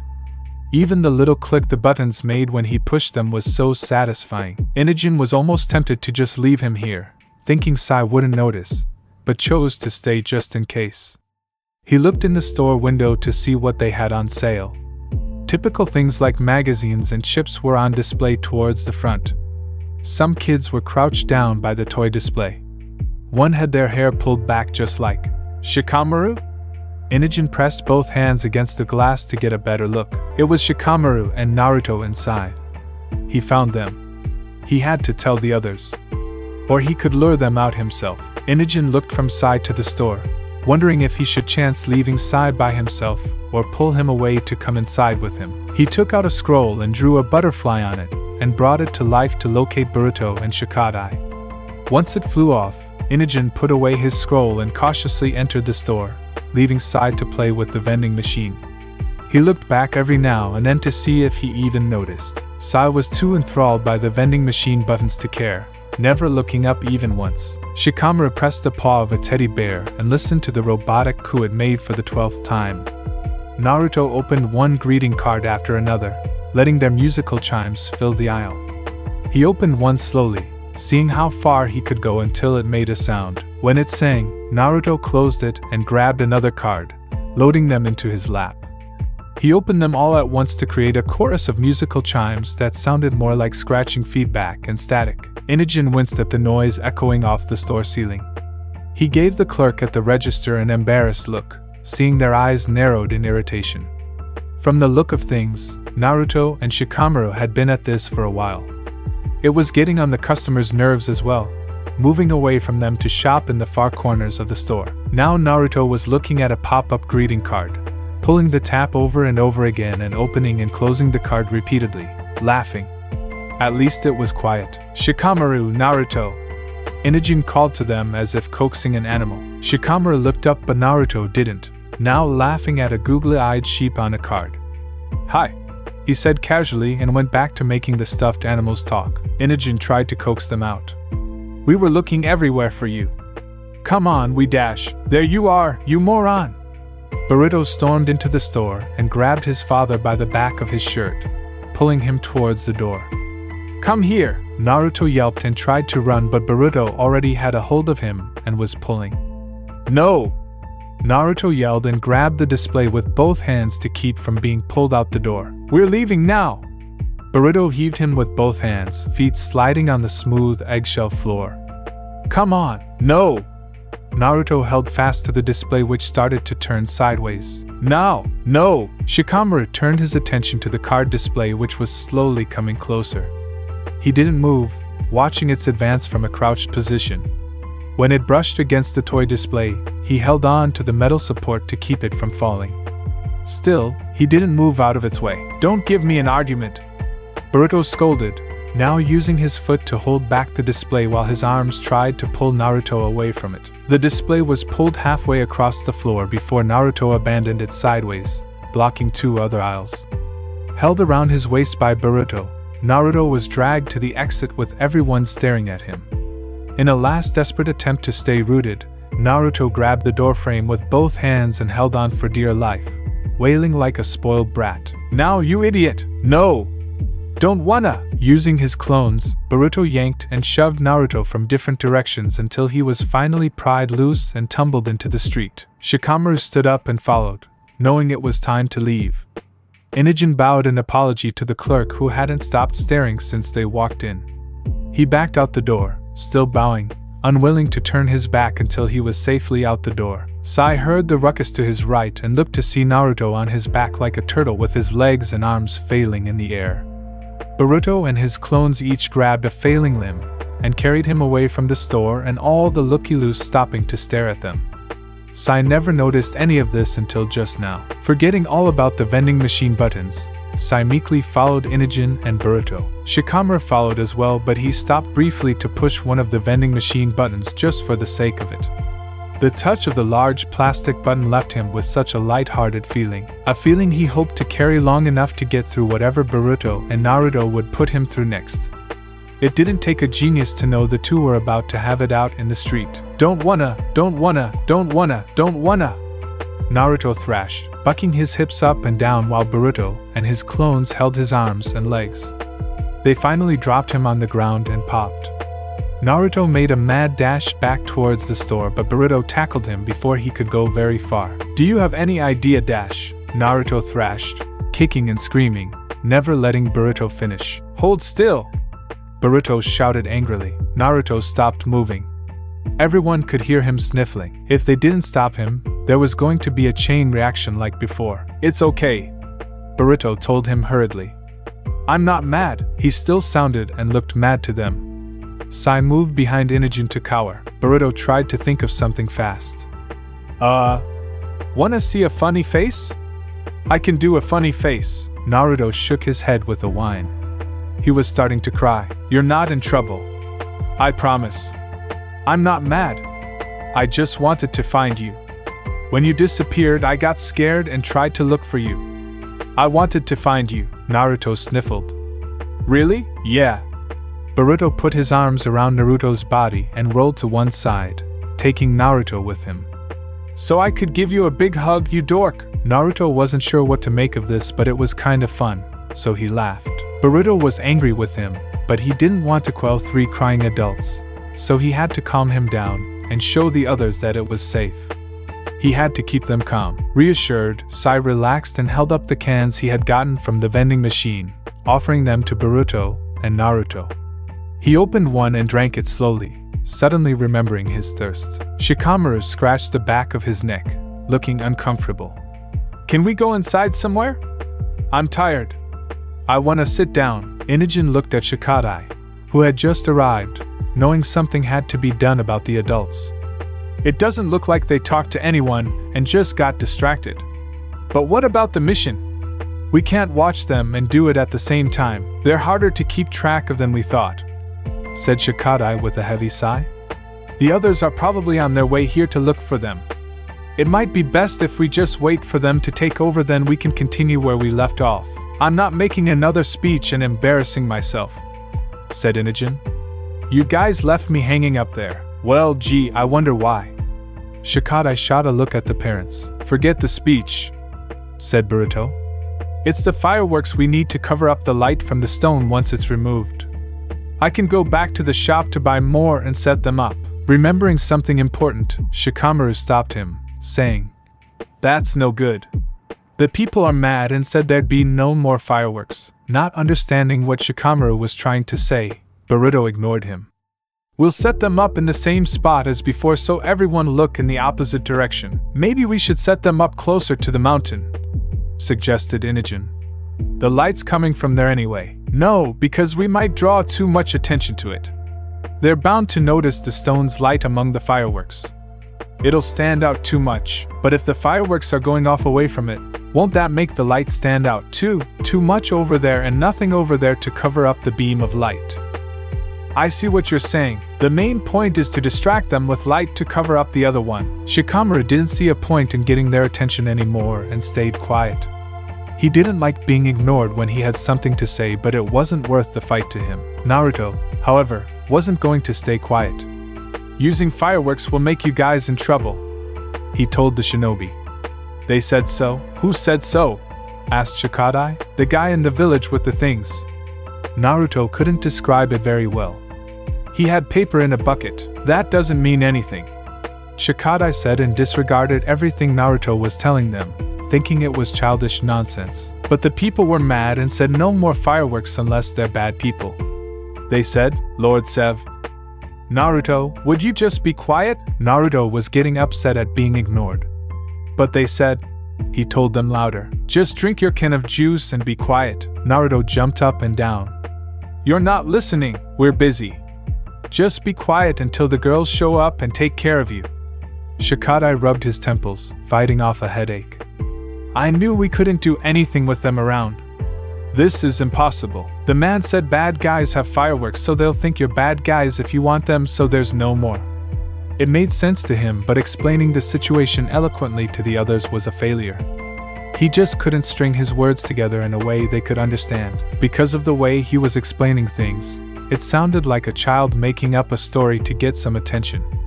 As a result, no one paid him attention. Naruto couldn't understand why this was so hard. He was just trying to tell them that the people of the village were keeping an eye out for anyone wanting to purchase fireworks today because of the incident, thinking they were troublemakers. But it wasn't going very well at all. Naruto concluded that it wasn't his fault and that the shinobi were just being mean and stubborn, refusing to listen to him. Shikamaru sat on the ground with a can of tea in his lap, sharing Naruto's feelings. If the young shinobi didn't want to listen, that was their problem. However, he didn't want them to get into trouble. "What can we do?" he told Naruto, playing with the tab on his can of tea. "If they won't listen, it doesn't matter if we explain it. Grown-ups are stupid," said Naruto, kicking the dirt as he sat down. Shikamaru lifted the can up to his lips. "They never listen. It's so troublesome." He took a sip of tea, made a face and spat it back into the can. Gross. The tea was too bitter for his taste. Not far away, the village leader looked at the two adults sitting on the ground while the young shinobi conversed. From where he stood, he could not see the young shinobi, only the two adults. "What is it, sir?" asked the man at his side. "It's those men from before," he said, continuing on his way, away from them. "I think they're from the Hidden Leaf, like the ones we hired to get the stone back?" "Yes. Only these are two men, not children." The leader frowned, thinking. "I thought it was odd to have them show up here after the children completed the mission. I figured they were just following through." "Following through, sir?" asked the man. "That they were checking up on the young shinobi, making sure they completed the mission up to standards. But it's been days since the stone was returned and the shinobi were dismissed. Why would they show up now? I suppose to check on our satisfaction. I'm not sure how it works. I know we hire them and they do the job they're given, but I don't know the inner workings of a shinobi village. Though it doesn't make sense to me to do things that way. Perhaps that's how it is for them. I doubt that, but you think there's something else going on?" asked the man. The leader's frown deepened, creasing his face. "I'm not sure. But there was something off about them. They were acting suspiciously, sir, not in a malicious way," he answered. "There was just something odd about them. In the way they spoke. Not the sort of conversation I'd expect between men. It was almost like they were trying to sound like mature adults. Their behavior was... I can't describe it." The man had a thought. "Sir, you know how we hire shinobi to help us with a mission and how they have to accept whatever mission the client gives them? Do you suppose someone hired them to come steal the stone back from us once more? It's not as if the shinobi are loyal to any one client. What's stopping the other village from hiring different shinobi to take it back?" They were asking questions about the spring. So they must be hired to take the stone." "Don't worry, sir. I'll have a patrol set up immediately, and if that was their aim, why would they be so open about it?" asked the village leader. "Shinobi should be sneakier about it, wouldn't you think? For them to be so upfront like that, I can't help but think that isn't the case. You just said they were suspicious, not in a malicious way. Many inquire about the springs. It doesn't mean anything. But sir, The man looked over his shoulder at the shinobi obstructed from view by buildings and villagers. "Should I at least keep an eye on them?" "Just in case." "Very well. Keep an eye on them, but I don't want trouble." The man nodded and hurried down a different street to get backup. He suspected the fireworks weren't the cause of mischievous children, but perhaps a distraction by sneaking shinobi.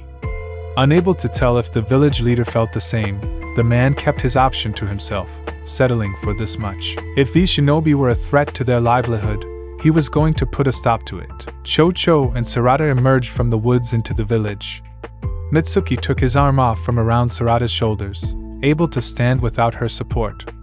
They had to keep stopping because of Kiba, giving Mitsuki additional time to recover. "Okay, they could be anywhere in this village," said Sarada. "Let's stick together to find them and not call too much attention to ourselves." "Puppy!" Kiba yelled, pointing. He ran over to play with a big dog before anyone could stop him. Kiba ruffled its fur and snuggled its face with his. The dog wagged its tail, wanting to play with this very friendly human. Kiba tried to feed it food from his pocket, but Cho-Cho grabbed his wrist and pulled him away. "You can play with it later. We got stuff to do." Kiba pouted and waved sadly at the dog. "Bye, puppy." The dog wagged its tail, watching them leave while the dog's owner just raised their brow at Kiba and guided the dog inside the house. "Kiba, could you not run off like that?" Cho-Cho asked him. "We already lost the others. Stay with us so we can find them, okay? Can I have something to eat?" Kiba asked in response. "You just threw up on the way here," Sarada told him, sounding outraged. "Maybe hold off on the snacks for a while." Kiba pouted. I want a snack. If you help us find the others, you can get one as a reward, Chocho told him. Kiba nodded, standing tall. Okay. He looked through a pair of binoculars he made with his fingers to survey the area. Let's look this way, Sarada said, pointing. The group went further into the village. Behind them, Shino emerged from the woods and looked in both directions. Again, they didn't notice me. A flying beetle caught his attention and Shino slowly followed it, keeping his gaze fixed upon it and little else. Naruto was bored out of his mind, but Boruto and the others wouldn't let him leave. He picked at blades of grass until he heard his name. It was only mentioned in conversation. No one was calling him, so he went back to what he was doing. There you are! Sarada came running over to Naruto. We told you not to run off like that. Thank goodness we found you, said Chocho. Boruto scolded the two girls. How could you let them out of your sight? Us? Sarada was quick to yell back. We had our hands full with Kiba. He ate too much and started throwing up. Then he was busy and you could have kept an eye on them. He needed attention, not your full attention, Shikadai tried to reason with him. We can't be too mad at them. They disappeared on our watch, too. Aha! Sarada was quick to counter. That's why you shouldn't point fingers. Boruto wasn't going to let her get away with that. We were in the middle of a mission. What's your excuse? They outnumber us and how dare you? She shot back. Just because you messed up. I messed up? Sai chewed on the rim of his can of juice. All this yelling was taking a toll on him. Even if the anger wasn't directed at him, he felt it was his fault. He hated the animosity above all. It made him very uncomfortable. Shikamaru didn't care and sprawled out on the ground, relaxing. Well, take them back so we can do the mission, Boruto told Sarada. The mission's a bust anyway, said Shikadai. We need time to think of a new one. We can switch things up and see if we can do a better job, suggested Sarada. No, my plan will only work with us. But that plan failed, only because these guys showed up, Shikadai countered. Without a wrench getting tossed in, we should be able to. Excuse me, came a man's voice. The shinobi looked up and saw a man standing behind the group with the other men flanking him. Startled, Sai crawled behind the group and hid. The others remained where they were, including Shikamaru, who barely looked up. The man continued undaunted. I wanted to speak with you for a moment. Okay, Shikadai said, unsure of what this was about. What can I help you with? Not you, said the man, and he pointed. You, sir. Naruto looked up with blades of grass in his hands. Ha, yes, you, sir. At being addressed as sir, Naruto looked behind him, wondering who this man was talking to, figuring it couldn't be him. Finding no one there, he looked forward again and pointed at himself.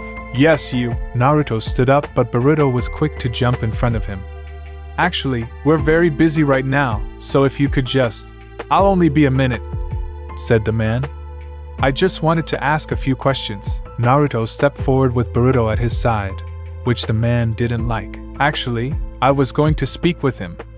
Just him. Well, anything you have to say, you can say to both of us, answered Boruto. The man looked offended. This is between adults, young man. Please wait over there until we're done. Look, I dash. The man bent down to glare at Boruto.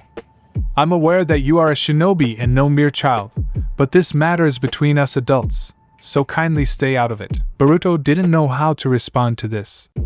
He wanted to argue back but was rendered silent by the man's tone. I just want to speak with him for a moment. We won't be long. The man faced Naruto and said politely, a moment of your time, please. They're quick questions, I assure you. Naruto followed the man a short distance away, doing as he was told. He didn't see any danger in doing this. The shinobi, on the other hand, were very concerned. They watched and listened to everything the two were doing, hoping the man wouldn't notice anything odd about the Hokage's behavior. What brings you to the village? Naruto answered simply. I was looking for Boruto. I see. Is that your son? The man was looking over Naruto's shoulder at the boy with similar features. Naruto knew that Boruto was his son, but that meaning had changed significantly along with his mentality.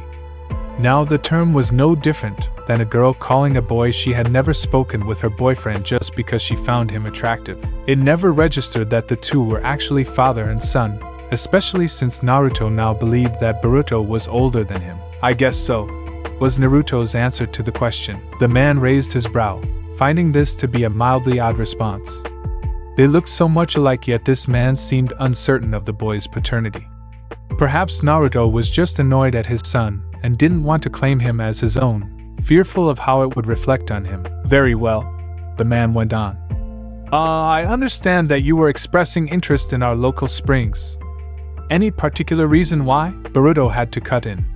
He couldn't have Naruto expose the real reason they were there. Naruto fidgeted while answering the question, like a child eager to play but made to stand still and wait.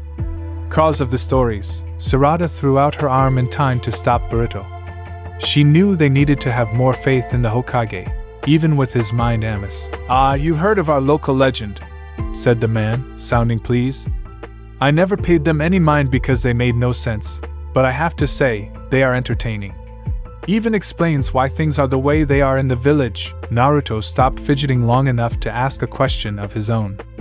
If you don't believe the stories, then how come you think they explain things? The man paused for a moment and forced himself to laugh. Oh, good point. Fair question indeed. I suppose it's because we have no explanation for this strange phenomenon, but can't leave things unanswered. I don't want to mess around with the springs and make things worse for ourselves, so, instead of searching for answers, we settle for the stories which are preposterous. Are you picking your nose? Naruto put his hand down. No, the men flanking the one asking questions exchanged looks. They had seen Naruto pick his nose right in front of them, but only acted like he was doing something wrong when they called attention to it. To Naruto, they wouldn't call attention to it if it weren't wrong. Prior to that, he didn't think anything of it. Moving on, the man then said, I'm surprised word of our local legend reached your village. How did you hear about them? Mitsuki talked about it. Then Shikamaru talked about it, and told me stuff. Mitsuki said, I see. And who are these people? My friends. Naruto started picking his nose again. And your, friends are interested in the springs? How did they hear about it? Mitsuki was here and heard about it, and then he came and told us. Was this Mitsuki person here for a mission with other shinobi? The man thought Mitsuki was one of the shinobi they hired to reclaim the stone. He didn't recall telling them anything about the stone's actual purpose, but they could have heard it from a local. No, said Naruto, wiping his fingers on his jacket. He was here today to spy. To spy? Yeah, for a secret dash. Boruto jumped on Naruto's back, covering his mouth with both hands. That's enough. Let's go. MMF? Naruto staggered back in surprise and tried to wiggle Boruto free. We're not through yet, said the man, immediately protesting this interruption. Mitsuki used a kunai to cut a clothesline hanging above the men. As soon as it came down, the shinobi rushed away while the men's heads were covered. The men rushed around, searching for the group. It's going to be harder to do anything now, Shikata said miserably. Why couldn't you keep your mouth shut? Boruto scolded Naruto. What?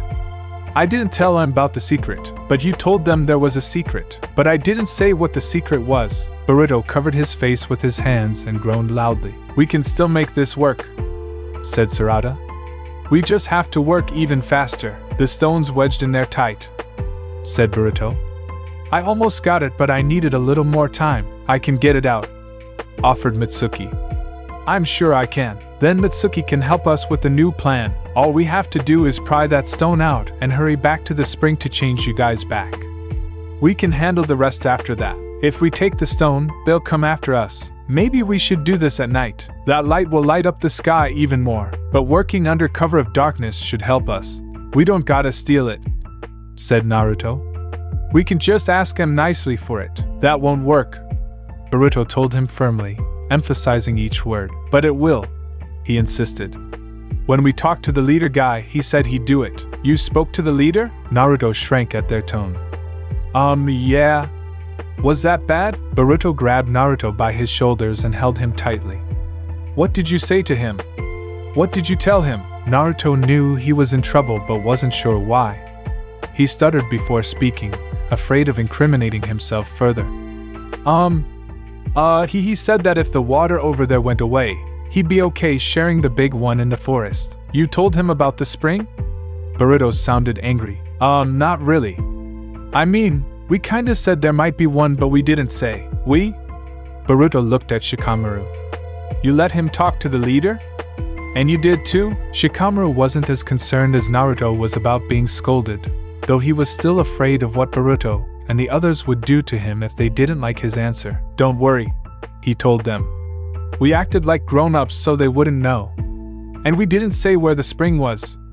We just wanted to see if the leader guy would be okay with sharing if there was another thing they could use. You should have kept your mouth shut.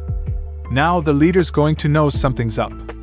That must have been why that guy was asking questions, but they said they could share if they had to. He wasn't mad, said Shikamaru. He can't know about the spring. Boruto almost yelled. He can use it against the other village or against us. If he turns it into a weapon to get his way, but he said he would share. Shikamaru said a little louder, thinking they couldn't hear him. We also didn't say where the spring was or what it did. Shikadai put his hand on his father's shoulder to quiet him. You shouldn't have talked to him. Hinting that there is even another spring is dangerous. If he finds it now while it's like this, but he won't do bad things with it. As long as it's helpful, he's willing to share. And we didn't tell him about the magic.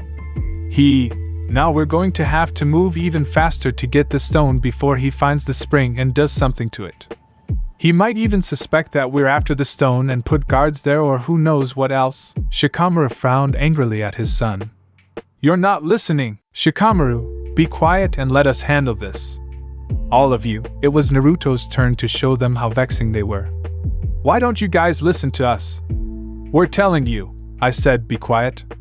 You don't know what's going on. Naruto glared at Shikadai. You think that just 'cause you're bigger than us, you can do whatever and we can't. We got good ideas too.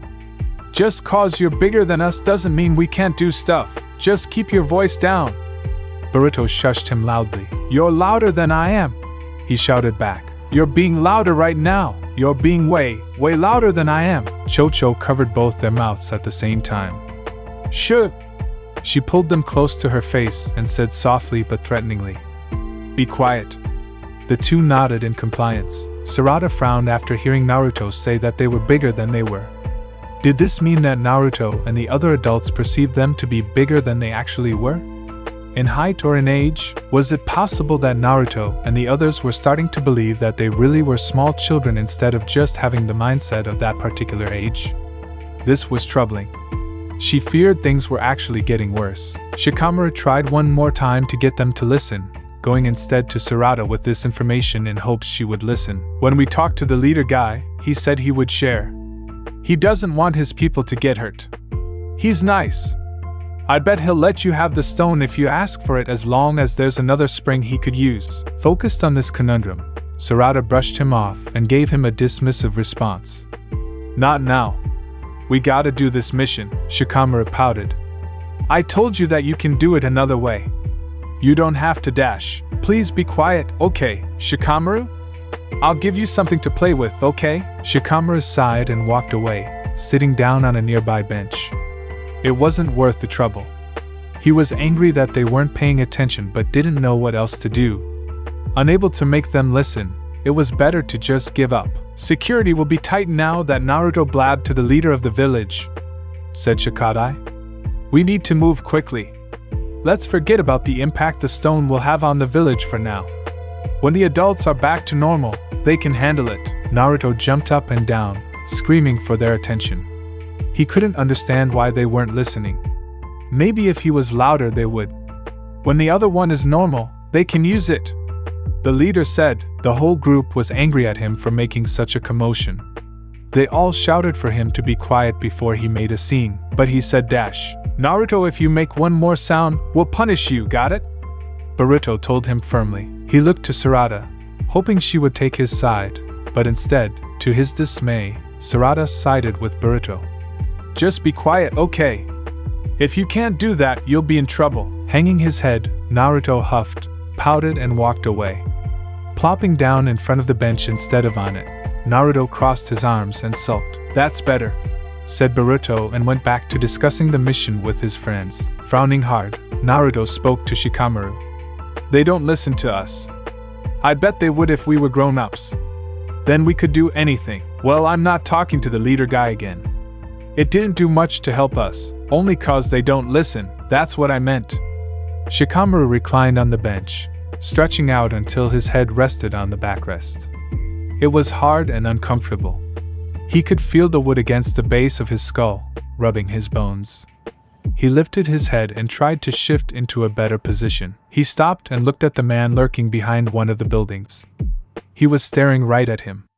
Shikamaru pretended not to notice, but when he looked back, the man was still there. There's a creepy guy over there. Naruto looked up. Where? Right.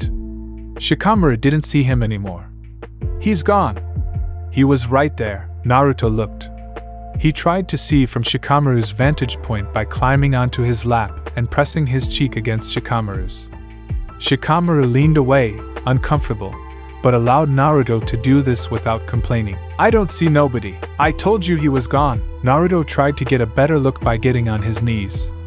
Shikamaru yelped when Naruto's knee slipped on his lap and went between his legs. He pushed against Naruto's leg, trying to get him to move into a better position. Naruto's knees pressed into Shikamaru's thigh, and he clenched his jaw in pain. I think I see him. Naruto waved to someone, but Shikamaru kept his eyes shut tight from the pain so he didn't see who it was. The man was the same one Shikamaru had spotted. He saw Naruto wave at him and slipped behind the house again. He emerged a short time later, staring. He beckoned Naruto with his hand. HM? I think he wants us to go over there. Off, legs off. Shikamaru strained, pushing against Naruto's hip with both hands. Naruto climbed off Shikamaru to go ask the young shinobi what they should do about the man. He knew he needed to ask permission to go with someone, which was exactly what he was doing. Naruto tugged on Sarada's dress. Sarada, there's a man. Whatever, that's fine. Just be quiet. She barely looked at him, more interested in whatever they were talking about. Naruto tried again. Sarada, you can play with the others, just don't wander off. Behave yourself. She returned to the conversation, pitching her own ideas to the group. Naruto walked away. I'm gonna talk to the guy. Naruto told Shikamaru. We can't leave, Naruto. Don't worry, he told Shikamaru. She said not to wander off. But I'm not. I know where I'm going and it's just over there. That means I'm not wandering off. I guess so, said Shikamaru and watched Naruto head over to the man. Thinking Naruto might do something wrong, Shikamaru reluctantly followed him. The leader's assistant was suspicious of the shinobi, especially after Naruto spoke about the springs. He wanted more information. Fearing the shinobi were hired to take back the stone for the other village, he went to alert the leader, but he couldn't get through the swarm of villagers coming to him about concerns and questions. He knew the leader would ask him for proof, a hunch only getting him to the doorway. He had to interrogate the shinobi. Oddly enough, these shinobi seemed very willing to answer his questions. He thought they would be more tight-lipped than this. Perhaps the shinobi weren't suspicious of him yet. Or perhaps they were just telling him things he wanted to hear to throw him off. Either the shinobi were really clever or really stupid. Nevertheless, he had to figure out what they were up to. He sent his men to find the shinobi and lure them to a place where they could talk. He needed to learn more about what they were plotting. Naruto and Shikamaru were lured away from the group by the man and into a space between buildings further down the road. There, they were introduced once again to the leader's assistant. Hi, said Naruto, recognizing him. The assistant saw Naruto's cheerful smile and believed it was a front to hide his true motives, even though Naruto was being sincere. You came to the village for the springs, right? He said to them, sizing them up. Well, what's your true purpose? Naruto raised his brow, still smiling, though it had diminished slightly. What did you hear about it? Is it something the Leaf wants? Naruto cocked his head. We got springs at the Leaf village, so you don't need ours, is that right? Naruto gave the man a confused look. It'd be kinda hard to bring him back to the village. The water would go through our fingers if we tried to pick him up. The man stared blankly at Naruto. He recovered quickly and gave a short laugh. Haha, amusing. Quite amusing. Regarding the springs, you were interested in them, weren't you? You came asking questions. If the Leaf does have springs, why are you so interested in ours? I guess 'cause they popped up overnight, and they're not even real springs but big puddles in the ground. The man frowned, thinking Naruto was more clever than he thought. He wouldn't tell him their true motive after all. He turned his attention to Shikamaru. "Your son was here before, was he? The leader said you look a lot like him." Shikamaru didn't respond. "Why would you come all the way here when your son was on his way home after a job well done? Can I sit down?" Shikamaru asked. "My legs hurt." The assistant told the man on his left to bring a chair out of the building they were standing beside of. The man went through the side door and brought out a chair for Shikamaru to sit on. Shikamaru observed this and got an idea. "The other village told you to come here, didn't they?" The assistant continued. "Well, whatever they're giving you, we'll provide double to just forget all that." "Forget all what?" Naruto asked, confused. "Haha, clever. You're a shrewd man, after all." "What's shrewd?" Naruto asked, wanting the definition, but the man thought he meant something else, such as what was shrewd about their interactions. "Now, what were they giving you so we can double it?" Naruto didn't answer, not understanding. "I see." The assistant looked to Shikamaru. "You must have been there for negotiations. What did they offer?" Shikamaru cleared his throat several times and licked his lips. "I need a drink," he said. "Don't we all?" said the assistant. "Could I get something to drink?" he rephrased. The assistant sent his man back into the building and brought out a can, handing it to Shikamaru. He looked at the can and frowned. "It's not open. Can't you do that yourself?" asked the man holding it. Shikamaru made a listless attempt to open the can, his fingers barely scraping the tab. Huffing, the man opened the can and handed it back to him. Shikamaru thanked him and took a sip. Pfft. He spat it out onto the man's pants. "Yuck," Naruto snickered. "He wet himself," he said, observing the man's pants soaked with Shikamaru's drink. Shikamaru handed the can back to him. "Sorry about your pants. It was just really gross. Not a fan of beer, I take it. Is that what you gave me? I don't get why people want to drink that stuff." Shikamaru's tastes have changed ever since getting into that spring, which included drink preferences. Beer and other liquors were revolting to him now. "Can I try?" Naruto asked and took the can from the man. As soon as he tasted it, he spat it out into the man's face. "That is gross." He handed the can back to him, and a rumbling growl could be heard from the man's throat. "Clean yourself up," the assistant said, taking a handkerchief from his pocket to give to him. He removed a piece of hard candy from the folds of the cloth before it traded hands, catching Naruto's eye. "You got candy?" he asked, very interested. The assistant noted Naruto's wide-eyed gaze and held up the candy. Naruto's eyes followed it as he moved it up and down and side to side. "You want this?" the assistant asked, holding it higher. Naruto nodded with his hands out. The gears in the assistant's head were turning, gradually picking up speed. "Tell me your reason for being here and I'll give it to you." "Okay," said Naruto. The man waited for an answer, but Naruto didn't say anything. "Why are you here?" he asked. "To get candy," answered Naruto. The assistant exhaled slowly in aggravation. "No, I meant about the springs." "What about them? Why are you interested in them?" he asked, getting annoyed. "'Cause they are." "Why are they of interest to you?" "I don't really care about them. They're boring puddles in grass. Unless I can jump in them, they'd be more interesting then." The assistant's eye twitched. "Can I have the candy now?" The assistant tried again. "Why are you in this village?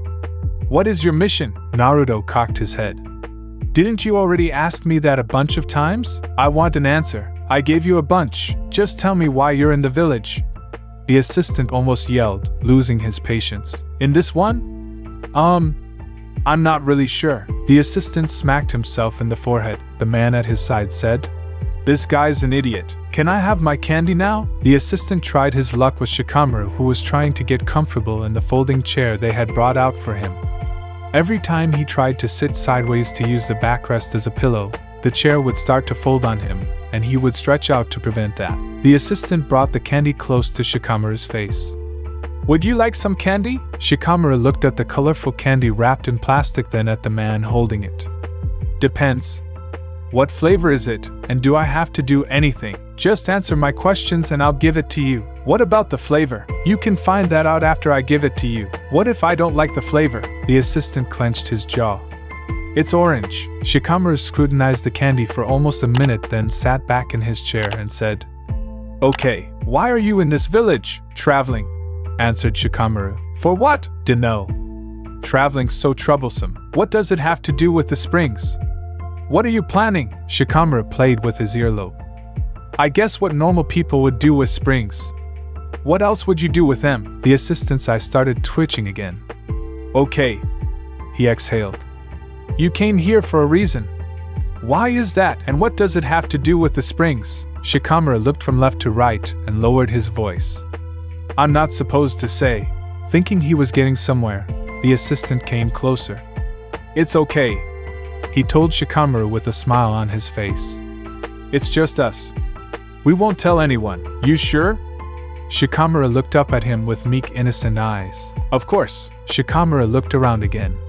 He leaned forward and the assistant leaned in. Can I have a snack? Huh, it's hard to remember when I haven't eaten in a while. The assistant looked to his left. Go get him something to eat, he told the man standing beside him. Just give him the candy, the man answered. I'd rather have chips, said Shikamaru. Get him some chips. Growling, the man walked off and returned a short time later with a bag of chips. Here. Shikamaru opened the bag and started eating. The assistant repeated the question and Shikamaru cleared his throat. These chips are so dry and salty. Can I get a drink? It's hard to talk. You're talking right now. Shikamaru started to say a few words, then would stop to cough and clear his throat, illustrating a point. The man went to get him a drink. Thinking ahead, he came back with a selection to choose from. Shikamaru looked over the different drink options and chose the chocolate malt. This came as a surprise for the man who brought the drinks because he had thrown that one in as a joke since it was more popular with children. Not that adults didn't drink it, but he expected someone who looked like Shikamaru to have a more refined taste. As before, Shikamaru asked for help opening the can. The man opened it and handed it back to him, then stepped back just in case Shikamaru spat the drink out again. There, said the assistant after Shikamaru took a few gulps. Now can you answer my questions? Shikamaru raised his finger, silently telling the man to wait while he finished drinking. They waited until the can was empty and Shikamaru handed it back. Well? The assistant said impatiently. Shikamaru waved the man closer. When he bent down, Shikamaru said, What was the question again? I forgot. Grinding his teeth, the assistant repeated the question. Why are you in the village? And what does it have to do with the springs? Oh, yeah? Shikamaru nodded up and down. Well, the thing about that is, yeah? Yeah? Can I answer that later? I'm a little tired right now. No, the assistant said, stomping his foot. We gave you what you asked for. Now you will answer our questions. Shikamaru sighed. All right, I guess. The two men behind the assistant exchanged looks. It can't be that easy, can it? It's got to be a trick. We came here to talk to the leader about the springs. Shikamaru answered. Yes. And that's it. There's got to be more than that, said the assistant. Why would you ask if you weren't interested? Well, there is another reason. Shikamaru's eyes drifted to the side. But I'm not supposed to say. It's okay, the assistant told him, reassuringly. It'll stay between us. Promise? Yes, I promise. Shikamaru looked around. Okay, but it's a secret. I won't tell anyone. Shikamaru leaned forward in his chair. He waved the assistant closer. He bent down. Shikamaru kept waving him closer until their foreheads were practically touching. Shikamaru motioned that he was going to whisper it in his ear and the assistant turned his head. He felt Shikamaru's hand graze his hair as he moved closer and cupped his hands around his ear. He felt Shikamaru's breath on his earlobe, reeking of chocolate and salt. He heard Shikamaru take in a breath, ready to deliver the message. No way! Shikamaru bellowed straight into the assistant's eardrum. The assistant jumped away, screaming and holding his ear in pain. Shikamaru laughed and sat back in his chair. Sorry, can't share a secret. The assistant rounded on Shikamaru in anger. You are the most annoying, childish, imbecilic, vexing, stubborn man I've ever. Me? Oh no. Shikamaru pointed.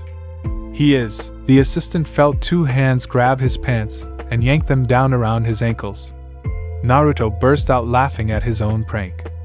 The two men attempted to grab him, but Shikamaru traded places with Naruto and his folding chair. He placed it exactly where Naruto had been and the man's foot stomped down on the back of the seat, closing the folding chair around his leg. tripping him. Naruto pushed the assistant into the second man, knocking the both of them down. That was when Naruto scooped up the fallen candy. Laughing gleefully, Naruto and Shikamaru ran off. After them, the assistant yelled, struggling to pull up his pants. "Stop them!" Mitsuki, who had been watching from the roof this entire time, retreated from his hiding spot to keep an eye on the two fleeing adults.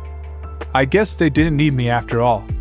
He had noticed the two wander off and followed them to make sure they wouldn't get into trouble. Naruto started to run back towards the shinobi, but Shikamaru grabbed his arm and pulled him around the building to hide on the other side. Before Naruto could ask him why, Shikamaru covered Naruto's mouth with his hand and they pressed themselves to the wall of the building. The three men ran right past them and behind other buildings to stay out of sight. Shikamaru took his hand off Naruto's mouth and explained, "I figured they wouldn't look for us near the same building we ran from, which meant staying here would be safe. If we went back to the big kids, they would have seen us, and we would have put the others in danger." "Good thinking, Shikamaru." Shikamaru looked to make sure the three men weren't nearby. "Which means we can't go back just yet, I don't think. Not if we want to keep everyone safe." He knew wandering off was bad, but he didn't want to risk his friends, thus reasoning that this was their best option. He wasn't sure if the others would understand. Naruto justified their actions using the same reasoning but assumed the others would understand if he explained that they did it to keep them safe. "Why were those guys after us anyway?" Naruto asked. "They asked us a bunch of weird questions. Did we do something bad? I don't think so."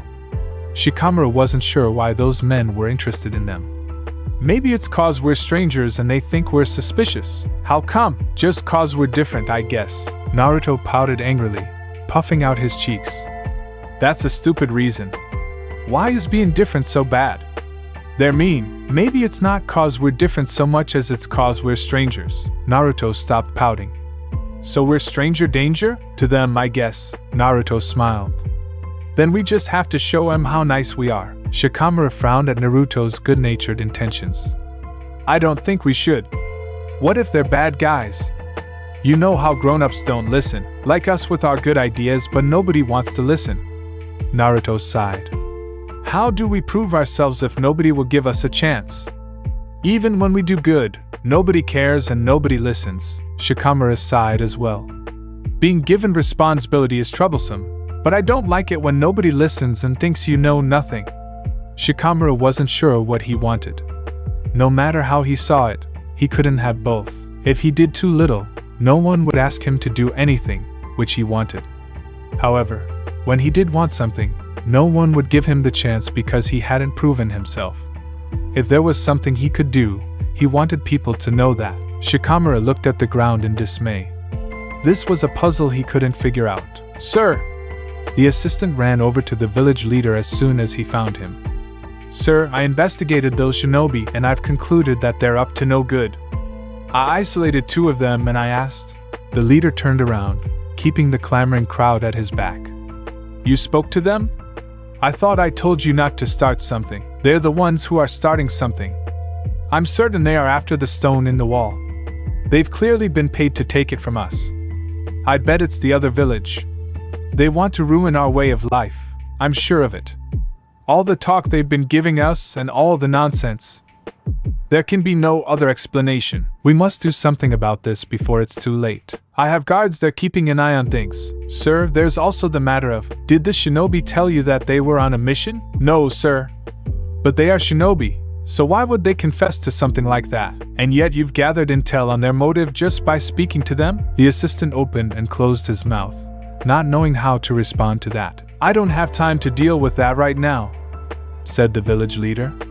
"I have bigger issues to take care of. There's an infestation going on and we have to find its source. Also, I've been getting complaints that some people feel like they're being watched but can't find anyone around. I have to dash." The crowd behind him suddenly lurched forward as someone from the back yelled about a swarm of some sort around their ankles. The leader called for order, but that only made the people complain louder. The assistant moved away from the leader and over to the two men waiting near a local shop. "The leader's too busy, which means it's up to us to handle this." "Stop a group of highly trained shinobi? Are you serious?" asked one of the men. "We couldn't handle them in that alley when it was just the two of them." What makes you think we can take on their whole group? Asked the other. They are after that stone in the wall. We can't let them take it. If they do, all this goes away. The assistant spread his arms to indicate the local shops and businesses which started to prosper. Think of the families. Our way of life. Some people had already had to close their doors and move to other villages to start fresh before the discovery of those springs. Think how much worse it will be now that they'd been given hope and started to make changes. Then we can pay the shinobi to get the stone back just as we did this last time, reasoned a man. And take the village broke? Said the assistant. We can't afford to keep paying the shinobi to retrieve it every time it's taken. We have to prevent this. How? Said the other. They have skills we do not possess. They are shinobi, and we still don't technically have any proof that they are intending to take the stone. That is an assumption on our part. That interrogation wasn't enough proof for you. They didn't confess to anything, said the man. I didn't expect them to, said the assistant. But I got a good read on them. Their actions alone prove deceit. They come off as being clueless, but I see that it was all an act. They are keeping their cards close to the vest. That was an act? The other man said, confused. I thought they were just idiots. They were playing us for fools, said the assistant. And you think we stand a chance against them? Said the first man. If that was an act to hide their intentions and make us think they were stupid, then we probably don't stand a chance. We don't know their skill level or anything else since they're putting up a front. It shows they're clever, said the assistant. We know what they're after, and that is enough. We can just assume the rest. The other man looked hesitant. I don't know. It's not just the difference in skill that bothers me. There was something about the way those two men behaved. That one guy acted a lot like my nephew. Are you sure there isn't more going on to this than we think? I don't care about that, said the assistant. All I care about is stopping those shinobi, regardless of their skill or fronts, from destroying our way of life. We can't let them hurt the village. They are shinobi. They don't care who they hurt as long as they get paid. You really think they give a rat's ass how their mission affects our lives? The two men eyed each other dubiously. Since the assistant was their superior, they went along with his orders. None of the men noticed the person standing just a few feet away in plain sight in front of the shop. Shino, having heard everything the men had said, watched them lead down the street and wondered to himself what he should do. His uncanny ability to go unnoticed seemed to work in his favor, and he was grateful for it for once. The shinobi had finally agreed to a plan. The group would split into 3. One group would watch over the adults while the other 2 worked on the mission. Those 2 groups would divide the work between themselves. One would purchase more fireworks while the other would head towards the stone wall. Sai felt Sarada tugging on his arm, telling him to get up.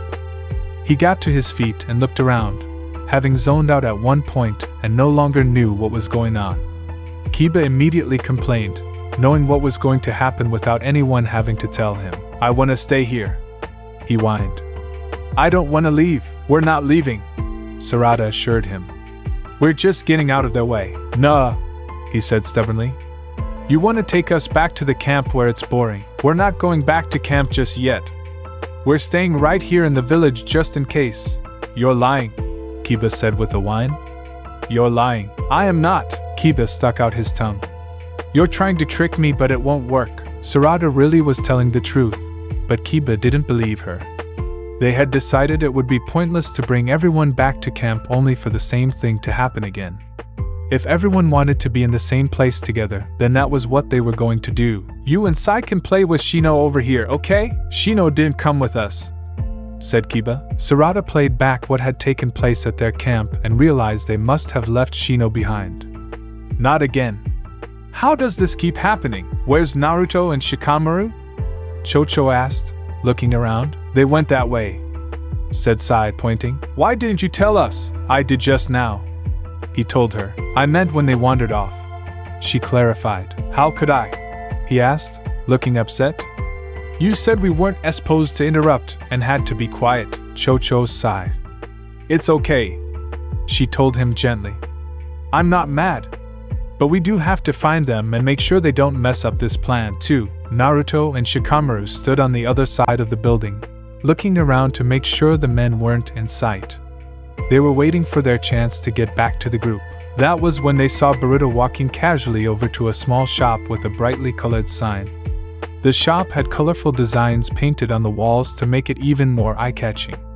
One of the designs was that of a stripped firework. Boruto went up to the counter to speak with the person inside the small shop, which was built more like a kiosk. Seeing the painted firework on the side of the building and Boruto speaking to the person inside, Naruto went to warn Boruto of the danger. "Wait, Bordash!" Shikamaru clamped his hand over Naruto's mouth. "We have to be quiet so the bad guys don't find us," he hissed. Naruto kept trying to run in Boruto's direction, making Shikamaru lift Naruto off his feet to hold him back. People walking by paused to stare at the two men struggling against each other on a populated shopping street. Shikamaru had an arm around Naruto's waist, hoisting him off the ground, other arm being used to cover Naruto's mouth. Naruto's legs ran in the air, his arms reaching desperately for Boruto. The people eventually went on their way, confused by the odd scene. MMF. MMPH. Naruto tapped Shikamaru on the arm and pointed at the painted firework on the side of the shop, hoping Shikamaru would understand. He looked at what Naruto was pointing at. It took him a fraction of a second to put it all together. "They'll think he's a bad guy if he tries to buy fireworks." He uncovered Naruto's mouth. "We have to stop him!" Naruto cried, legs still running in the air. It was too late, however. Boruto had already spoken to the clerk inside, asking for a few fireworks, and the clerk had already motioned for the village guards to move in. In less than a minute, Boruto was surrounded by guards who ordered him to come with them for questioning. Boruto looked at the 4 guards standing around him with stern expressions. He had to judge the situation carefully. If he went with them, there was a good chance he would be locked up and unable to help his friends. If he fought back, he risked causing a stir which would also make things more difficult for his friends. "What do you guys want?" he asked, hoping to defuse the situation. The guards wouldn't answer him. "Come with us for questioning," they repeated. Boruto had to make a move. A massive swarm of insects came buzzing from nowhere and surrounded the guards. They batted the bugs away with both arms, but it wasn't enough. They covered their heads with their arms, yelling and twisting away from the swarm. Recognizing the bugs, Boruto quickly ran away from the guards and into another street. Once he was safely out of sight, the bugs went away. The guards noticed Boruto was gone and went looking in the other direction for him, making little haste. Boruto poked his head out from behind a barrel and stepped out into the street once he felt it was safe. Naruto came running and hugged Boruto tightly. "You dummy! I told you that those guys would think you were a bad guy if you tried to buy fireworks." Boruto now understood what Naruto had been trying to tell him. Shino appeared before them looking pleased. "I saved you. I used my bugs to save you." Boruto pushed himself out of Naruto's grasp to face Shino. "You mean you could use jutsu this whole time?" Shino looked confused. You used jutsu, didn't you? To make those bugs do that stuff?" Shino tilted his head slightly. "I didn't know how to use jutsu." "Then how did you get those bugs to do that?" Shino held out his hand, catching a beetle on his finger. "I've always been able to. They listen to me when I say things. Small things. Maybe because they're small." Having been a living hive since infancy, Shino learned early on how to communicate with his insects. The same way he learned to speak to humans, he simultaneously learned to speak with his insects. Simple commands like when to come out and when to come back. He learned more complicated things later on when he learned jutsu. That opened up new possibilities with his insects. Before that, however, pretty much all he could do was tell them when they could go and where. Similar to how Kiba made Akamaru sit and stay without using jutsu, all he could do was communicate with them. He couldn't use them to make a clone or anything else requiring an understanding of jutsu. This explains something else which Boruto had been wondering for some time. It seemed that in addition to not remembering how to be adults, they had also forgotten how to use jutsu. This explained why they never used it. They no longer remembered how. Boruto was actually grateful that they didn't, since it would have made things even harder for them. Instead of chasing one Naruto to get into bed, he would have to chase several clones. If Shikamaru didn't want to do something, he could have used his shadow to keep everyone from making him do it, holding them at bay. Apparently, Shino never needed to use his bugs before, which was why they were only seeing it now. Either that or they just never noticed him do it, considering how easy he was to overlook. By the way, Boruto, Shino went on, there were 3 weird grown-ups saying they wanted to stop you guys from getting a stone in the wall. We saw those guys too, Naruto said loudly. We were hiding from them. Shikamaru said that if we went back to everyone that you guys would be in danger, so we hid. That explained why Naruto and Shikamaru weren't with the others. Did that mean they were in danger? Boruto looked to see if his friends were still in the area, but it was hard to tell. The group had already fractured for the sake of the mission, so it was probably for the best. This way, they couldn't get captured all at once. The one guy said that he had guards where the wall is to stop you, Shino finished. That's where Shikadai is now, along with Inogen. Boruto had suggested they switch roles since he couldn't get the stone out of the wall within the allotted time. Shikadai said he could try using his shadow to get it out, and Inogen went with him just in case he stood a better chance, having had to wedge it into the wall in the first place. We have to help them, said Shikamaru, worried about Shikadai. They wouldn't do anything without the fireworks going off for cover, but if there are guards there, they might get ambushed. Boruto thought aloud. You're right. We've got to help them. Sarada and Chocho decided to keep watch over Kiba and Sai while the boys did their jobs. Now that they realized several adults were missing, the girls debated over whether or not they should look for them. Considering that the adults could interfere in their mission if left unsupervised, they decided to send one person to look for them. Chocho opted to do it while Sarada stayed with the 2 men. Kiba sat on the bench with his arms crossed. Are we in timeout? He asked, swinging his legs. Did you do anything bad? Sarada asked. Kiba shrugged, unsure. Then you're not. Sai wasn't so sure, now that Kiba put the idea in his head. Was it bad that I didn't tell you guys right away? Sai asked guiltily. No one's being punished, Sarada assured them, seeing that they needed a clear answer. This isn't timeout. Then can we go play? Kiba asked. We can play right here. Kiba slumped on the bench, acting like his bones became liquid. He moaned loudly. Come on, said Sarada, trying to sound cheerful. We can have fun right here on the bench. How? Kiba asked, unconvinced. Sarada tried to think. They had left the toys behind at their camp. She had to improvise. Sarada covered her face with her hands and took them away to reveal a silly face. I'm not a baby, Kiba said angrily. Peekaboo's boring, Sarada sighed.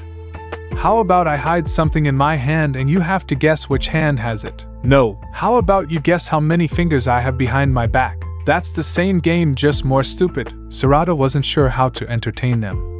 Kiba was in a mood and would likely say no to everything. How about you close your eyes and I'll hide something and you have to figure out what it is, she suggested. Kiba stuck out his tongue. Pfft. Want to draw something? No. Want to play the quiet game? No. Even Sai was feeling bored. All the attention was on Kiba. Sai entertained himself by playing with his shadow. Moving his leg up and down, he measured how close he could get without touching it. Then, something caught his attention. A colorful rock tumbled his way and stopped a short distance away. Sai cocked his head. A second later, Kiba's foot shoved him off the bench and he landed on the ground. He looked back to see Kiba sprawling out on the bench, kicking his legs. When Sarada told him to knock it off, he proceeded to swim across the bench, flailing his arms and legs, moving only a few inches. Sarada tried to restrain him, which only made him fuss more. Sai looked back at the colorful rock on the ground and went over to it. He sat down and picked it up. It was a smooth rock covered in bright yellow paint. He could actually see the brush strokes on the smooth surface. Sarada looked over her shoulder at Sai and saw him playing in the dirt. What you got there, Sai? She asked him. Sai held it up. I found a yellow rock. Seeing as how Kiba kicked Sai off the bench, she saw no point in telling Sai to come sit down on it again. Not when Kiba was still flailing about. Sai must have been trying to entertain himself with things he found on the ground. He was sitting there, so she felt he wasn't going to run off or get into trouble. Okay, that's fine, she told him. Kiba kicked her in the face. You're fat. Sarada turned her attention back to Kiba, grabbing both his ankles in her hands. Knock it off. You are being a brat. He stuck his tongue out again. You're stupid, Kiba. La la la la. He sang loudly, covering his ears with his hands. I can't hear you. La la la la. You are going to get your hands down.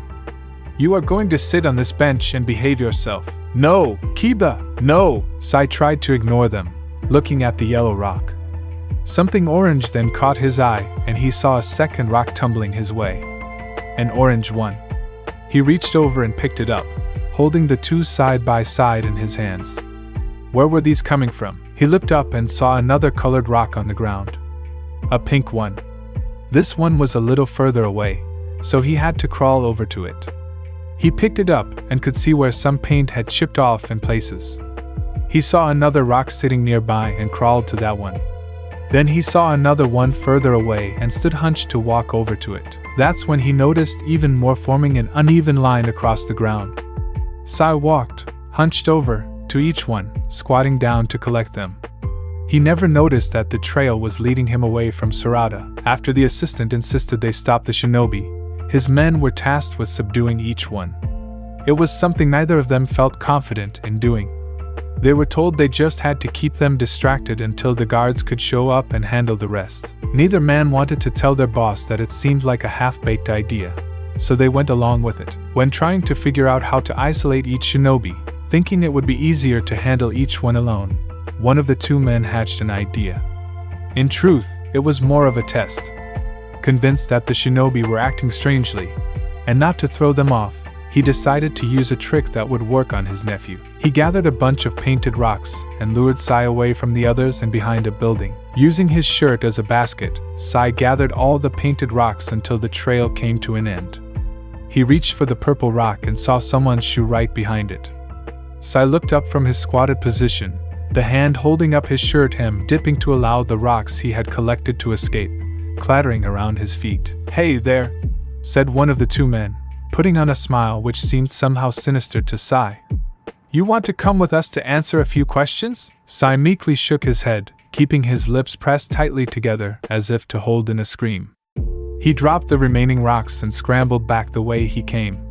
He tripped in his panic but kept going, racing back to Sarada as fast as he could. Sai came running and dove to hide behind Sarada, peering fearfully over her shoulder at the two men following him. Sarada stood protectively in front of Sai, facing the two men with a scowl.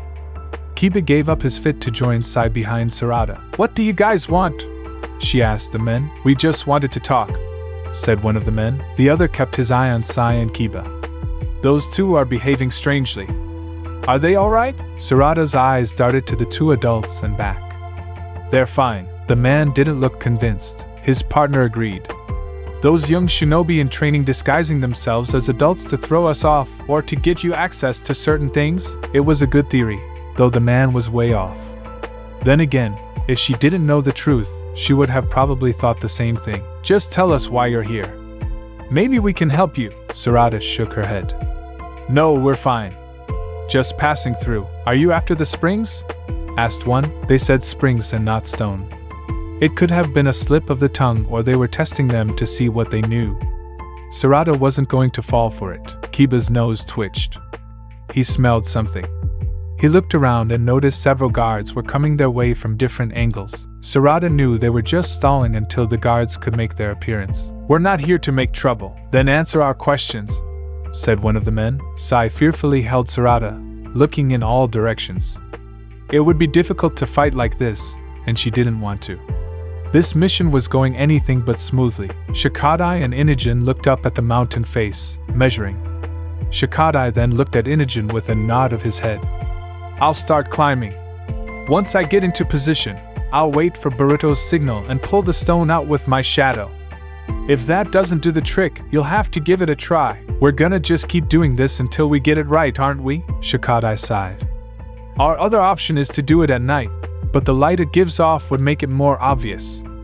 If this doesn't work, we'll have to do that instead. Inogen looked at the wall's surface and bit his lip. We have to do this quick. I know. Even if our dads don't get in the way and our mission is a speedy success, they'll still be in this village. We'll have to get everyone over to the spring in order for this to work. I know. Inogen gave Shikadai a worried look. What if they're captured and we need to return the stone for their release? It won't come to that. How can you be sure? Because we're shinobi and they're not. We can fight our way through. Inogen shook his head. Shikadai, you don't normally smash your way through things. I'm normally not this tired either. Shikadai gave Inogen an exasperated look. Boruto's impatience is rubbing off on me. I'm so sick of dealing with our dads like this, and this supposedly quick mission is going on and on and on and on and on. And I just want it to be over. Inogen looked at the ground. I know. He perked up a little and gave Shikadai an encouraging smile. Let's get to it then. Get it over and done with, right? Just like any other mission. Shikadai donned his camouflage cloak and started climbing. Inogen stood below and waited. As he climbed, Shikadai thought about what Mitsuki had told him about there being no guards on or near the stone wall. The trek to the top was difficult, and not many ventured that far. After the earlier incident, that might have changed. However, since nothing was happening near the wall and they never made their intentions clear, it seemed unlikely for them to increase security in this direction. Although, all it took was for one paranoid person to make the connection and make sure the stone was kept safe. There were no guards down below, and most of them were in the other direction. It's not that this was too easy, it was that it made sense for the guards to be in the other direction and not near the stone. Even so, Shikadai wasn't careless enough to think they wouldn't place some security measure near the stone, especially after it was already stolen once before. Boruto didn't see anything when he climbed to this spot, but Shikadai was suspicious that the fireworks would be interpreted as some form of attack and not kids pulling pranks. In which case, what could be waiting for him at the top of this wall? Inogen! Shikadai! Boruto came running with Naruto, Shikamaru, and Shino. He stopped when he saw Inogen and knew he was too late. Shikadai already climbing? Yeah, said Inogen. What happened to the fireworks? They know what we're trying to do, Boruto told him quickly. The mission's not going to work as planned. Inogen looked from Boruto to the wall.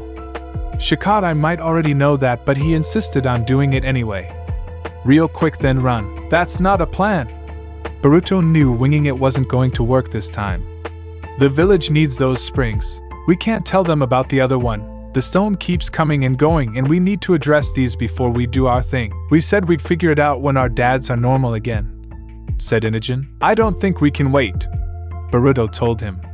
And if we end up making things worse, we can't rely on our dads to fix our mess.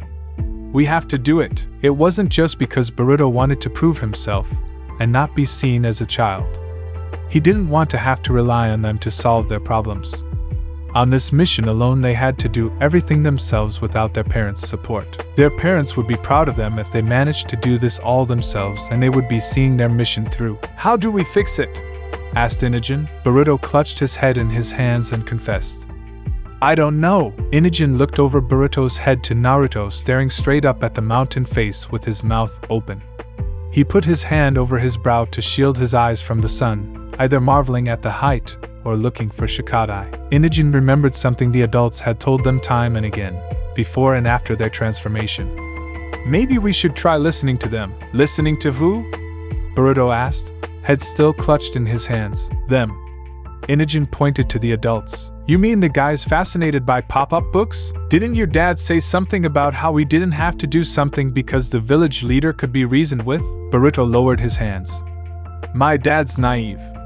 His brain's all, but the leader doesn't know that. He talked to him, and it seems like they reached an understanding. I doubt that very much. How could they have reached an understanding? I don't know, said Inogen. What did your dad say? How should I know? I didn't listen to. Boruto stopped there, realizing that Inogen was right. Perhaps they did have the resolution all along and never realized it because they didn't listen. Dad or Naruto? Naruto looked away from the sky. Yeah? How would you solve this problem? Naruto was confused. What problem? He needed Boruto to be more specific. The problem with the springs, he explained. The village needs the stone for those springs, but as long as they have it, you guys will be stuck like this. How do we make it so they'll want to give up the stone and not want it back? Naruto thought for a moment and bounced up and down with an idea. Oh. We could paint ourselves. Both Boruto and Inogen's shoulders slumped. If we paint our bodies to look really gross, we can say we got it from the springs and then no one will want to use it no more. Boruto looked at Inogen. Any more suggestions? In all honesty, it's not a bad idea. Shikamaru overheard them speaking and said, I think they mean about the guy who said he would give up the stone if there was another spring that was safe. Oh yeah, said Naruto happily. I remember that he said so when we talked to him. Shikamaru kept looking up at the face of the mountain. Yeah, he did. Shikamaru pointed. Is that supposed to happen? Everyone turned their focus on the top of the stone wall where they saw numerous people standing by the edge, glaring at Shikadai who had reached the stone's position. Shino backed away into Shikamaru. Guys, more guards had shown up to prevent the shinobi from retreating. On the wall, Shikadai sighed heavily to himself. I knew it was a trap. The group on the ground backed into each other, their circle of bodies facing outward to confront the enemy. Boruto was ready to fight but knew only he and Inogen were able to. Despite Shino being able to use his bugs, he could not fight. They would have to defend themselves and their fathers. We gotta keep our dad safe, Inogen told Boruto, unaware that Boruto was just thinking that. Boruto tried to think if it was best to tell the adults to hide somewhere or if they were better off where they were so they wouldn't have to worry about them being ambushed on the sidelines. He didn't want them to get in the way. Although, if Shino could use his bugs as a distraction like before, they didn't need to know how to fight. However, if Shino got too scared to move, having to protect petrified adults would be a pain. They couldn't be expected to hold their own in a fight or not get in the way. They could be quite formidable in play. Having to get them out of that ball pit alone was a near impossible task. Boruto's eyes widened. Go with their strengths. They're not totally helpless. Boruto turned to Inogen on his left. Inogen, I need you to paint something for me. And I need a lot of them. After hearing Boruto's request, Inogen gave him a questioning look.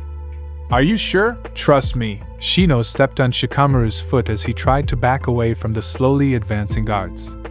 What do we do? I'm scared. I don't know, admitted Shikamaru. The big kids will protect us, probably. Actually, said Boruto holding something colorful in his hands. You guys are going to help us beat these guys, but we can't fight, said Shikamaru. Who said anything about fighting? Boruto handed his father one of the colorful objects in his hand and gave the other to Shikamaru. At first glance, they looked like watercolor beanbags, but they were actually tiny armadillos made of paint. They sat curled in the adult's hands, ready to be thrown. They gave Boruto a questioning look, unsure of what they were supposed to do. Boruto gave his father a smile and clasped his hands around his father's, encouragingly. Remember the ball pit? And how you kept throwing those balls at my face? Yeah. Naruto's lips started to curl into a smile. You got a good arm. He stood behind his father, giving him a clear shot of his target. Show those guys what you're made of. Naruto looked behind his back at Boruto. You want me to throw these at them? Yeah, said Boruto with a mischievous grin on his face. We're on the same team and those guys are on the other. We're not gonna let them win, are we? Naruto's expression matched Boruto's. No way, he said gleefully and turned to face the target. You guys too, said Boruto, encouraging them to assist. Throw those at the other team. Shikamaru wasn't fooled. He knew this wasn't a game, no matter how Boruto tried to disguise it. But those guys, you handle the throwing and we'll handle the rest. Trust us. Shikamaru looked at the armadillo in his hand to the men coming towards them. Naruto, as usual, was the one to make the first move. He stepped forward and hurled the armadillo ball into the oncoming guard's face where it splattered like a water balloon filled with paint. The guard stopped in his tracks and frantically wiped the paint off his face. Delighted, Naruto grabbed another armadillo from the pile and started throwing. Getting into the action, Shino threw one at a guard who dropped his weapon to wipe the paint off his face. This was just like a water balloon fight. This was fun. Leaving the large pile of painted ammunition with the adults, Boruto and Inogen confronted the oncoming guards with their own weapons. Boruto created several clones to combat the guards who hadn't been halted by the paint, and Inogen used a scroll to create tiger cubs to charge at the guards. It was the perfect team-up and everyone had their role. The adults would slow the guards down and defend themselves at the same time while the young shinobi took down the attacking guards, watching the adults' backs at the same time. This was surprisingly fun, and Boruto was patting himself on the back for having thought of it. "Take that!" Naruto threw a paint armadillo into the crotch of the guard directly in front of him. The guard hunched over in pain, and Boruto launched himself from the guard's back into another guard preparing to attack Naruto. Shikamaru threw 2 armadillos at the same time to throw off the guard preparing to deflect them with the weapon at his waist. He managed to deflect one but not the other, which got him right in the neck. He staggered, then came at Shikamaru again. Shikamaru stayed near the pile of armadillos for cover and to launch as many as possible. The guard kept deflecting them or took ones he couldn't deflect in the shoulder and kept coming. The distance between them was closing. Looking at the ground, Shikamaru changed his aim and began throwing painted armadillos at the ground by the guard's feet. The guard slipped in the fresh paint and slid into his fellow guard, following a bit too close, and the two went sliding into a third. "Nice one, Shikamaru!" Shino praised and aimed at the guard's knees, hoping that targeting their joints would effectively slow them down. He and Shikamaru both chose to remain near the pile and away from the guards, while Naruto kept changing position, choosing to take ammunition and run up to the guards, unafraid to get close. "This is ridiculous," complained a guard, rubbing paint from his eyes. "How can we let something like this stop us? They're like kids having a snowball fight. They're enjoying this," said another, retreating from Naruto's folly. "Heads up!" Boruto announced, delivering a flying kick to the guard's head, then a punch on his partner. It wasn't long before the guards retreated, dragging their injured men to the safety of the village after their round with Boruto and Inogen. The shinobi celebrated their victory with cheers. Naruto and Boruto high-fived each other with big smiles. While their fight was going on, Shikadai was having to contend with the guards on the wall. It wasn't easy for him to fight them alone, especially when several guards started rappelling down to his level when targeting him from their vantage point wasn't effective. During the fight, the camouflage cloak came off, but he didn't care about not being seen by the village anymore. More than once he slipped and nearly fell while having to fight the guards secured to the cliff by ropes. It became clear that the ones on ropes were trying to lure him up the mountain where their comrades were waiting at the top. He had to keep his eyes on the ones on ropes and the ones on top of the wall at the same time. Having to fight on a mountain face like this was depleting his chakra faster than expected. He had to bring this fight to the ground, or he would fall. He grabbed the rope of the guard nearest to him and began to pull. Thinking he was trying to sever the rope, the other guards came rushing in. If Shikadai wanted to cut the rope, he would have done it by now. Knowing these men would not survive the fall and were only defending themselves on orders, Shikadai refused to reduce their numbers that way. He just wanted them all together. Once everyone was within range, he tried using his shadow to snare them all at once. His feet started to slip, distracting him. Using his jutsu while maintaining his current chakra control was dangerous in this position, so he went to his second option. He clung to the guard, trying to weigh him down. The rope lengthened and they dropped a few feet. The guards were on top of him before he could put his plan into action, forcing him to drive them back. He used his wind style to blow them away from him, but in doing so, ripped the rope from the guard's belt and the two started to plummet. Keeping hold on the man in his arms, Shikadai tossed the kunai as hard as he could into the stone wall with the rope attached. This became their lifeline until the kunai started to slip. Shikadai gave slack to the rope as steadily as he could to lower them to the ground before it could come loose. The kunai was pulled free before they could touch down, but it was only a 10-foot drop, so they weren't hurt too severely. Shikadai landed on the guard, then sprang away from him to join the others who seemed to be celebrating. They stopped cheering when they saw the new set of guards rappelling down around them. "I couldn't get it with these guys around me," Shikadai told Boruto and Inogen. "The fireworks were a bust anyway," said Boruto. "I say we just yank the thing out when we get the chance." These guards were ready for a fight, and the adults had used up most of the paint Inogen prepared for them. Shikadai needed to recover from his battle on the mountain face and think of the best way to handle this. "I'll hold them off while you catch your breath," Boruto told Shikadai and dashed forward. Shikadai groaned, kicking himself for this half-baked attempt. Even with kinks in his plans, things usually went more smoothly than this. He couldn't keep blaming the adults for these setbacks. Part of this was on him. He should have just grabbed the stone when he had the chance and run for it. He should have waited until nightfall where he wouldn't be easily seen. He waited for the fireworks, thinking he needed them, but he actually didn't. He had to be careful not to harm the guards who weren't on par with a shinobi but still formidable. He normally had someone with him and didn't have to face people alone. Yet he did. He could hold his own in a fight. It was usually easier than this. Why was he doubting himself? Why was he making mistakes? Why did one wrench after another keep getting thrown into his plans? Inogen understood why and looked from the sweating Shikadai to Shikamaru, backing closer to the young shinobi with his eyes on the guards. Taking Shikadai by the shoulder, Inogen told him, "It's okay to ask for help. Who can help us?" Shikadai asked. "The ones we would ask aren't themselves. They still are," Inogen told him with resolve in his eyes. "What are you talking about?" Inogen turned Shikadai away from the guards and over to Shikamaru. "Teach him the jutsu." "What?" Shikadai said, trying to turn back. "We can do this together. He's a fast learner. He taught you, so you teach him. Go.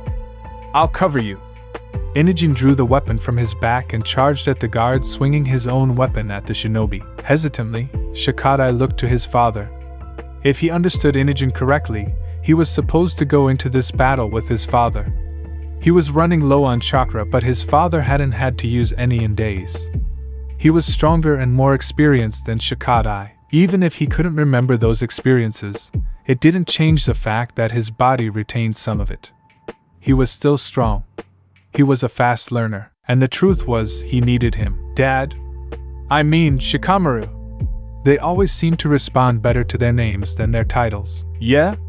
Shikamaru asked, glancing back at him and then to the guards trying to make their way past the young shinobi. "I need your help." Shikamaru turned away from the guards to give Shikadai his full attention. "With what?" "I need you to do the shadow possession jutsu with me." Shikamaru recoiled a little. But I don't know how to." Shikamaru looked nervously at his hands as if unsure what to do with them. He really didn't remember. Seeing this for himself, Shikadai wondered if it was because they had been in this state too long and were forgetting more and more, or if this was just a side effect preventing their brains from making certain connections, only it was based on things they used to know, not behavioral. Shikadai took his father's hands in his and said encouragingly, "I'll show you. Watch me and do what I do." Shikamaru nodded. "Okay." He looked nervous, as if failure wasn't an option. Shikadai performed the hand signs his father taught him. Shikamaru mimicked them perfectly, going slowly. Shikadai then told him to focus his chakra, and Shikamaru looked like he wasn't understanding him. His son described what he should do and how it should feel. He let Shikamaru try it for himself, but his shadow didn't do anything. He kept trying to make his shadow move, but he just couldn't do it. "I can't," Shikamaru said, falling to his knees in defeat. He felt like crying. He wanted to be able to do what Shikadai could do, but he just couldn't. He acted like a discouraged child trying and failing at something their first time. It was frustrating. Shikadai put his hands on his father's shoulders and told him in the same tone his parents used whenever he wanted to give up when he was young. "You can do it. I know you can." Inogen took a bat into the face and fell backwards. "Hurry up!" he yelled, using his weapon to block the guard's next attack. Boruto came to his rescue but was soon overwhelmed with a dozen guards all trying to stop him at once. His team needed him. "You can do this, Shikamaru." Shikadai stood and walked 2 steps away from his father to use his jutsu. He managed to get only a few of them, but there were still so many. Shikamaru saw what Shikadai was doing and tried to copy him. He just wasn't sure how to control his chakra. He didn't think he understood. Despite having done this countless times, none of this felt familiar. Shikadai struggled to keep hold of the guards, but he couldn't hold them all for much longer. Shikamaru squeezed his eyes shut in desperation. He had to do this.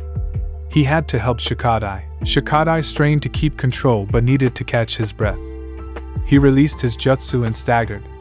He took in a deep breath and got ready to go again. He couldn't take on more than he could handle. If he stretched his shadow too much, he would run out of chakra even faster. He had to keep it small. He stretched out his shadow and captured 4 guards charging towards them. The other guards moved around them, continuing forward. Then those guards stopped in their tracks, held by a second shadow. "I did it!" Shikamaru said elatedly. I did it! Shikadai gave his father a proud smile. You sure did. Shikamaru moved to stand directly beside Shikadai and noticed the guards moved just as he did. He lifted his arm into the air, and they did the same. Shikamaru giggled. This is fun. They do what I do. Both Shikadai and his father saw the guards trapped by their jutsu and their position on the ground. The two turned to each other with the same exact idea. You thinking what I'm thinking? Shikamaru asked him. I think I am. Shikadai grinned fiendishly. You wanna have some fun? Shikamaru nodded. His face also curved into a wicked smile. Boruto defeated the guard he had been battling and looked around for more enemies. When he found them, they were all doing a strange, synchronized dance. Boruto laughed to himself, glad to see Shikadai's sense of humor shine through. It was a combination of ballet and another Boruto couldn't place. It seemed like the father and son duo were dancing the way they wanted to and making the guards mirror them perfectly. At one point in the dance, Shikamaru and Shikadai stood with their backs together and pointed into the sky in a homage to disco. They stepped one foot after the other, then proceeded to slide sideways while rowing an imaginary boat with their arms. They spun and skipped until the guards were begging for an end to their humiliation. Shikadai and Shikamaru jumped sideways in a pirouette, landing gracefully. Meanwhile, the guards mimicked their movements but ended up slamming into the wall. The father and son did this several times until they took pity on the guards and ended the jutsu. The guards sat on the ground rubbing their bruised bodies, no longer willing to fight. Shikamaru gave Shikadai the biggest smile he had seen on his father in a long time, proud of his accomplishment. I did the jutsu. Did you see? Of course he did, since they used it together. Shikadai praised his father all the same. That was awesome.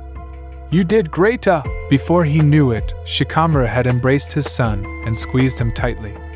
The hug was so big, Shikamaru lifted Shikadai off his feet and held him to his chest. Shikadai didn't mind being pinned like this. He couldn't remember the last time his father held him so tightly. He could actually feel the love seeping into him through the hug and placed his head on Shikamaru's shoulder, enjoying the moment. A few seconds later, Shikamaru released him and Shikadai dropped to the ground unexpectedly.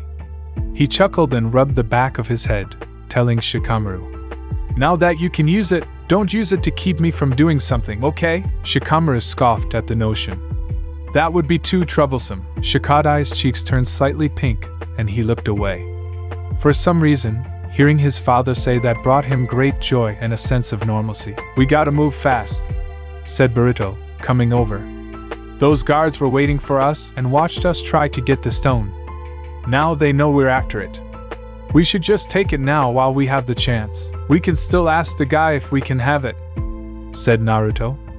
I talked to him and he's nice enough to send his guards to stop us. I don't think he's as reasonable as you think, but the guards were being ordered by the other guy, said Shino. They talked to the leader and he's busy doing other stuff, so he told them to handle it themselves but not cause trouble. It's that weird guy who said he'd do stuff. The one with the two guys following him around?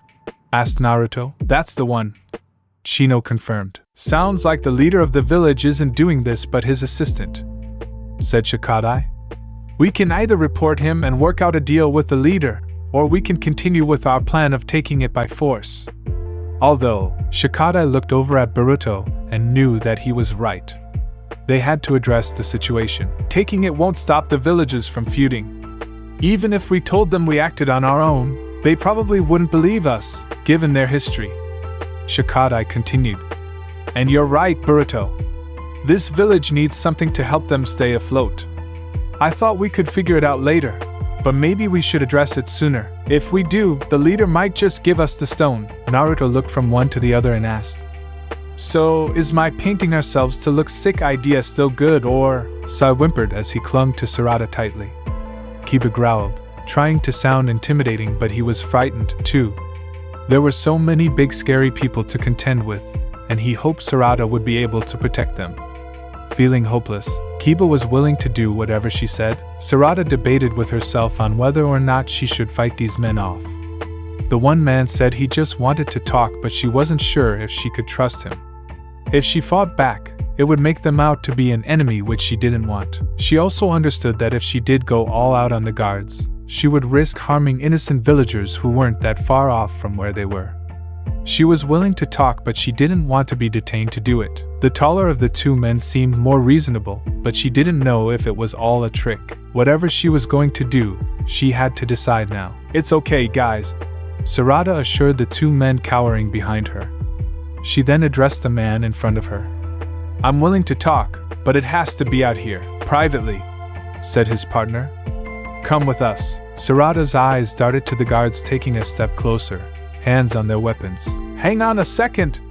Mitsuki's voice sounded from above. He had launched himself from a roof and landed between Sarada and the two men. He held up his hands in a passive gesture, facing the men. "We're willing to talk, but you have to hear us out. Come with us," and the man's partner cut him off, thrusting out a hand to the side. He hadn't taken his eyes off the two male shinobi since this conversation began. The more he studied them, the more he was convinced they were not normal men. He stepped closer to Mitsuki and spoke in a tone low enough to be heard by Mitsuki and his partner, but not the guards or other shinobi.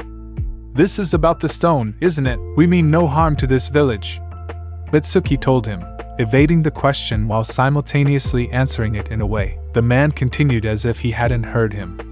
"I'll admit that I don't know much about shinobi, but I do know that our trained guards do not stand a chance against you and your numbers if we were to fight seriously. Even those two." Mitsuki glanced back at Kiba and Sai. "There's something off about the adults in your party. I knew it couldn't be an act. As tricky as shinobi can be, to what end?" The man shook his head, never finishing the thought. "I thought that they were young shinobi disguised to look like adults. But even as I'm saying it, I'm losing confidence in that theory as well, because they are too immature to pull off such a ruse," Mitsuki offered. The man gazed upon Sai with pity, seeing him looking at the guards with fear and uncertainty. "And because that man wasn't acting like this before," Mitsuki looked from Sai to the man and understood. "You met him before?" "Not personally, but yes." Remembering the cave when their three parties converged, Mitsuki understood. Shikadai's team was hired to retrieve the stone. But Sai was there as well. Hired separately. Not to take the stone but to stop those who wanted to keep it there. They hired both. The leader of the village hired those young shinobi to bring the stone back to its rightful place. Someone else must have hired that man. He said he was hired to intercept the group of people trying to guard it, Mitsuki told him.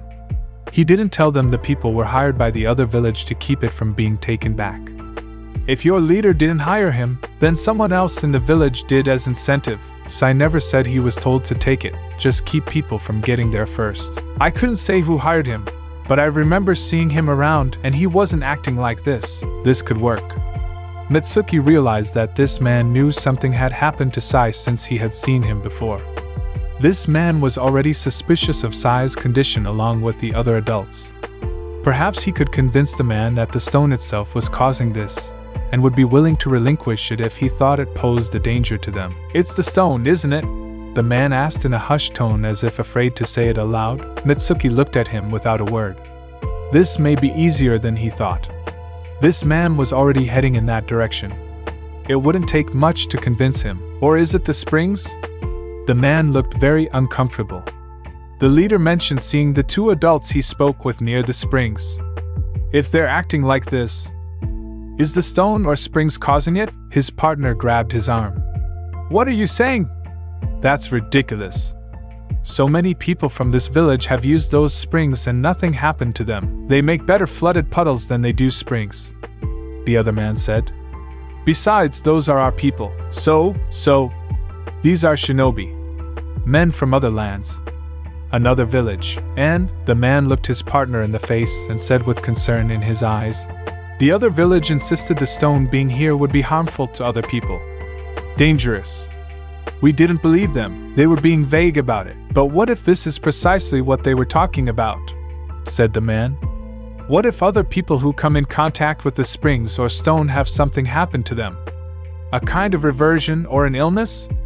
Look at that man. He wasn't like this a week ago. How could it possibly have a different effect on people who don't live here? That doesn't make any sense. People are people. Where they live has nothing to do with. What if we have immunity because there's something about this land that helped us build up a tolerance to it? What if some are more sensitive to it than others? Not everyone in the village has used the springs. If non-locals use it, and it does something to them, then imagine what that can do. The effect it would have. If you thought local business was hurting before, imagine how it would be after people use the springs and end up ill. His partner did give this serious considerate. There's got to be a way to test it. Prove what you're saying. Isn't this proof enough? Mitsuki asked, gesturing to Kiba and Sai. It could be a trick, the partner said. I don't understand how something in the water or a stone could have such an effect on people. It seems far-fetched. Just look at them, said the other man. I think that's enough proof. We're seeing it with our own eyes, Mitsuki grinned. There's a simple way to test it if their condition isn't convincing enough. You could try it yourself. The water, the stone. Try it and see if it changes you. The man took a step back away from Mitsuki. No way. Why? He asked, still smiling. Because you think there's a chance it might be true? The man gulped and looked at the ground without a word. The other man spoke to Mitsuki again. I always thought it was strange. The whole situation with the springs and the stone. Little of it made sense, and something about it just felt weird. I haven't used the springs myself just because I'm uncomfortable with the whole idea of using something that popped up overnight. Then the other village starts saying things about it being dangerous and, well, things haven't properly been tested, so I suppose there's a chance that maybe. That's why we're here, said Mitsuki. We're investigating.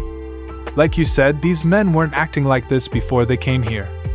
If there's a chance the stone or water caused it, then there's significant risk to your livelihood as well. But if the people of this village are immune for some unknown reason, the partner started. You may be immune, but not the people you wish to bring here, Mitsuki pointed out. If the main purpose of the springs were to lure tourists to your village for profit, then the possibility of the springs being dangerous jeopardizes that. If the springs causes a detrimental change in outsiders, the very people you want to come here, then you may as well not have the springs at all. He's right, said the man to his partner. Just as I was saying, if people come here and end up like that, imagine what would happen to our village. The infected people would want reparation. We'd be blamed, but there's no hard evidence to support. If it was brought to your attention and chose to do nothing because it sounded far-fetched and something did happen, it wouldn't look good for your village, Mitsuki pointed out calmly. Knowing there was possible risk in doing nothing about it, bringing tourists to a place that may be harmful and not telling them because you wanted money. Well, I'm sure you know how that would look. He's right, said the man. If they're here to figure this out and the stone is to blame, then we're impeding their mission and endangering innocent people. We should let them resolve this, not make it harder for them. But we're on orders. We can't just. Do your orders come from the village leader? Mitsuki asked. Not these ones. These ones come from the leader's assistant, who also happens to be our boss. Who's higher? Mitsuki asked.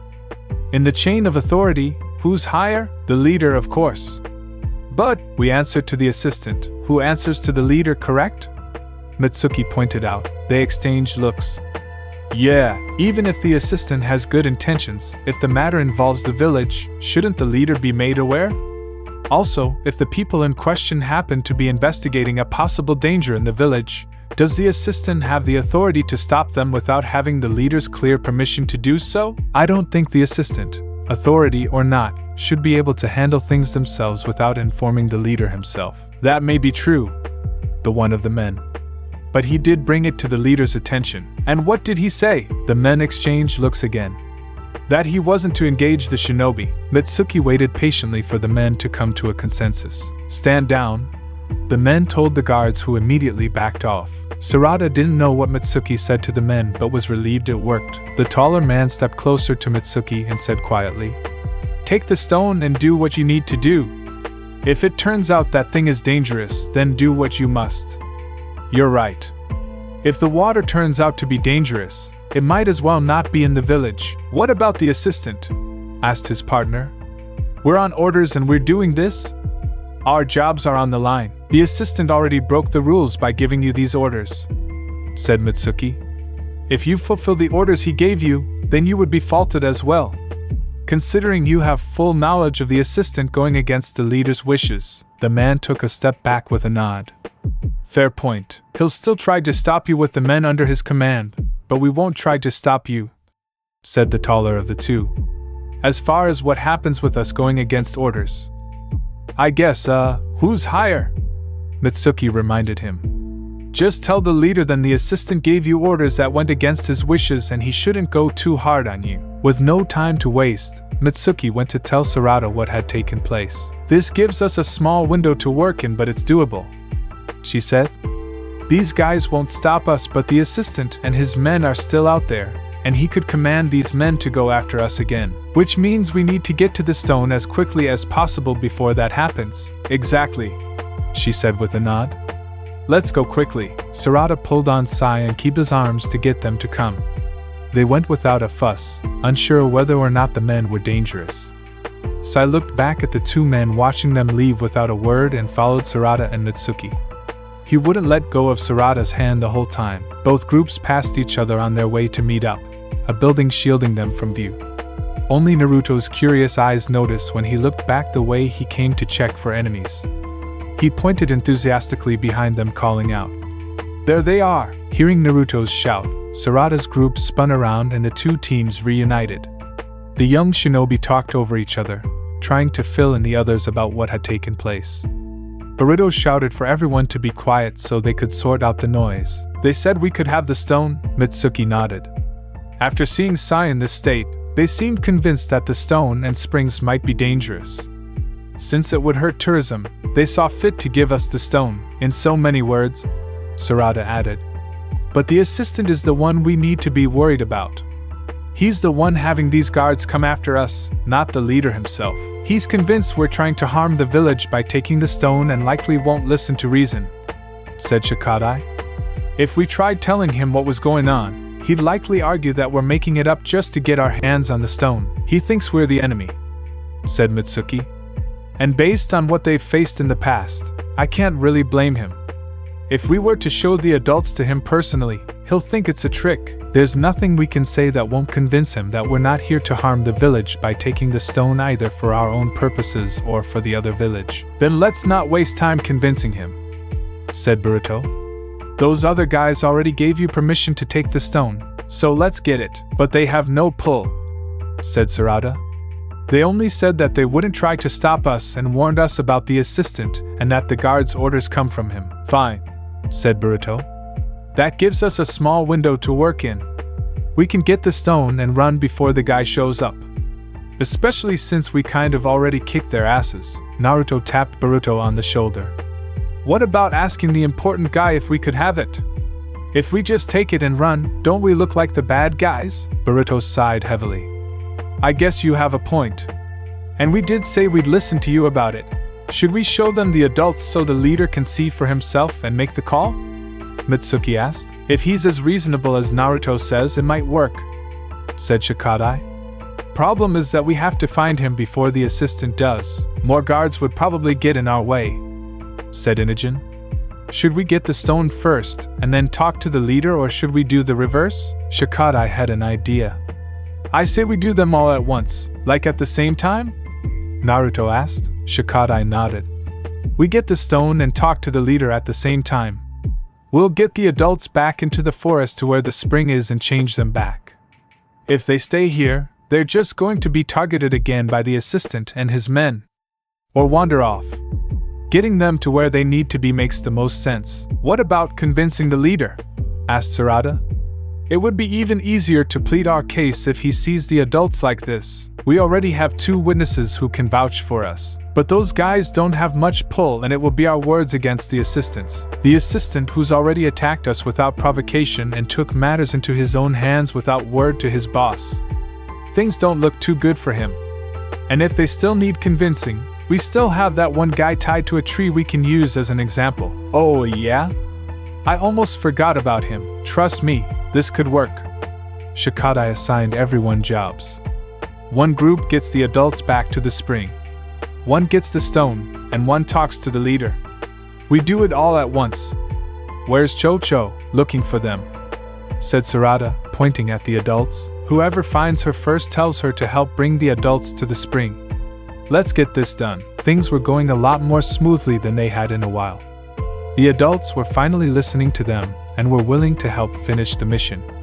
It may have been because they sensed danger and clung to the ones they trusted most, or perhaps they had been given more responsibility and wanted to prove themselves. Shikadai decided it was best to find the leader and talk to him himself while Mitsuki retrieved the stone. He searched the area with Inogen, but there was no sign of him anywhere. When they asked around, no one had seen him, and their best guess was that he was in a meeting. It seemed they would not be able to speak with the leader as planned. Of course, Shikadai suspected as much, which was why he wanted to do everything simultaneously. The assistant may have good intentions, but he's still going behind the leader's back to get it done, Shikadai told Inogen as they ran through the village. It makes sense he would want the leader distracted so he won't notice what's going on. That's probably why he hasn't ordered the guards to stop what they're doing. He doesn't know. In a way, it kind of helps our argument, said Inogen, pointing out that we were attacked despite him telling the assistant he didn't want that. He may be more likely to hear us out if he learns that. At that moment, Mitsuki coiled his fingers around the stone in the wall and pulled it free. A bright light shot up into the sky like a beacon, signaling that it was too late to turn back. If he didn't see that, the guards and assistant probably did. Shikadai nodded to Inogen in answer. Sarada and Boruto waved the adults into the forest, telling them to run as quickly as they could to get ahead of the enemy. Amidst the whimpering and panting, they could hear the adults express their fear with quiet questions and comments. "We can fight them," Naruto told his friends. "Don't worry." Though he said this, Naruto looked nervous. His voice shook, but he blamed it on the running. "Will the guards follow us this far?" Sai asked Sarada as they ran. "Will they find us? We'll be fine, don't worry." Sarada looked behind the group to make sure they weren't being followed. "I see them," came a voice. "They're escaping into the forest," Sai screamed in a high voice that was almost comical and ran faster. "They found us. The bad guys found us. It's okay, Sai. We're okay. I'm scared. It's okay. You're a big strong shinobi." "No, I'm not," he wailed. "They're gonna do something bad to us and I'm scared. We'll protect you," Sarada assured him. "It's okay. I want Inogen." Kiba smacked Sai on the back of his head. "Stupid. If you keep screaming like that, they're going to find us faster." Shut up." Kiba covered Sai's mouth with both hands. "Kiba, you are not helping," Sarada told him. Boruto scanned the area and pointed. "There, quick. We can hide." They found a ditch in the forest hidden by branches and a mossy log and decided to hide there for a while. This way the adults could calm down, and they wouldn't lure the guards to the spring before they were ready. "We could always push them in," Naruto suggested, and Boruto liked the idea. "We could do that. Right, Sarada? We wouldn't have to worry about them then, and it'd make our case easier." She shot him a look and hissed. "We are not doing that." "Now be quiet." Sai pressed his hands over his mouth to keep any sound from coming out. As the most docile member of the group, it was hard for him to remain calm now that he had reversed back to a time when he couldn't control his emotions very well. He wanted to cry so much from fear but knew it would give away their position, which made him even more afraid. He tried holding his breath to keep himself from making a sound, but he was soon gasping for air. The fear of being discovered, making a sound, and not knowing what these people were going to do had him on the verge of hyperventilating. He wanted Inogen with him, and was scared that he couldn't see him. Not knowing was the worst part of all this. Naruto saw the tears in Sai's eyes and had to comfort him silently. He reached over and tapped Sai's knee with his fingers. Sai flinched, on high alert, and breathed quickly when he realized it was only Naruto. Naruto made bunny ears with his fingers and hopped his hand across Sai's leg. Sai didn't find it very calming, just annoying, and twisted away, shaking his head. Naruto wrote messages to Sai on his leg with his fingers, but Sai didn't notice that they were meant to be words, so he didn't get the message. Finally, Naruto just embraced him. Holding Sai's shoulders tightly, he sat in silence, hoping this would calm Sai down. It worked. He felt safe like this and began to calm down. Footsteps behind the log had them all holding their breath. Naruto, Kiba and Sarada all clamped a hand over Sai's mouth to keep him from crying out. The crunching of leaves was right behind them. "You losers want something?" came Chocho's voice. "We're leaving your village, so leave us alone." "Over there!" said a guard, and the footsteps retreated. Once they were sure they were alone, the group let out a collective sigh and came out of hiding. "Nice one, Chocho," Sarada praised. "Let's keep going to the spring before those guys show up again." "You!" Shikadai and Inogen stopped with their hands in the air, finding their path blocked by several guards and the assistant. "Should I?" Inogen nodded towards the assistant, asking silently whether or not he should use his jutsu on him. Shikadai shook his head. "There's no need. I knew it all along!" shouted the assistant. "You were after the stone. Return it at once." Shikadai waved his hands above his head. "We don't have it. Search us if you like. You're not going anywhere until you hand it over immediately. I told you. We don't have it. I knew you were up to something. I knew it all along," ranted the assistant. "What do you have against us?" "No, scratch that. I know it isn't personal. You're only doing this because you're getting paid. You don't care how it affects us and our way of life. It's just business. You shinobi are so heartless, never giving a thought to how your mission may be hurting others. I am not letting that stone leave this village again. Never again. Too many lives are at stake here. I will not let you ruin it. Detain them. Capture them. If they fight back, do what you must. I don't care if they are children. These shinobi are not getting away." "What on earth are you doing?" The guards froze on the spot and turned to the leader standing a short distance away looking furious. The leader's eyes narrowed squarely on his assistant. "What did I just get through telling you? What did I say?" "But sir, they were after the stone all along. I have proof. They dash." "What did I say?" The leader repeated firmly and slowly. The assistant swallowed hard before answering softly. "Not to engage." "And what is this?" the leader asked, gesturing about with his arms. "But they dash. I gave you an order." "Yes, but they were up to something, just as I thought." "Is that why you had the guards attack them, even after I specifically said not to?" The leader crossed his arms. "Hard to overlook the procession of guards entering the infirmary on my way here. The fact that they attacked them should alone prove that they defended themselves against men following your orders to attack them first." The assistant said nothing. "I can hardly blame the shinobi for acting in self-defense. If they took any action at all, it's clear to me that you provoked them. They were after the stone. I knew they were. I had to do something, otherwise our people. Did you see them go after it before you confronted them?" "They did go after it. Before or after you engaged? That's not the point. I'll decide that." Shikadai turned to Inogen. "I told you there would be no need. I will speak to these shinobi myself, and you will call off the guards you sent after them. I know they followed a group into the forest. Sir, we have to address." "I will do that," the leader said and then pointed. "Go!" Bowing his head, the assistant slinked away. "I will see you in my office after all this is seen to." The assistant flinched, then continued on his way. The leader turned to the shinobi. "I apologize for all this. I gave him orders not to confront you, even if he had suspicion. However, if there was an issue with the stone, you should have said something. Taking it upon yourselves did make you look suspicious." Shikadai grinned sheepishly and rubbed the back of his head. "I guess you have a point. Sorry about that. But how did you know what was going on? You said you knew we found issue with the stone. A couple men came and told me. Pulled me right out of my meeting to let me know what was going on.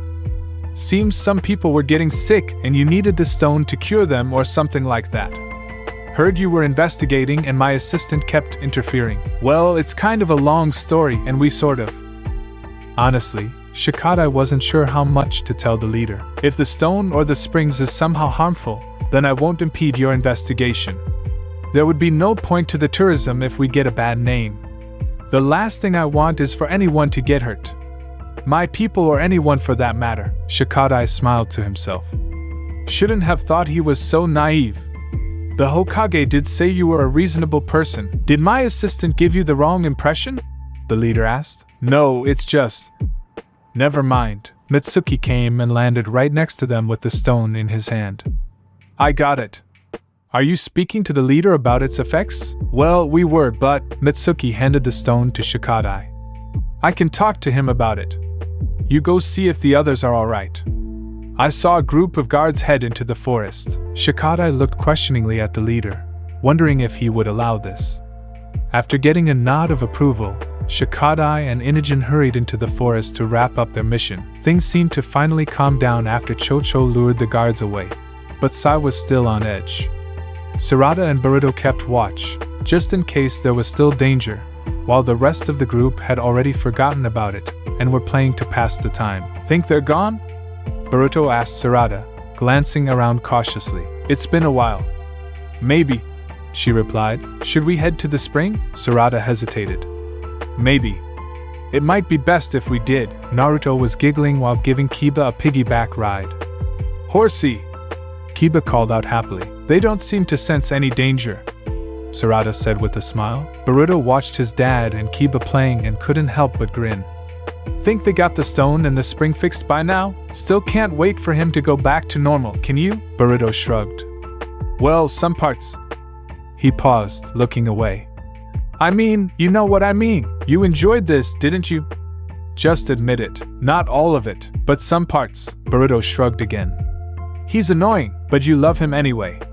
Just like you. What's that supposed to mean? That he loves you even though you're annoying? Boruto turned away. Shikamaru watched as Naruto lost his footing and fell flat on his face, Kiba still on his back. Kiba started swatting at Naruto repeatedly to get him moving, but Naruto didn't budge. Giddy up!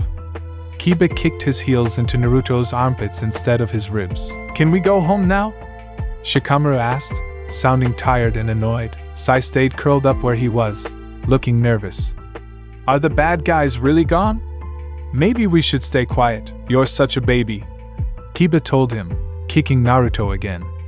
Giddy up! Move it! Shikamaru used his shadow to snare both Naruto and Kiba, smirking when Kiba complained about not being able to move.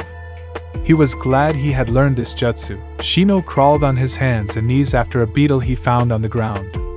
When Shikamaru ended his jutsu, Kiba jumped on Shino's back instead. Now Shino's the horsey! Giddy up! Unprepared, Shino bent under Kiba's weight, and the startled beetle took off. Shino sighed in disappointment and refused to move, no matter how much Kiba rocked on his back or kicked him. Sarada, Shino won't play horsey right, he complained. Play something else then. I don't wanna. Naruto had already found something else to do, turning a flat rock into a bird and flying it around while making buzzing noises. Sarada and Boruto urged everyone to be quiet, thinking they heard something. Sai crawled closer to Sarada for protection. Seeing his chance to cause mischief, Naruto snuck up behind Sai and squeezed just above his hips with both hands, making a loud buzzing noise.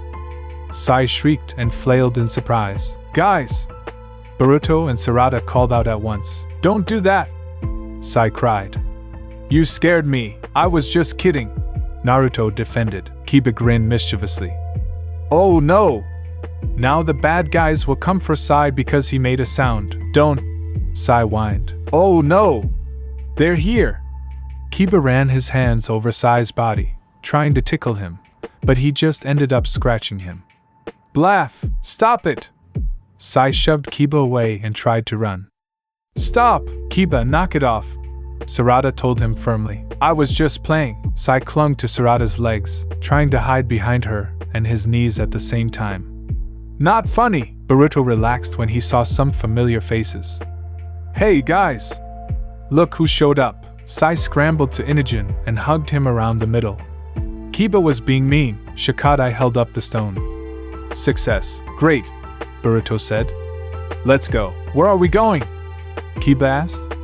Someplace fun? It's very special, Boruto said in a playful tone. But you gotta hurry. Why? Kiba asked, standing up.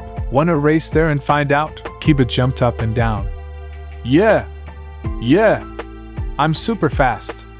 I'll beat you there. Oh yeah? Show me. Okay. Kiba started running, then stopped. Boruto pointed. That way. Now knowing where he was supposed to go, Kiba took off into the forest. Let's catch him, Naruto. Naruto nodded to his son, and the two took off after Kiba, running side by side. Sai peered around cautiously. Are the bad guys gone? Inogen wasn't sure if he should lie and say they were to get Sai to move quickly or tell him they weren't to reassure him. In the end, he held his father's hand and said, "Don't worry. We got rid of them, so you're safe." "You sure?" Inogen nodded, squeezing Sai's hand. Sai squeezed back, grinning. "Should we catch up to Naruto and the others?" "Okay." The two ran behind Naruto and his son, holding hands as they went. Inogen was no longer embarrassed about it. Shikamaru didn't want to run but also didn't want to lag behind. He and his son jogged after the group. Shino looked at Sarada. "Are we supposed to run? Is it a race? Why don't we catch up to find out?" she asked. Shino thought for a moment. "That would mean racing. But okay." Sarada rolled her eyes and smiled. Shino was pretty sharp, even at this age. Neck and neck, Naruto and Kiba, along with Boruto, raced ahead of everyone, both adults determined to be first. When Boruto saw the spring ahead of them, he called out sharply, "Stop!" Naruto and Kiba dug in their heels, leaving long grooves in the soil as they came to an uneasy stop. "Is the race over? Who won?" "Hey, Sarada!" Boruto called out, ignoring the two adults. "Look at the water." When she finally caught up, she peered down at the spring, which had changed color. "It's just like the one in the photo Cho-Cho and I saw. I think that's it. I think it's safe now." "Yes." Boruto jumped in the air. "Alright, guys, dive in." The adults just stood there. "What are you waiting for? Jump in. Let's fix you guys up." Sai moved behind Inogen in fear. "Isn't that the water Shikamaru and Shino said was poisonous?" "Huh? Poison?" Inogen asked, having not been there at the time to hear it. "It's not." Boruto looked around. "Oh, come on. Where is Shikamaru now?" Here." Shikadai's voice came from behind the rest of the group. He sounded winded, and soon everyone saw why. He was carrying his father on his back. Shikadai took one shaky step forward and collapsed under his father's larger frame. Shikamaru slid off his back and stepped aside as Sarada helped Shikadai to his feet. He gave up partway through the race. Climbed on my back. Had to carry him, Shikadai said breathlessly. It seemed his father hadn't left him much choice. Boruto did a head count and nodded. "Okay, now will you guys please get in the spring?" Sai shook his head. "They said it was dangerous. Not anymore. See? The water changed color. It's safe now." "Changing color doesn't sound very safe to me," Shino said. "It does if it was polluted and is now clean," Shikamaru pointed out. "Okay," Boruto said, already getting irritated. "It was dirty, and now it's clean. Get in." "I don't want to," Sai said. "Then just drink the stuff," Boruto urged them. "Drinking it changed you. It will change you back." "Prove it," said Shino. "Drink it, and you'll have your proof. You first." "It won't do anything to me. I'm not drinking it," said Shino. "Me neither," Kiba added. "Then take a dip in it." "No," Boruto's eye twitched. "We came all this way. Now get in the water. You can't make us." "Oh yes, I can." Boruto took a few steps over to them and reached out to grab their arms but froze, a shadow connecting him to Shikamaru. "You had to teach him the jutsu, didn't you?" Shikadai frowned at his father. "You said you wouldn't use it like this." Shikamaru ignored him and made Boruto wiggle his hips while he taunted. "You can't make us. You can't make us. Stop fooling around. We're so close." Boruto couldn't turn his head, so he just called out to his friends in general. "Somebody do something." Inogen tried to reason with his father. "Sai, could you please go in the water for just a minute?" Sai reacted to the water like he was getting a shot at the doctor's office. "I don't wanna. Please don't make me. I don't wanna. It's not going to hurt you. It's water," Sarada said, kneeling next to him. "You can just dip your toes in." Sai hesitated. "What if it hurts? What if it doesn't?" Inogen asked. He looked down at the water, then back at Inogen, who nodded encouragingly. Finally, after a few moments of thinking it over, he carefully dipped his foot into the water. Everyone stared. "That's a good start," Sarada said, watching him closely. "Nothing happened," Sai said, blinking at his foot. "Then take another step," Inogen urged. Sai raised his foot and took another step into the water, splashing some. "See? Nothing happened. I'm fine." Try to swim, Sarada suggested. Sai looked at her incredulously, shaking his head. You want me to swim? It's easy. Just swim. With a nervous gulp, Sai stepped a little deeper into the spring and pushed himself off the bottom. He floated for a moment, then began swimming across the spring. A ripple of excitement coursed through the rest of the group as they watched him. Wow! He can swim! Boruto called out, and suddenly all the others wanted to join. Kiba was the first to jump in. Woo! It's nice! He splashed the water and swam towards Sai. Shino followed, slipping in right after him. I guess it's safe. Sarada nodded and jumped in as well, while Shikadai went to his father. Come on, Dad! If Sai can do it, so can you. You first, Shikamaru said, but Shikadai pushed him until he slipped in. Shikadai smirked. See? You're fine. Fine. Fine. Shikamaru grumbled, shivering and splashing water at his son. Boruto leaped back in again. It's great! Come on, guys! Don't be left out! After a moment's hesitation, Inajin joined in, and before long, everyone else did too. As everyone splashed around and laughed, Sai watched them, admiring the water from the edge of the spring. He felt shy at first but finally took a deep breath and jumped in after them. He hadn't anticipated how warm it would feel, and he nearly lost his footing as he swam to the group. Inajin laughed and gave him a hug before they started splashing one another. Kiba shouted, I bet I can outswim you. Boruto grinned and took off. You think so? Catch me if you can. Shino floated nearby, watching as everyone began playing together. They weren't worried about the guards anymore. Instead, they were swimming and having fun. Everything felt carefree again, and for the first time in a long time, Sai realized he was finally free. Shikamaru ended the jutsu and scanned the area for any pretend enemies. I thought I heard something, but I don't see anyone. Are you sure? Maybe. Just to be safe, let's stick together and back away slowly. Someone replied. The adults huddled closer together and took a few steps back toward the spring. Shikamaru quickly realized what was happening and halted. You're trying to trick us, aren't you? You want us to go into the spring even though we don't want to. No, Shikamaru crossed his arms. I'm not moving. Then don't. Boruto held up the flat stone that Naruto had been playing with. We'll do something else. I'll toss this around, and you guys can just stand there and do nothing. Naruto spotted the stone and whined. That's mine. You want it? Come and get it. Naruto broke away from the other adults to grab the flat stone. Boruto juggled it, keeping it just out of reach.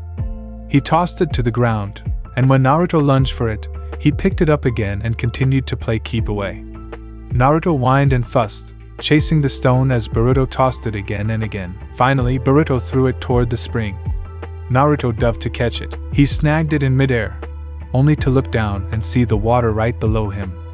In his eagerness to catch the stone before Boruto could grab it, he had inadvertently thrown himself over the spring with no way to go but down.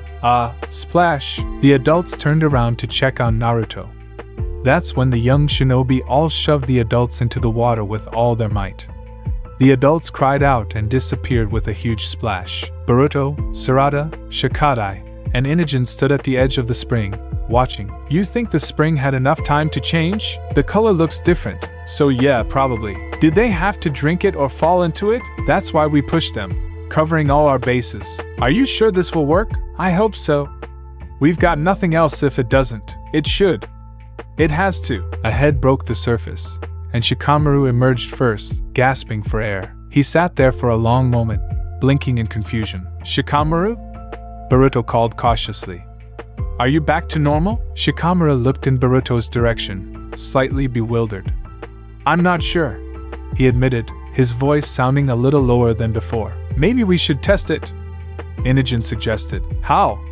Sarada asked. We can ask him something only he would know, Boruto proposed. Shikamaru frowned. How would that work? If it's something only I would know, then you wouldn't know the answer, which makes it a flawed test. Sarada exhaled in relief. He's back. How can you tell? Can't you see how he's acting? Shikamaru stood up and made his way out of the water. Something only I would know. So it wouldn't matter my age, right? Not a very accurate way to determine someone's age or how old they think they are. He started wringing out his clothes. But if you wanted to gauge my answer, it's an effective test in that regard, so I can't raise my eyebrow too high. Shino surfaced next, gasping for air. He checked his face, his head, his shoulders, and his chest as if making sure he was still intact. I'm still me, right? This didn't change me physically this time, did it? You're fine. Shino tilted his head back with a sigh of relief. Oh, thank God. Sai emerged beside him, coughing as he crawled toward the shore. He ran a hand through his hair to get it out of his face and looked up at his son's expectant face. Sai grinned and said, Hey, Inogen. Inogen fell to his knees and hugged his father tightly, not caring how wet he was. He was just so relieved to have him back to normal. Naruto surfaced next, followed by Kiba, who punched him in the jaw. Everyone stopped to stare at them. You idiot! Kiba snapped. What were you thinking, spiking my drink with that sludge? Holding his face, Naruto replied. I wasn't thinking. You know that. You remember what it was like in that state. I'm sorry, okay? Kiba climbed out of the water, grumbling the whole time. He wrung out his shirt over Sai's head and trudged onto dry land, trying to kick the water out of his shoes. I said sorry. Naruto reminded him. I heard you. It's fine.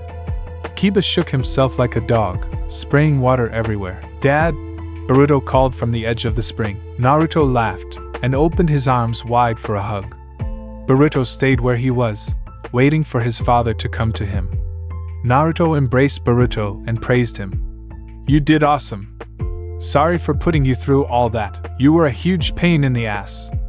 Boruto returned the hug. I'm glad you're okay. I'm not cleaning up any more of your messes. Naruto patted him on the head. Chocho rushed to the spring only to find all the adults back to normal. She bounced gleefully and hurried over. Everyone seemed to be getting reacquainted, judging by all the chatter and hugging. The adults immediately fell back into their normal roles and picked up where their kids left off. They brought the man they had left tied to a tree to the spring and changed him back. Faced with so many shinobi, the man declined to fight. Remembering the conversation he had with the Hokage while they were in their altered states, he apologized for the trouble and left peacefully. The whole ordeal seemed incredibly awkward for him, judging by the look on his face as he exited. So, do you guys remember what it was like when you were, Shikamaru chuckled and looked away. That was weird, a weird experience for us all. Sai added, glancing down at his son. I'll bet. Shikamaru rubbed the back of his head. We definitely didn't make things easy for you guys, but you did great, Naruto told the young shinobi. Thanks for all your help. Sorry for all the, The adults started laughing. You haven't changed much at all, Shikamaru. Kiba teased. Please. I'm not that lazy anymore. Having two of you around forced Shikadai to get his act together. Oh, he knows when to move. What about you, Kiba? What about me? You and Naruto were like two peas in a pod. We're not. We're so. Back me up here, Sai. Sai scratched his jawline while looking elsewhere. You two were similar enough to get along pretty well. Though you were different. And similar. What's with you? Sai's cheeks began to turn pink. I don't remember being that way when I was little. Was I really that meek? How should we know? We hadn't met yet. Yeah, we didn't know you back then. I know I was a docile kid, and I'm still kind of that way. But was I really that shy and timid? I wouldn't call you meek, Naruto said. Just, meek? No. Shy. Isn't that the same thing? Not exactly. Sai's cheeks were still pink.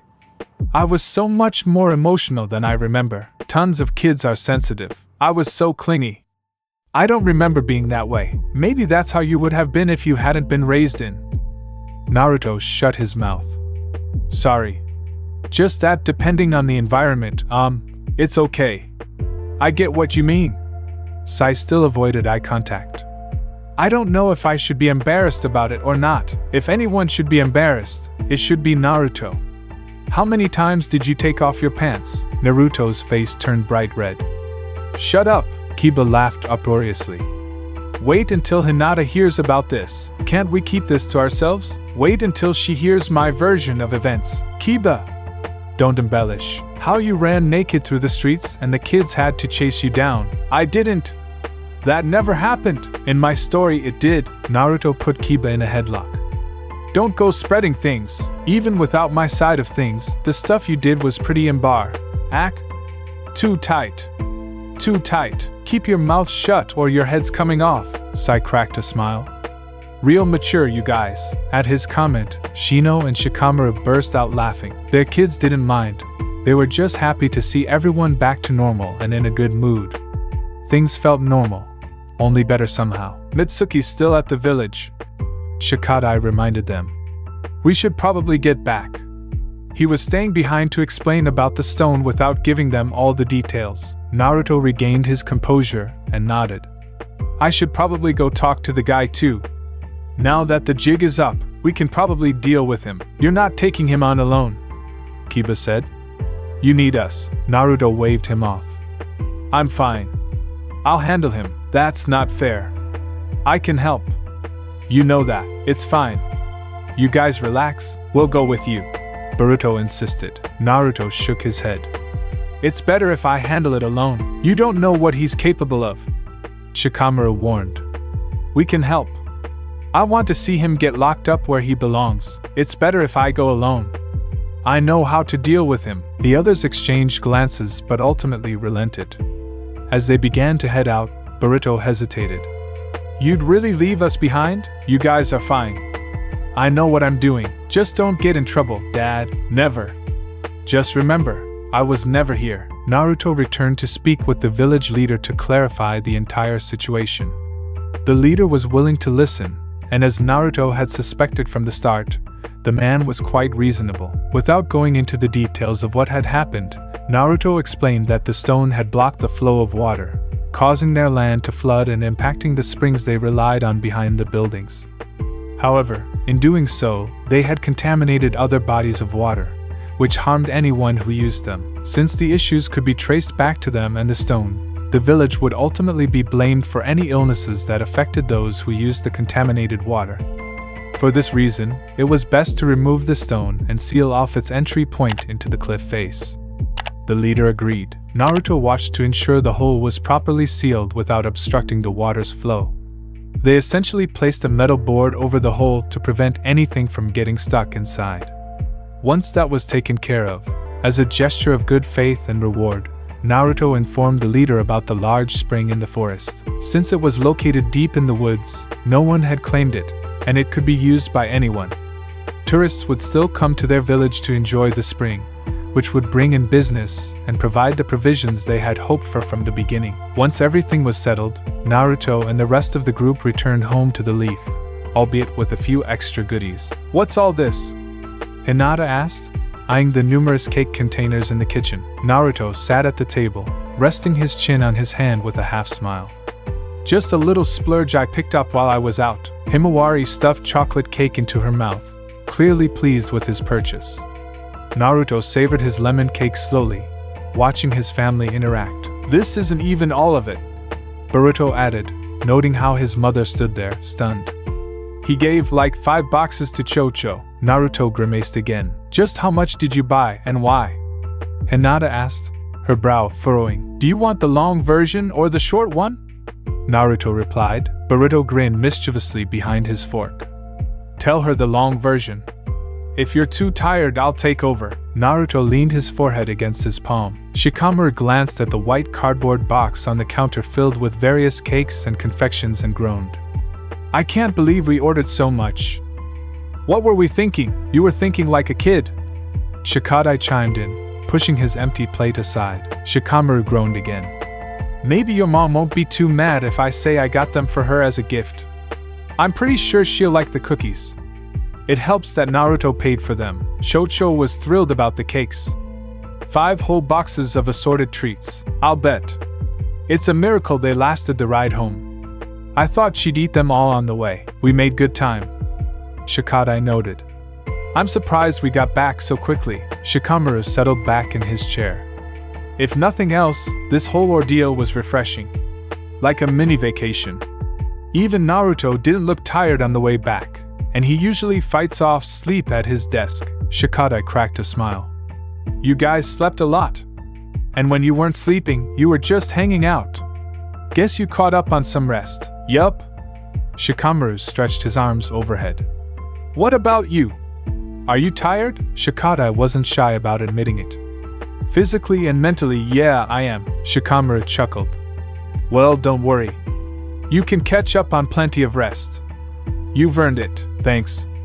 I plan to take a nap as soon as I'm done. Shikata nursed his glass of milk. I can't believe how exhausting it was just keeping an eye on you. I felt like I was losing my touch.